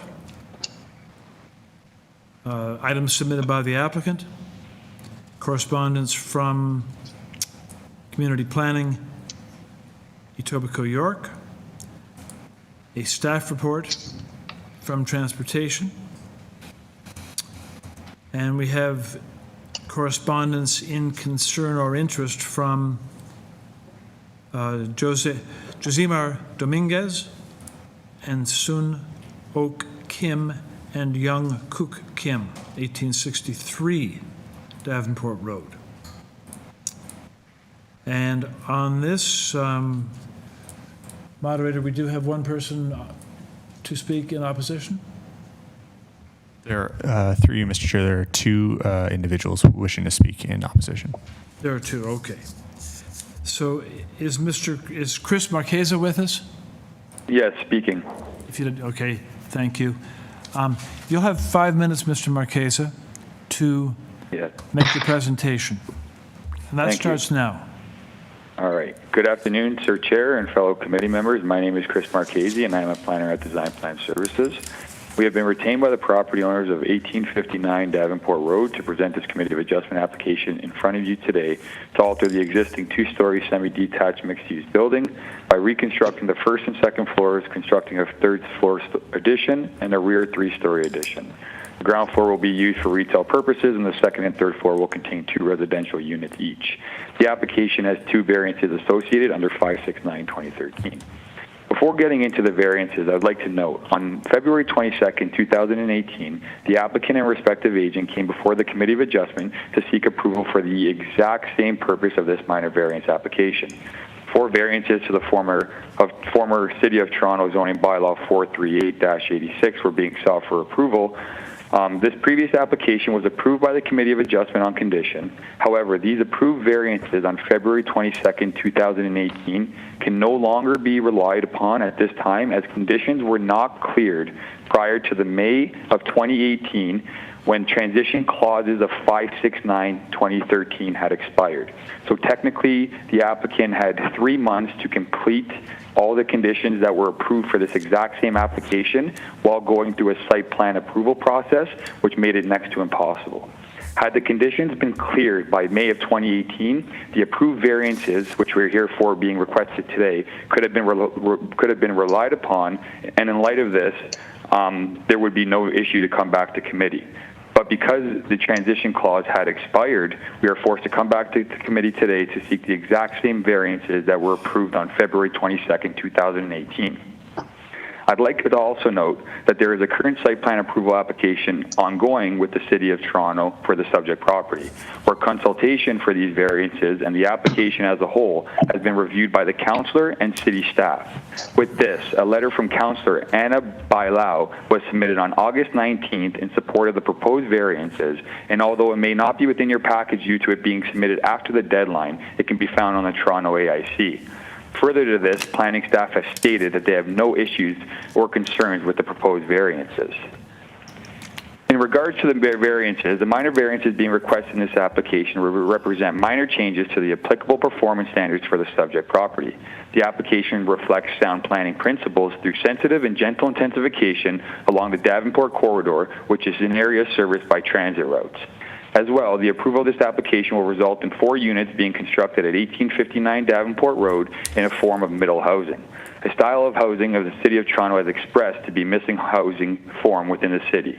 It is my professional opinion that based on this and the previous approval on this subject property that it meets the 4 tests under the Planning Act, and therefore I feel the application should be approved.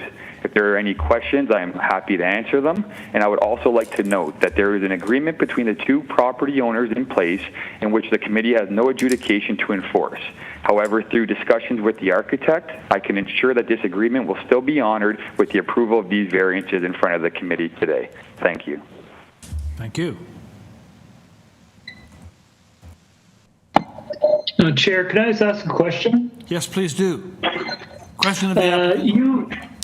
You mentioned that in 2018 you got approval, but you couldn't meet the conditions within the time frame.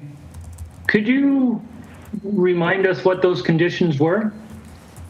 I could pull up the decision here. I believe that they were just for the transportation and the curb cut that was being requested, again, by the transportation here today.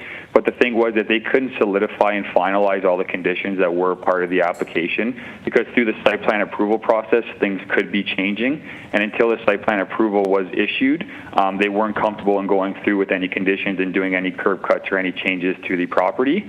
And therefore, site plan approval is still ongoing. And now they're in a position where site plan approval is getting to the end of the process, and we're comfortable in now having time to fulfill the conditions. We had 3 months to fulfill all the conditions just due to the date of February 22nd, and then May 9th was the end of the transition clause.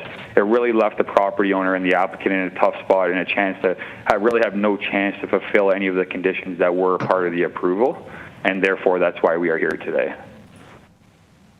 Great, thank you. Okay, then, let's move to those wishing to speak.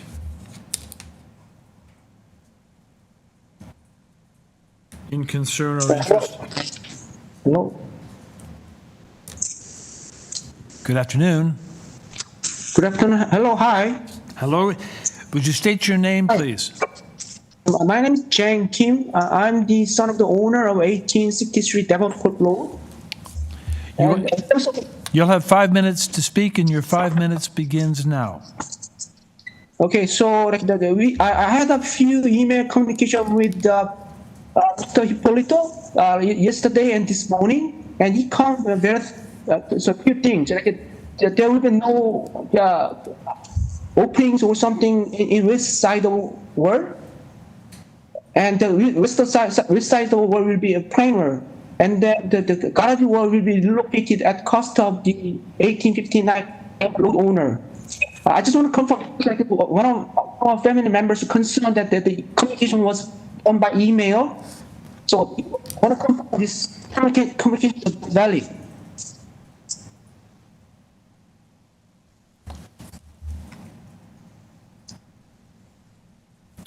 Hello? Hello, yes, would you mind repeating the final part of that, please? Okay, so I had email communication with Mr. Hippolito, the architect of 1859 Davenport Road.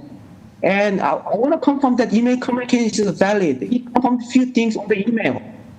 The west side wall will be a plain wall, and then the location of the garage wall will be carried out at the client expense. I am sorry, but I'm not able to understand your presentation so far. Okay, sorry. Sorry. If you would go very, very slowly, please. Go very slowly. Okay. We're getting just a little tinge of an echo, so just go slowly, and I'll listen again. I had email communication with Mr. Hippolito, and he confirmed a few things, and I want to confirm the email confirmation is valid. Because one of our family members concerned that the email communication is not signed, so whether that email communication will be valid, confirmations. Is this communication which you sent to the city? Is this communication from the applicant to you? No, I sent the email to Mr. Hippolito. He's the architect. The architect. 815. Yeah. You sent an email to the architect. Ambient design, right.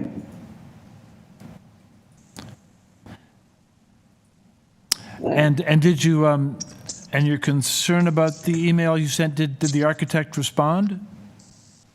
One of our family members concerned that the email is valid, that he agreed certain things on the email.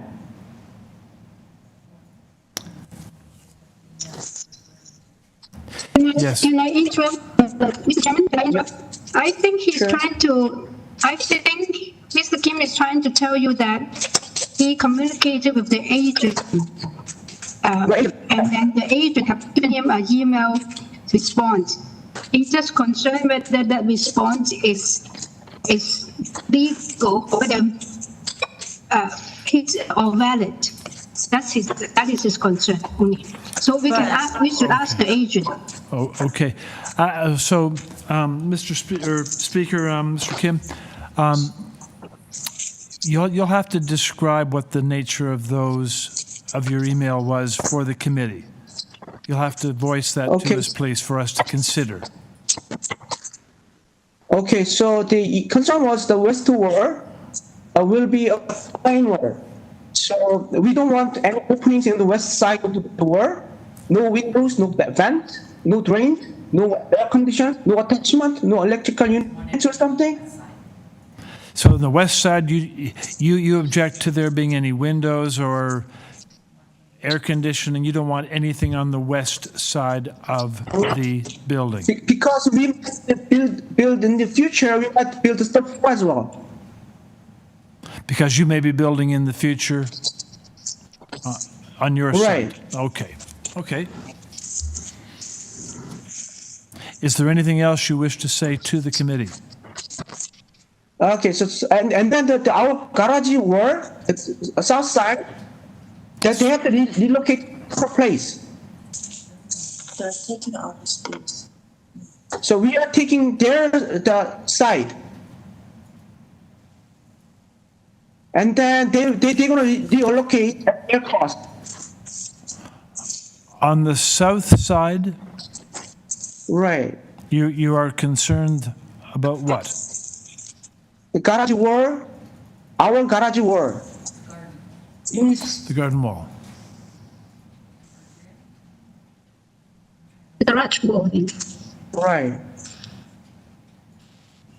Do you mind repeating that? So garage wall. Because they're trying to come into our side. Garage wall is their property, in their property. So they have to reallocate garage wall to a little bit side. About the inch or something, a few inches. Yeah, it's coming to our garage, and they need to break our wall and redo it. And they are trying. Okay, so they're not going to be touching any structure on your side of the property, even if this is approved, and you could approach the construction department of the city with your concerns on that at the appropriate time. But The committee at this point is not considering construction issues. We look at just minor variances and requests to sever. Okay. Thank you. Thank you. Thank you.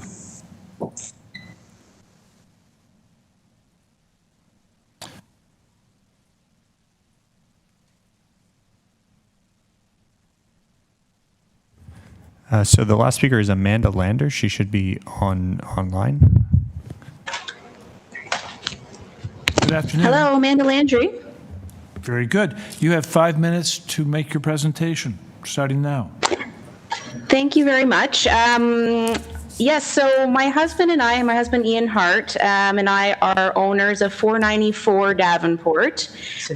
Symington, which is immediately adjacent to, it's across the laneway to this property under consideration. I actually did previously appear before the committee on the February 22nd, 2018 hearing date, where I did speak in approval of the variances that were proposed, and these are the same variances that are before the committee today. So I'd like to indicate, essentially, I wanted to make some comments regarding this request, because essentially we have been residing at this property for approximately 5 years now. And unfortunately, the current state of the property is very poor. It's worse than when we first arrived. And the building is falling apart. It's constantly covered in graffiti. There is garbage constantly being dumped at the location. We do try to reach the owners, but they are not responsive. So we are required to make direct complaints to the city through the 311 service. Our main concern is essentially we feel that we were being supportive and helpful in voicing our approval of these requested variances. However, we aren't really, and essentially there are some negative impacts to us in that there would be, certainly by the additional apartments being there with balconies directly facing into our house, into the side of our house. We do have windows along the side of our house. So privacy plus some traffic. We just feel that we aren't being really recognized in terms of the impacts that we're suffering while trying to assist the owner in getting this development done. We do want something done with the property, and so on today's date, we aren't in opposition to the variances being approved. But we simply are concerned about granting these variances to these owners, which don't really seem to be making any progress with this project. And I believe this matter has actually been going forward before the city since 2012. The initial proposal was put before the city. So I think the one additional issue is that we did actually get a bike share location installed right next to us, and I'm hopeful that will stay. I think that may be where the third parking spot was located. So we do really, we are very happy to have that installed next to us, because it certainly is increasing foot traffic and increasing just a good community feel for our neighborhood. So I appreciate the time that you've given me to speak about this application today, and I just wanted to state some of the concerns that we have being directly next to this property, which is an eyesore and a problem, and we are just hopeful that something happens, or else it's just sold and someone else takes it over, because it's not in good state right now. Thank you very much. Thank you. Then we'll return to the applicant, please. Hi, thank you. Just to go over the both individuals speaking on behalf of this application.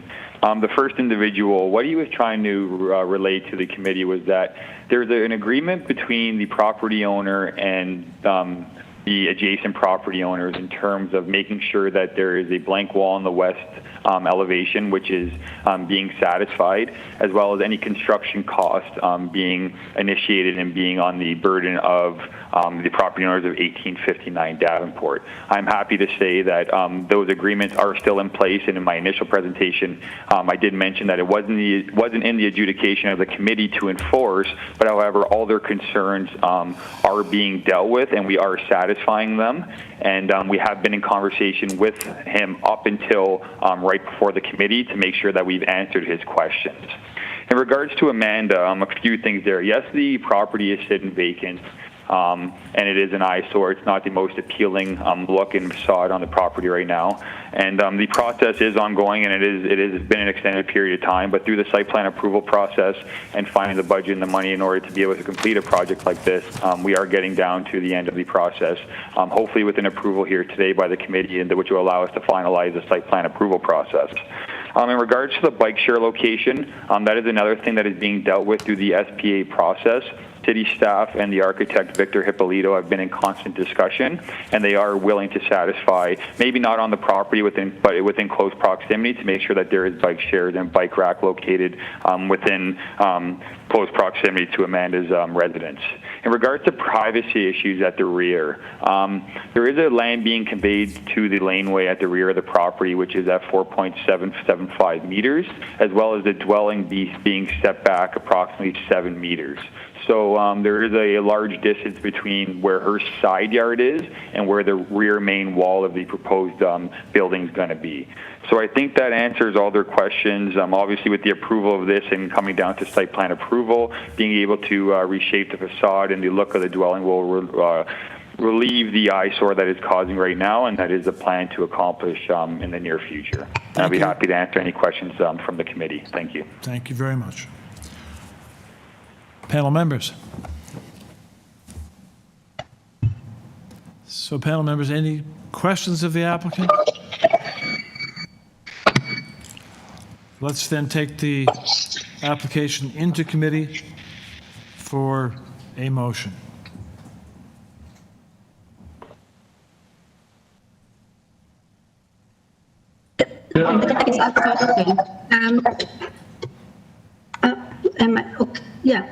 I think it's a good proposal, and it seems that they have gone through, or they're still going through a long process for approval. And I really do not have any problem in terms of the variances in front of us. I would move for approval. And there's a staff report mentioning that Transportation Services will like to review the final plans. I do not know whether that's a condition or not. So you're moving approval subject to transportation's condition? Is there a condition for transportation? The wording is unclear. I don't know whether. No, there's not. Yeah. No transport. Okay. Okay, so there's no conditions. So motion to approve, is there a second for that motion? By Mr. Salomon, second. All those in favor? The motion is carried. The application is approved without condition. Thank you so much. Thank you. Application number 15519 Delaware Avenue North. On this application, for those who have an interest in it, there has been issued a reschedule notice. And the hearing of this application will not be taking place today. It will be rescheduled at a later date, and accordingly, notification of the new date hearing will be distributed. With that, committee moves to application number 16. Well, is that a deferral? It should be a deferral. So through you, Mr. Chair, I need a motion because technically it should be deferred. We did send out a reschedule notice, but we do need a motion to defer because it will probably not likely be. Formality then, committee members, we need a motion to defer application number 15, sine die. No, not till it's 3 months. They have to get there, and then whatever hearing date is available in 2021, that's when they'll be rescheduled. But we still want them to be working on it in a timely manner. So the motion could be to... All motions to defer for a maximum of 3 months, at which point they will be rescheduled to the available hearing date in 2021. Very good. Is there a fee, a deferral fee? Yes, and the deferral fee, yeah. Okay, so I will move that motion to defer the matter, the maximum of 3 months with a deferral fee. Yep. Thank you. Second for that motion? Mr. Salomon, all those in favor? And through you, Mr. Chair, while we're at it, item 18, 135 Balmoral also has to be deferred with the fee. They didn't post their public hearing notice sign. Thanks for advising me in advance on that. Okay. We want to do that now, then we can. We can do that one now too, panel. Okay. Let's so jump I ahead to move a number motion. 18. There's a request to Yes. defer. Okay. I move the motion to defer item 18 with maximum of 3 months and also a deferral fee. Second for that. Mr. Salomon. Thank you. Motion to defer. All those in favor? Motion is carried. Number 18 is deferred. Very good. So that takes panel to number 16. We'll just go back for a little bit to number 16, which is 18 NEALON Avenue.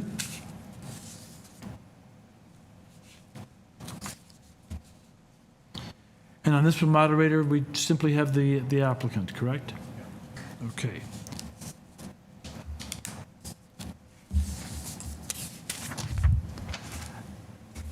So good afternoon, applicant.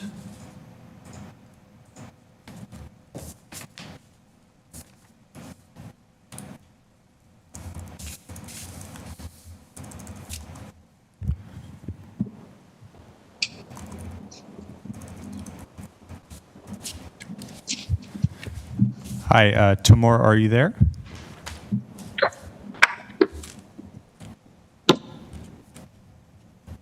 Your microphone is unmuted, so try just speaking into the microphone.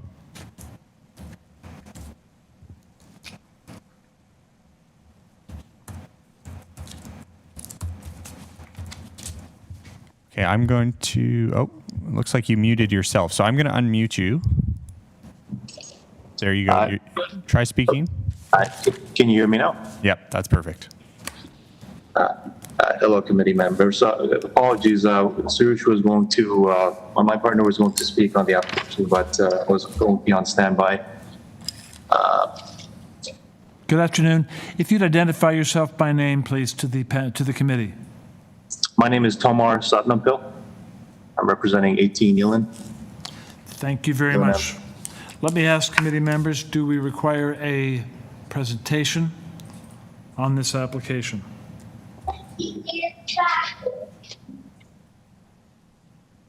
We do not. Any questions for the applicant? There are none.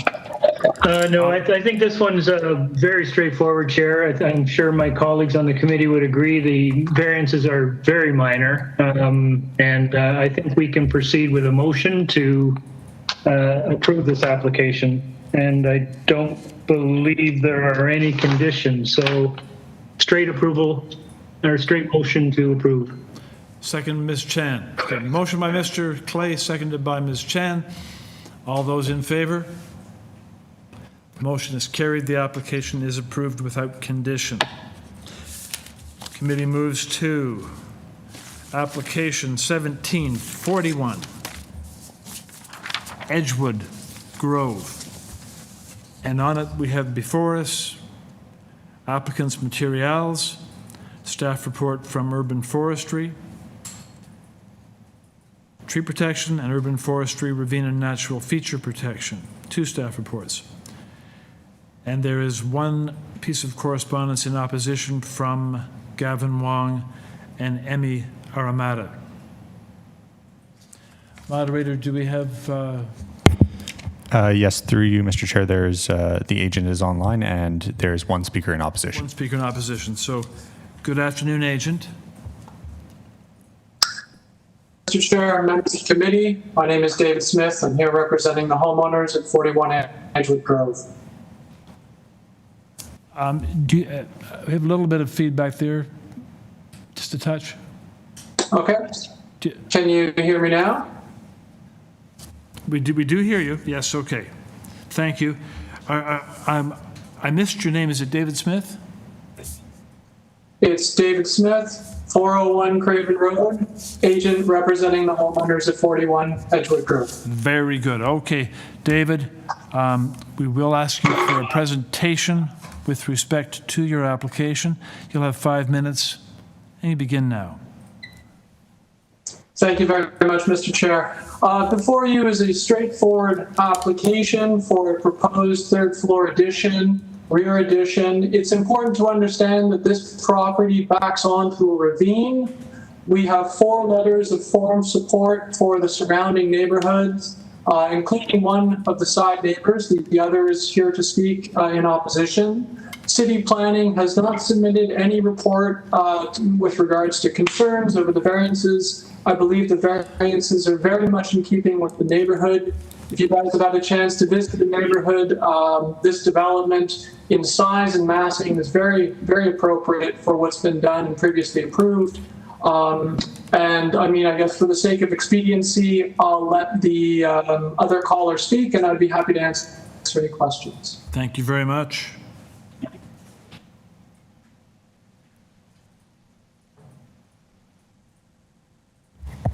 Okay, so the next speaker is Gavin Wong. Gavin, your microphone is unmuted. Try speaking. Thank you. Thank you, Chair, and thank you, panel. Please identify yourself by Wong. name. Oh, yeah, thank you. My name is Gavin Wong. I am a resident of 45 Edgewood Grove, so I am the neighbor residing in the north side property. So I'd like to bring to the attention of the panel 3 items that I believe that are impacting due to these current plans. So the third story addition, of course, that we've heard this theme a lot of the day is going to be blocking additional sunlight and view of line of sight. So that is impacting to us as it will block several windows of natural lighting. The other point that I'd like to make is the third story balcony, proposed third story balcony that they have planned is rather large. It can encourage large gatherings, and there are no real privacy features on that different design. So I'd like to ask the community to review that design to see if we can make some improvements to consider privacy, not only to the backyard, but also to the second floor living and bathroom areas on our property, as this meeting area would be closer to us than the current meeting areas in the existing garden. Okay. The third item is relatively a simple one. It's basically a proposed window that will be created on the second floor. We believe that it will be in direct line of sight of the bathroom window on our second floor. So we're looking for a slight adjustment in configuration there. So with that, I conclude my comments and thank you for your consideration. Thank you. Panel members, any questions for Mr. Wong? No? Then we'll return to the applicant. Concerns expressed there regarding the third story, impacting light, impacting privacy, the balcony. Your rebuttal, please.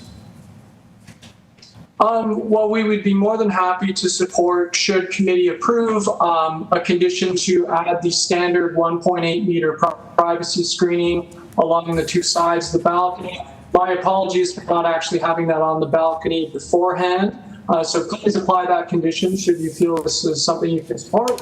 With regards to the second floor window, I mean, I spoke to the homeowner about this. I appreciate Gavin taking the time to speak on the matter and submitting his letter. We would either relocate the window during construction if it does in fact align with his bathroom, or at the very most, if that wasn't something we could do, we would frost it to ensure that there was substantial privacy for both parties. So I think that's something that can be addressed at the time of construction. Beyond that, with regards to overall sunlight and issues related, I appreciate the concern. If anybody has a chance to look at the neighborhood, if staff wants to bring it up on Google Maps, It is worth noting that this is a heavily treed back area. Again, it's a ravine property. Sunlight in general is obscured a bit by the tree canopies. So there's little that we can do to mitigate that, but we happily address privacy as I've just stated. Thank you. Panel members, any questions of the applicant? I've some questions about the height. If I understand it correctly, the zoning does not permit a third story, and that's why the metric height is at 7.2 meters under the zoning? I believe it's a strange technical clause. I think the 7.2 relates to the maximum height of a flat roofed building, as we know, which is pretty standard. And I think because we're proposing a flat roof of more than 50%, that somehow comes into the conversation. The three-story part I'm a bit confused on because there are many 3 stories in the neighborhood. So I don't know exactly what that relates to.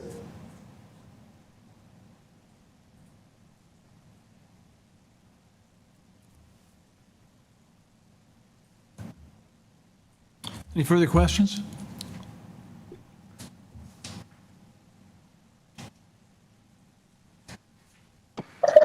Just a quick one for the applicant, Chair. Sorry, Paul, apologize. I was a little slow on the trigger figure.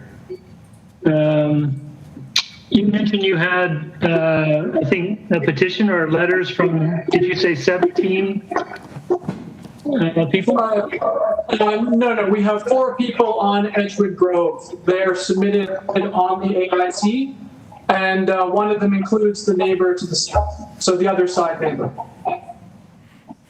4. Yeah. Okay.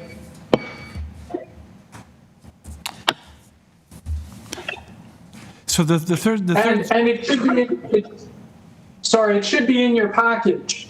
They're on the AIC. No, through you, Mr. Chair. Anything that was received after the deadline, it's not in your package and should not be referred to as being on the AIC because it's not being recorded as information that you've considered in your decision. They have to be filed on time. Thank you. It was filed on time. It was filed before the deadline. It was filed last Tuesday. The deadline was Wednesday, and you check with Bruna. No, the applicant, the committee is dealing with the application as it stands before us and with the supporting materials. So that's what we have to deal with. You're aware that there is a minor variance here for the 3rd story. You didn't understand what that was about. Well, it's because the maximum number of stories is 2, and you're asking for 3. And there was concern by that from Mr. Wong. So you are clear there's a minor variance involved. Sorry, Chair. I do, yes. I mean, I looked at it as a technical variance because there are a number of 3rd-story buildings in the neighborhood. It's obviously it's a variance that we're seeking. I'm aware of it. It just seems a bit strange considering the nature of the neighborhood. That's all. Okay, thank you. Okay, then. Can I interrupt?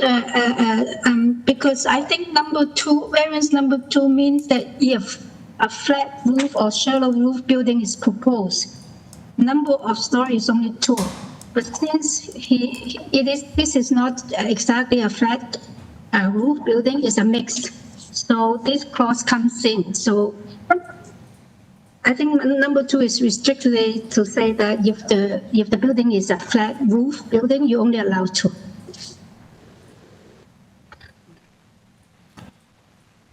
That's my understanding. Panel, any further questions of the applicant? Okay, in that case, I'll look to panel for a motion, please.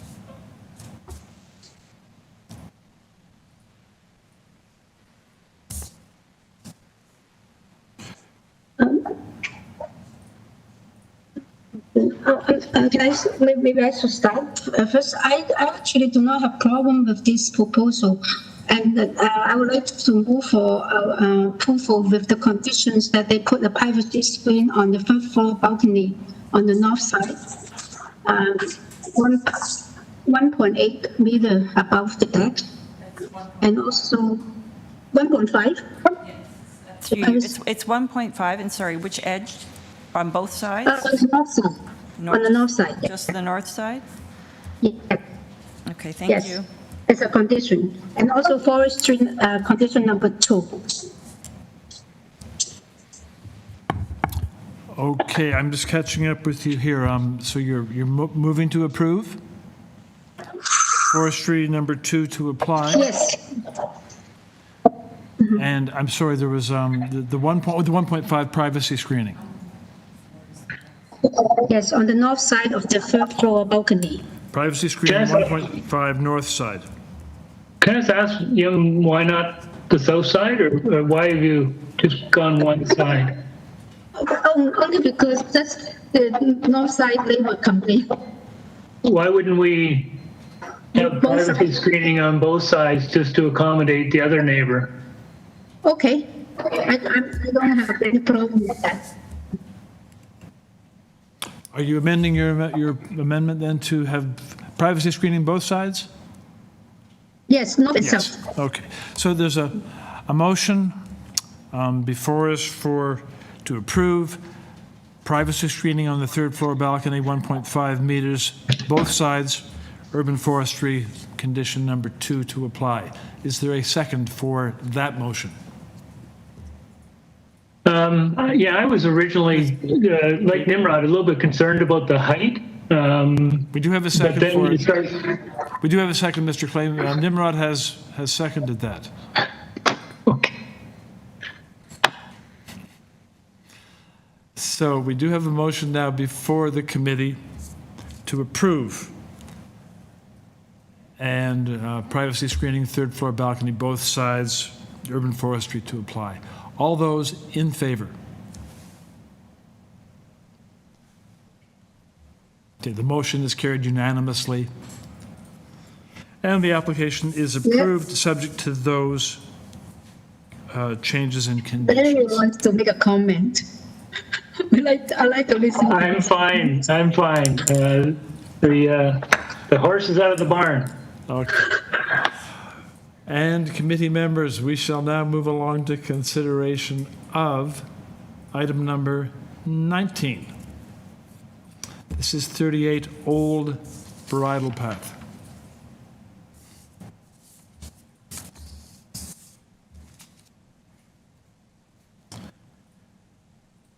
And on this application, committee has before it applicant's materials, staff report from Urban Forestry, Tree Protection, and Urban Forestry Ravenna Natural Feature. There's one piece of correspondence opposing from Jennifer and John Lansfield.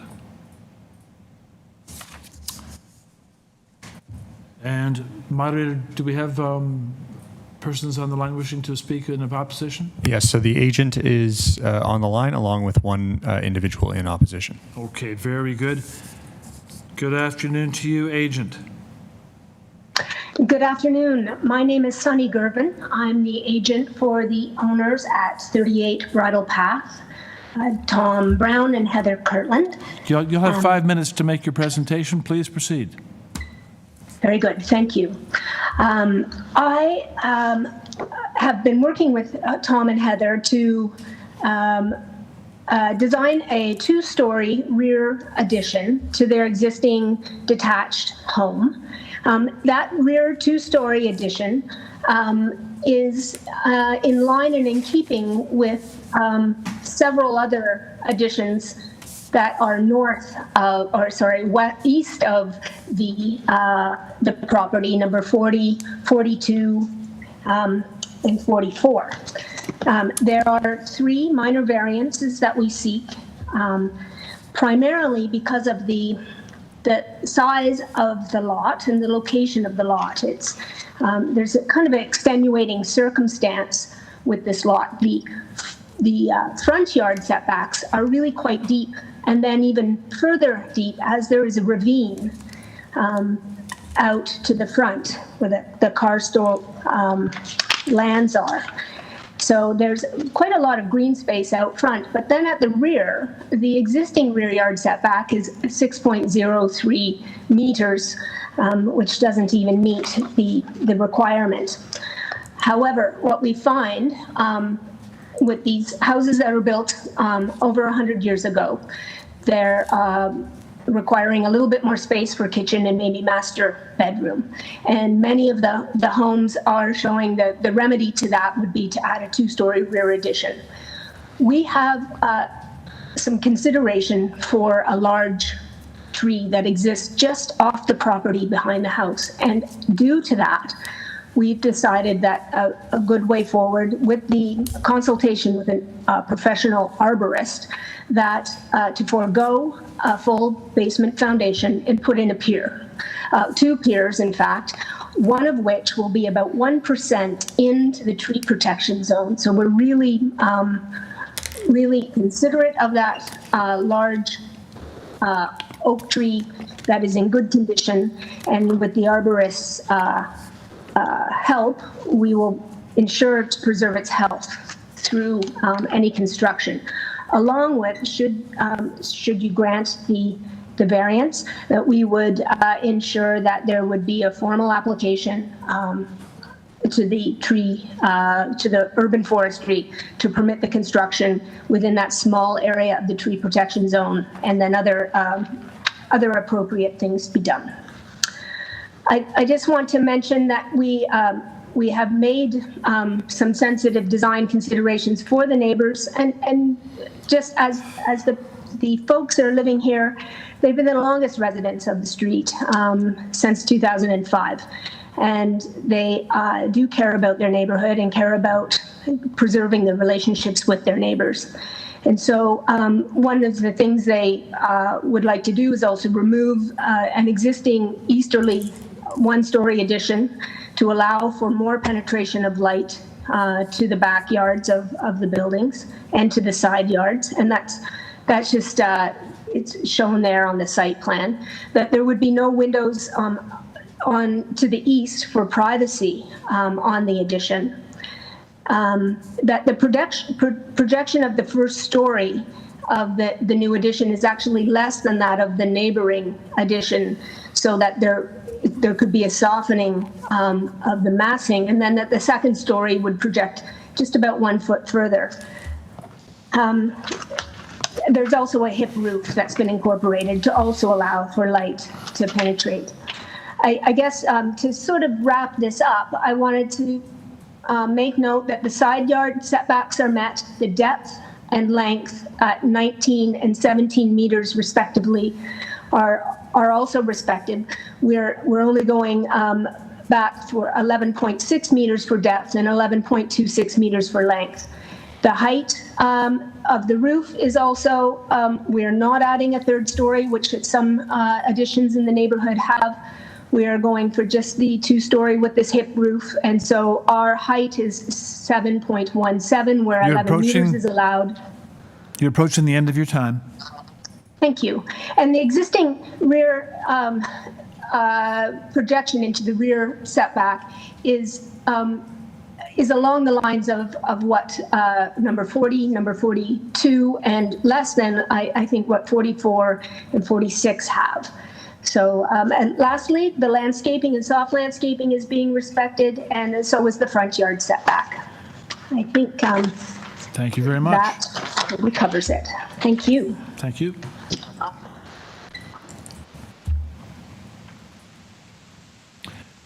Okay, are there any questions of the applicant at this stage, committee members, or shall we hear from the opposition? Let's move on to hear from person wishing to speak. Yes, so Hello, this is Jennifer Mansfield. Can you hear me? Yes, we do. Could you state your name, please? Hi, my name is Jennifer Mansfield, and I live at 40 Old Bridle Path. Thank you very much. You'll have 5 minutes to address the committee, and that's beginning now. Great, thank you. Appreciate all of you hearing this. So I guess just cut to the chase here. We bought our house, I think 6 years ago now.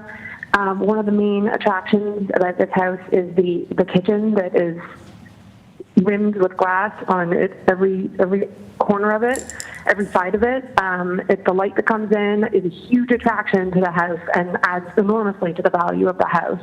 We have 3 children, 9 and under. We spend majority of our time in that kitchen and, constantly enjoy the light that pours in. A wall going up there would be right on the side of our patio, where we also spend a great deal of our time. So I'm going to keep this short, but basically, light and the wall, I think, will diminish the value of our house, in short. The second point I'd like to point out is a tree, which was mentioned already. The tree is I'd say about 3 feet in diameter, stands well above our houses. It's beautiful. We don't have many trees on our property. That's the only tree on our property. I think it, would be terrible and not in keeping with the neighborhood if that tree were to be harmed in any way. And I'm very concerned that construction would definitely, I know there's an arborist and there are things being done, but I think there's a huge likelihood that tree could be damaged by construction. The third point I'd like to make is the floor space index coming in at 0.86. I think this would amass our house and just detract from the enjoyment of our property. I'd also like to point out that the FSI variance is not minor in relation to the 4 tests. Again, keeping it short, but those are my points. Thank you. Any questions, committee members, for Jennifer Lansfield? No, thank you. Okay, then we'll return to the applicant. Hi, it's Sunny again as the agent. I do have, we do care about Jennifer and John Lansfield's concerns, and we appreciate them expressing them so that we have a chance to discuss it. The tree, let me start there. The arborist that we have been engaging has provided a tree protection plan and is just recently finishing up the tree protection summary, taking care of all the trees on the site. But there is only one permitted or one regulated tree located within the realm of the project, and it's the large white oak. And the proposed foundation configuration has been designed as such to minimize potential root injury, and we have foregone that potential portion of basement space in doing so. The pile and pad system is also offset from the base of the tree. So as the roots of the tree radiate outward, the likelihood of discovering any root concern is diminished. As well, it's known that roots diminish in size and diameter as they move away from the root to the crown of the tree. Finally, there will be an arborist on site. When that pit is hand dug, that's only a meter in a meter square, where there would be a small pad at the bottom of the pit and then a 12-inch pier. So there is an ease of moving or missing any roots. And then because this tree is in very good condition, it is both the opinion of the ravine and the urban forestry that there is no need for concern about that tree, that we will treat that with care so that we preserve the health of it.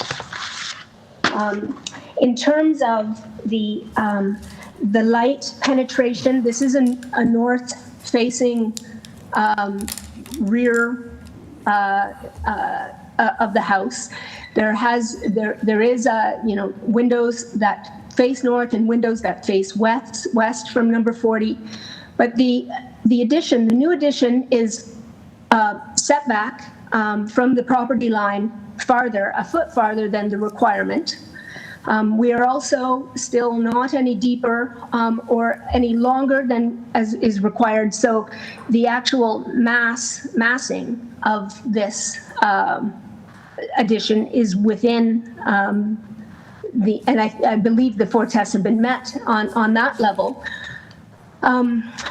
The west-facing wall of that adjoins the patio for number 40 is 19'6" back from the wall of the new and proposed addition. So that in itself would allow some light penetration. Of course, we recognize, there is change, and being in the city, your neighbors may build, and that may even happen, to number 38 is number 36, and the Tom and Heather are prepared, to accept what it is to live in a community. Lastly, I wanted to, I think that's everything that I can address in terms of maybe just to say one more thing about the light. The City of Toronto does not require single residential family homes to provide a shadow study. And in the absence of that shadow study that has not been provided even by the neighbors to say that, there's going to be high impact. Those observations are lay and kind of without substantiation. What time of the day is the light diminished? Those sorts of things. And so while we recognize there is impact, we don't believe it is as severe as it may seem with this change. And finally, we did try to vary the siding materials and the design of that rear addition, so it wasn't one large wall. That wall, in fact, is only about 21 feet high to the underside of the eave, and then goes into a hip roof. And then there would be 2 types of materials proposed that mimic the shingle style additions you might see around the neighborhood. I will ask you to wrap up your rebuttal, please. Very good. I think we feel that it is minor in nature, the request that we're making, and that it does, that the 4 tests have been met. Thank you very much. You. Committee members, any questions of the applicant?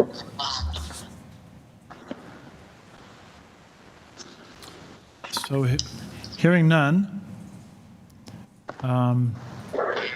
we can move toward a motion. I look to committee for a motion, please.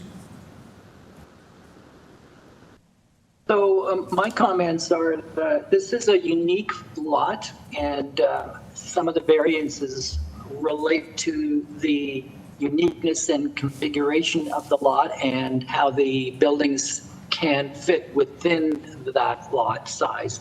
I think the addition is sensitive and that the variances are minor.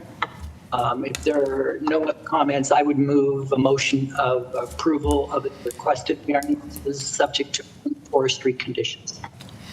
Motion to approve, subject to forestry, by Mr. Salomon. Is there a second on that motion?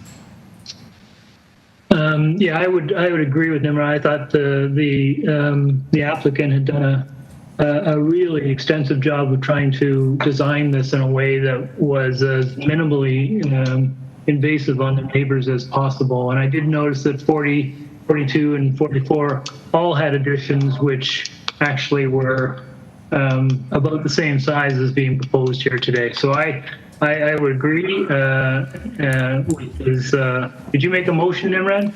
Yes, he did. We're looking for a second. I'll second that. Very good. So there is a motion before committee to approve, subject to urban forestry conditions. All those in favor, show of hands, please. Motion is carried, and the application is approved, subject to urban forestry conditions.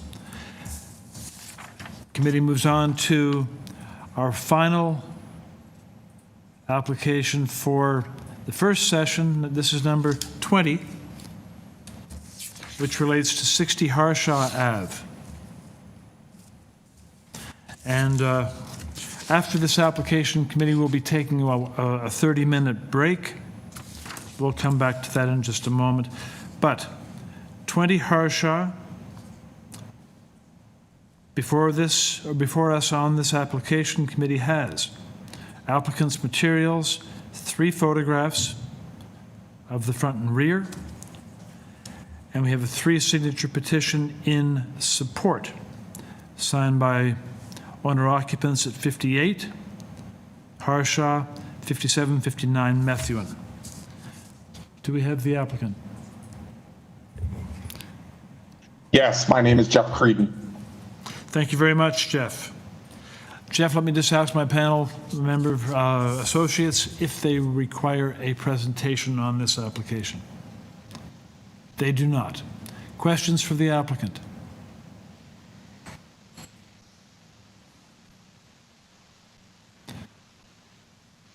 Appear to be no questions. Could I look to panel, please, for a motion?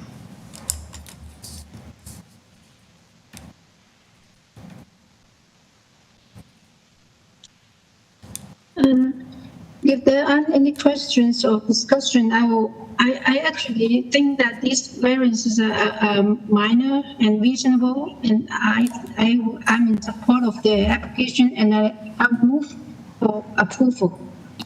So, I don't think there's any condition. motion to approve put forward by Ms. Chan. Second for that? Do we have a second? Second by Mr. Clay. All those in favor? Show of hands. The motion is carried. The application is approved.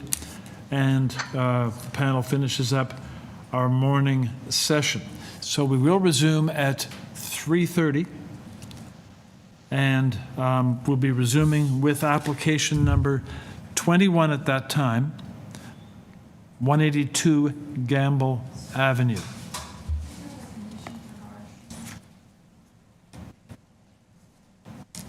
Thank you. Thank you very much.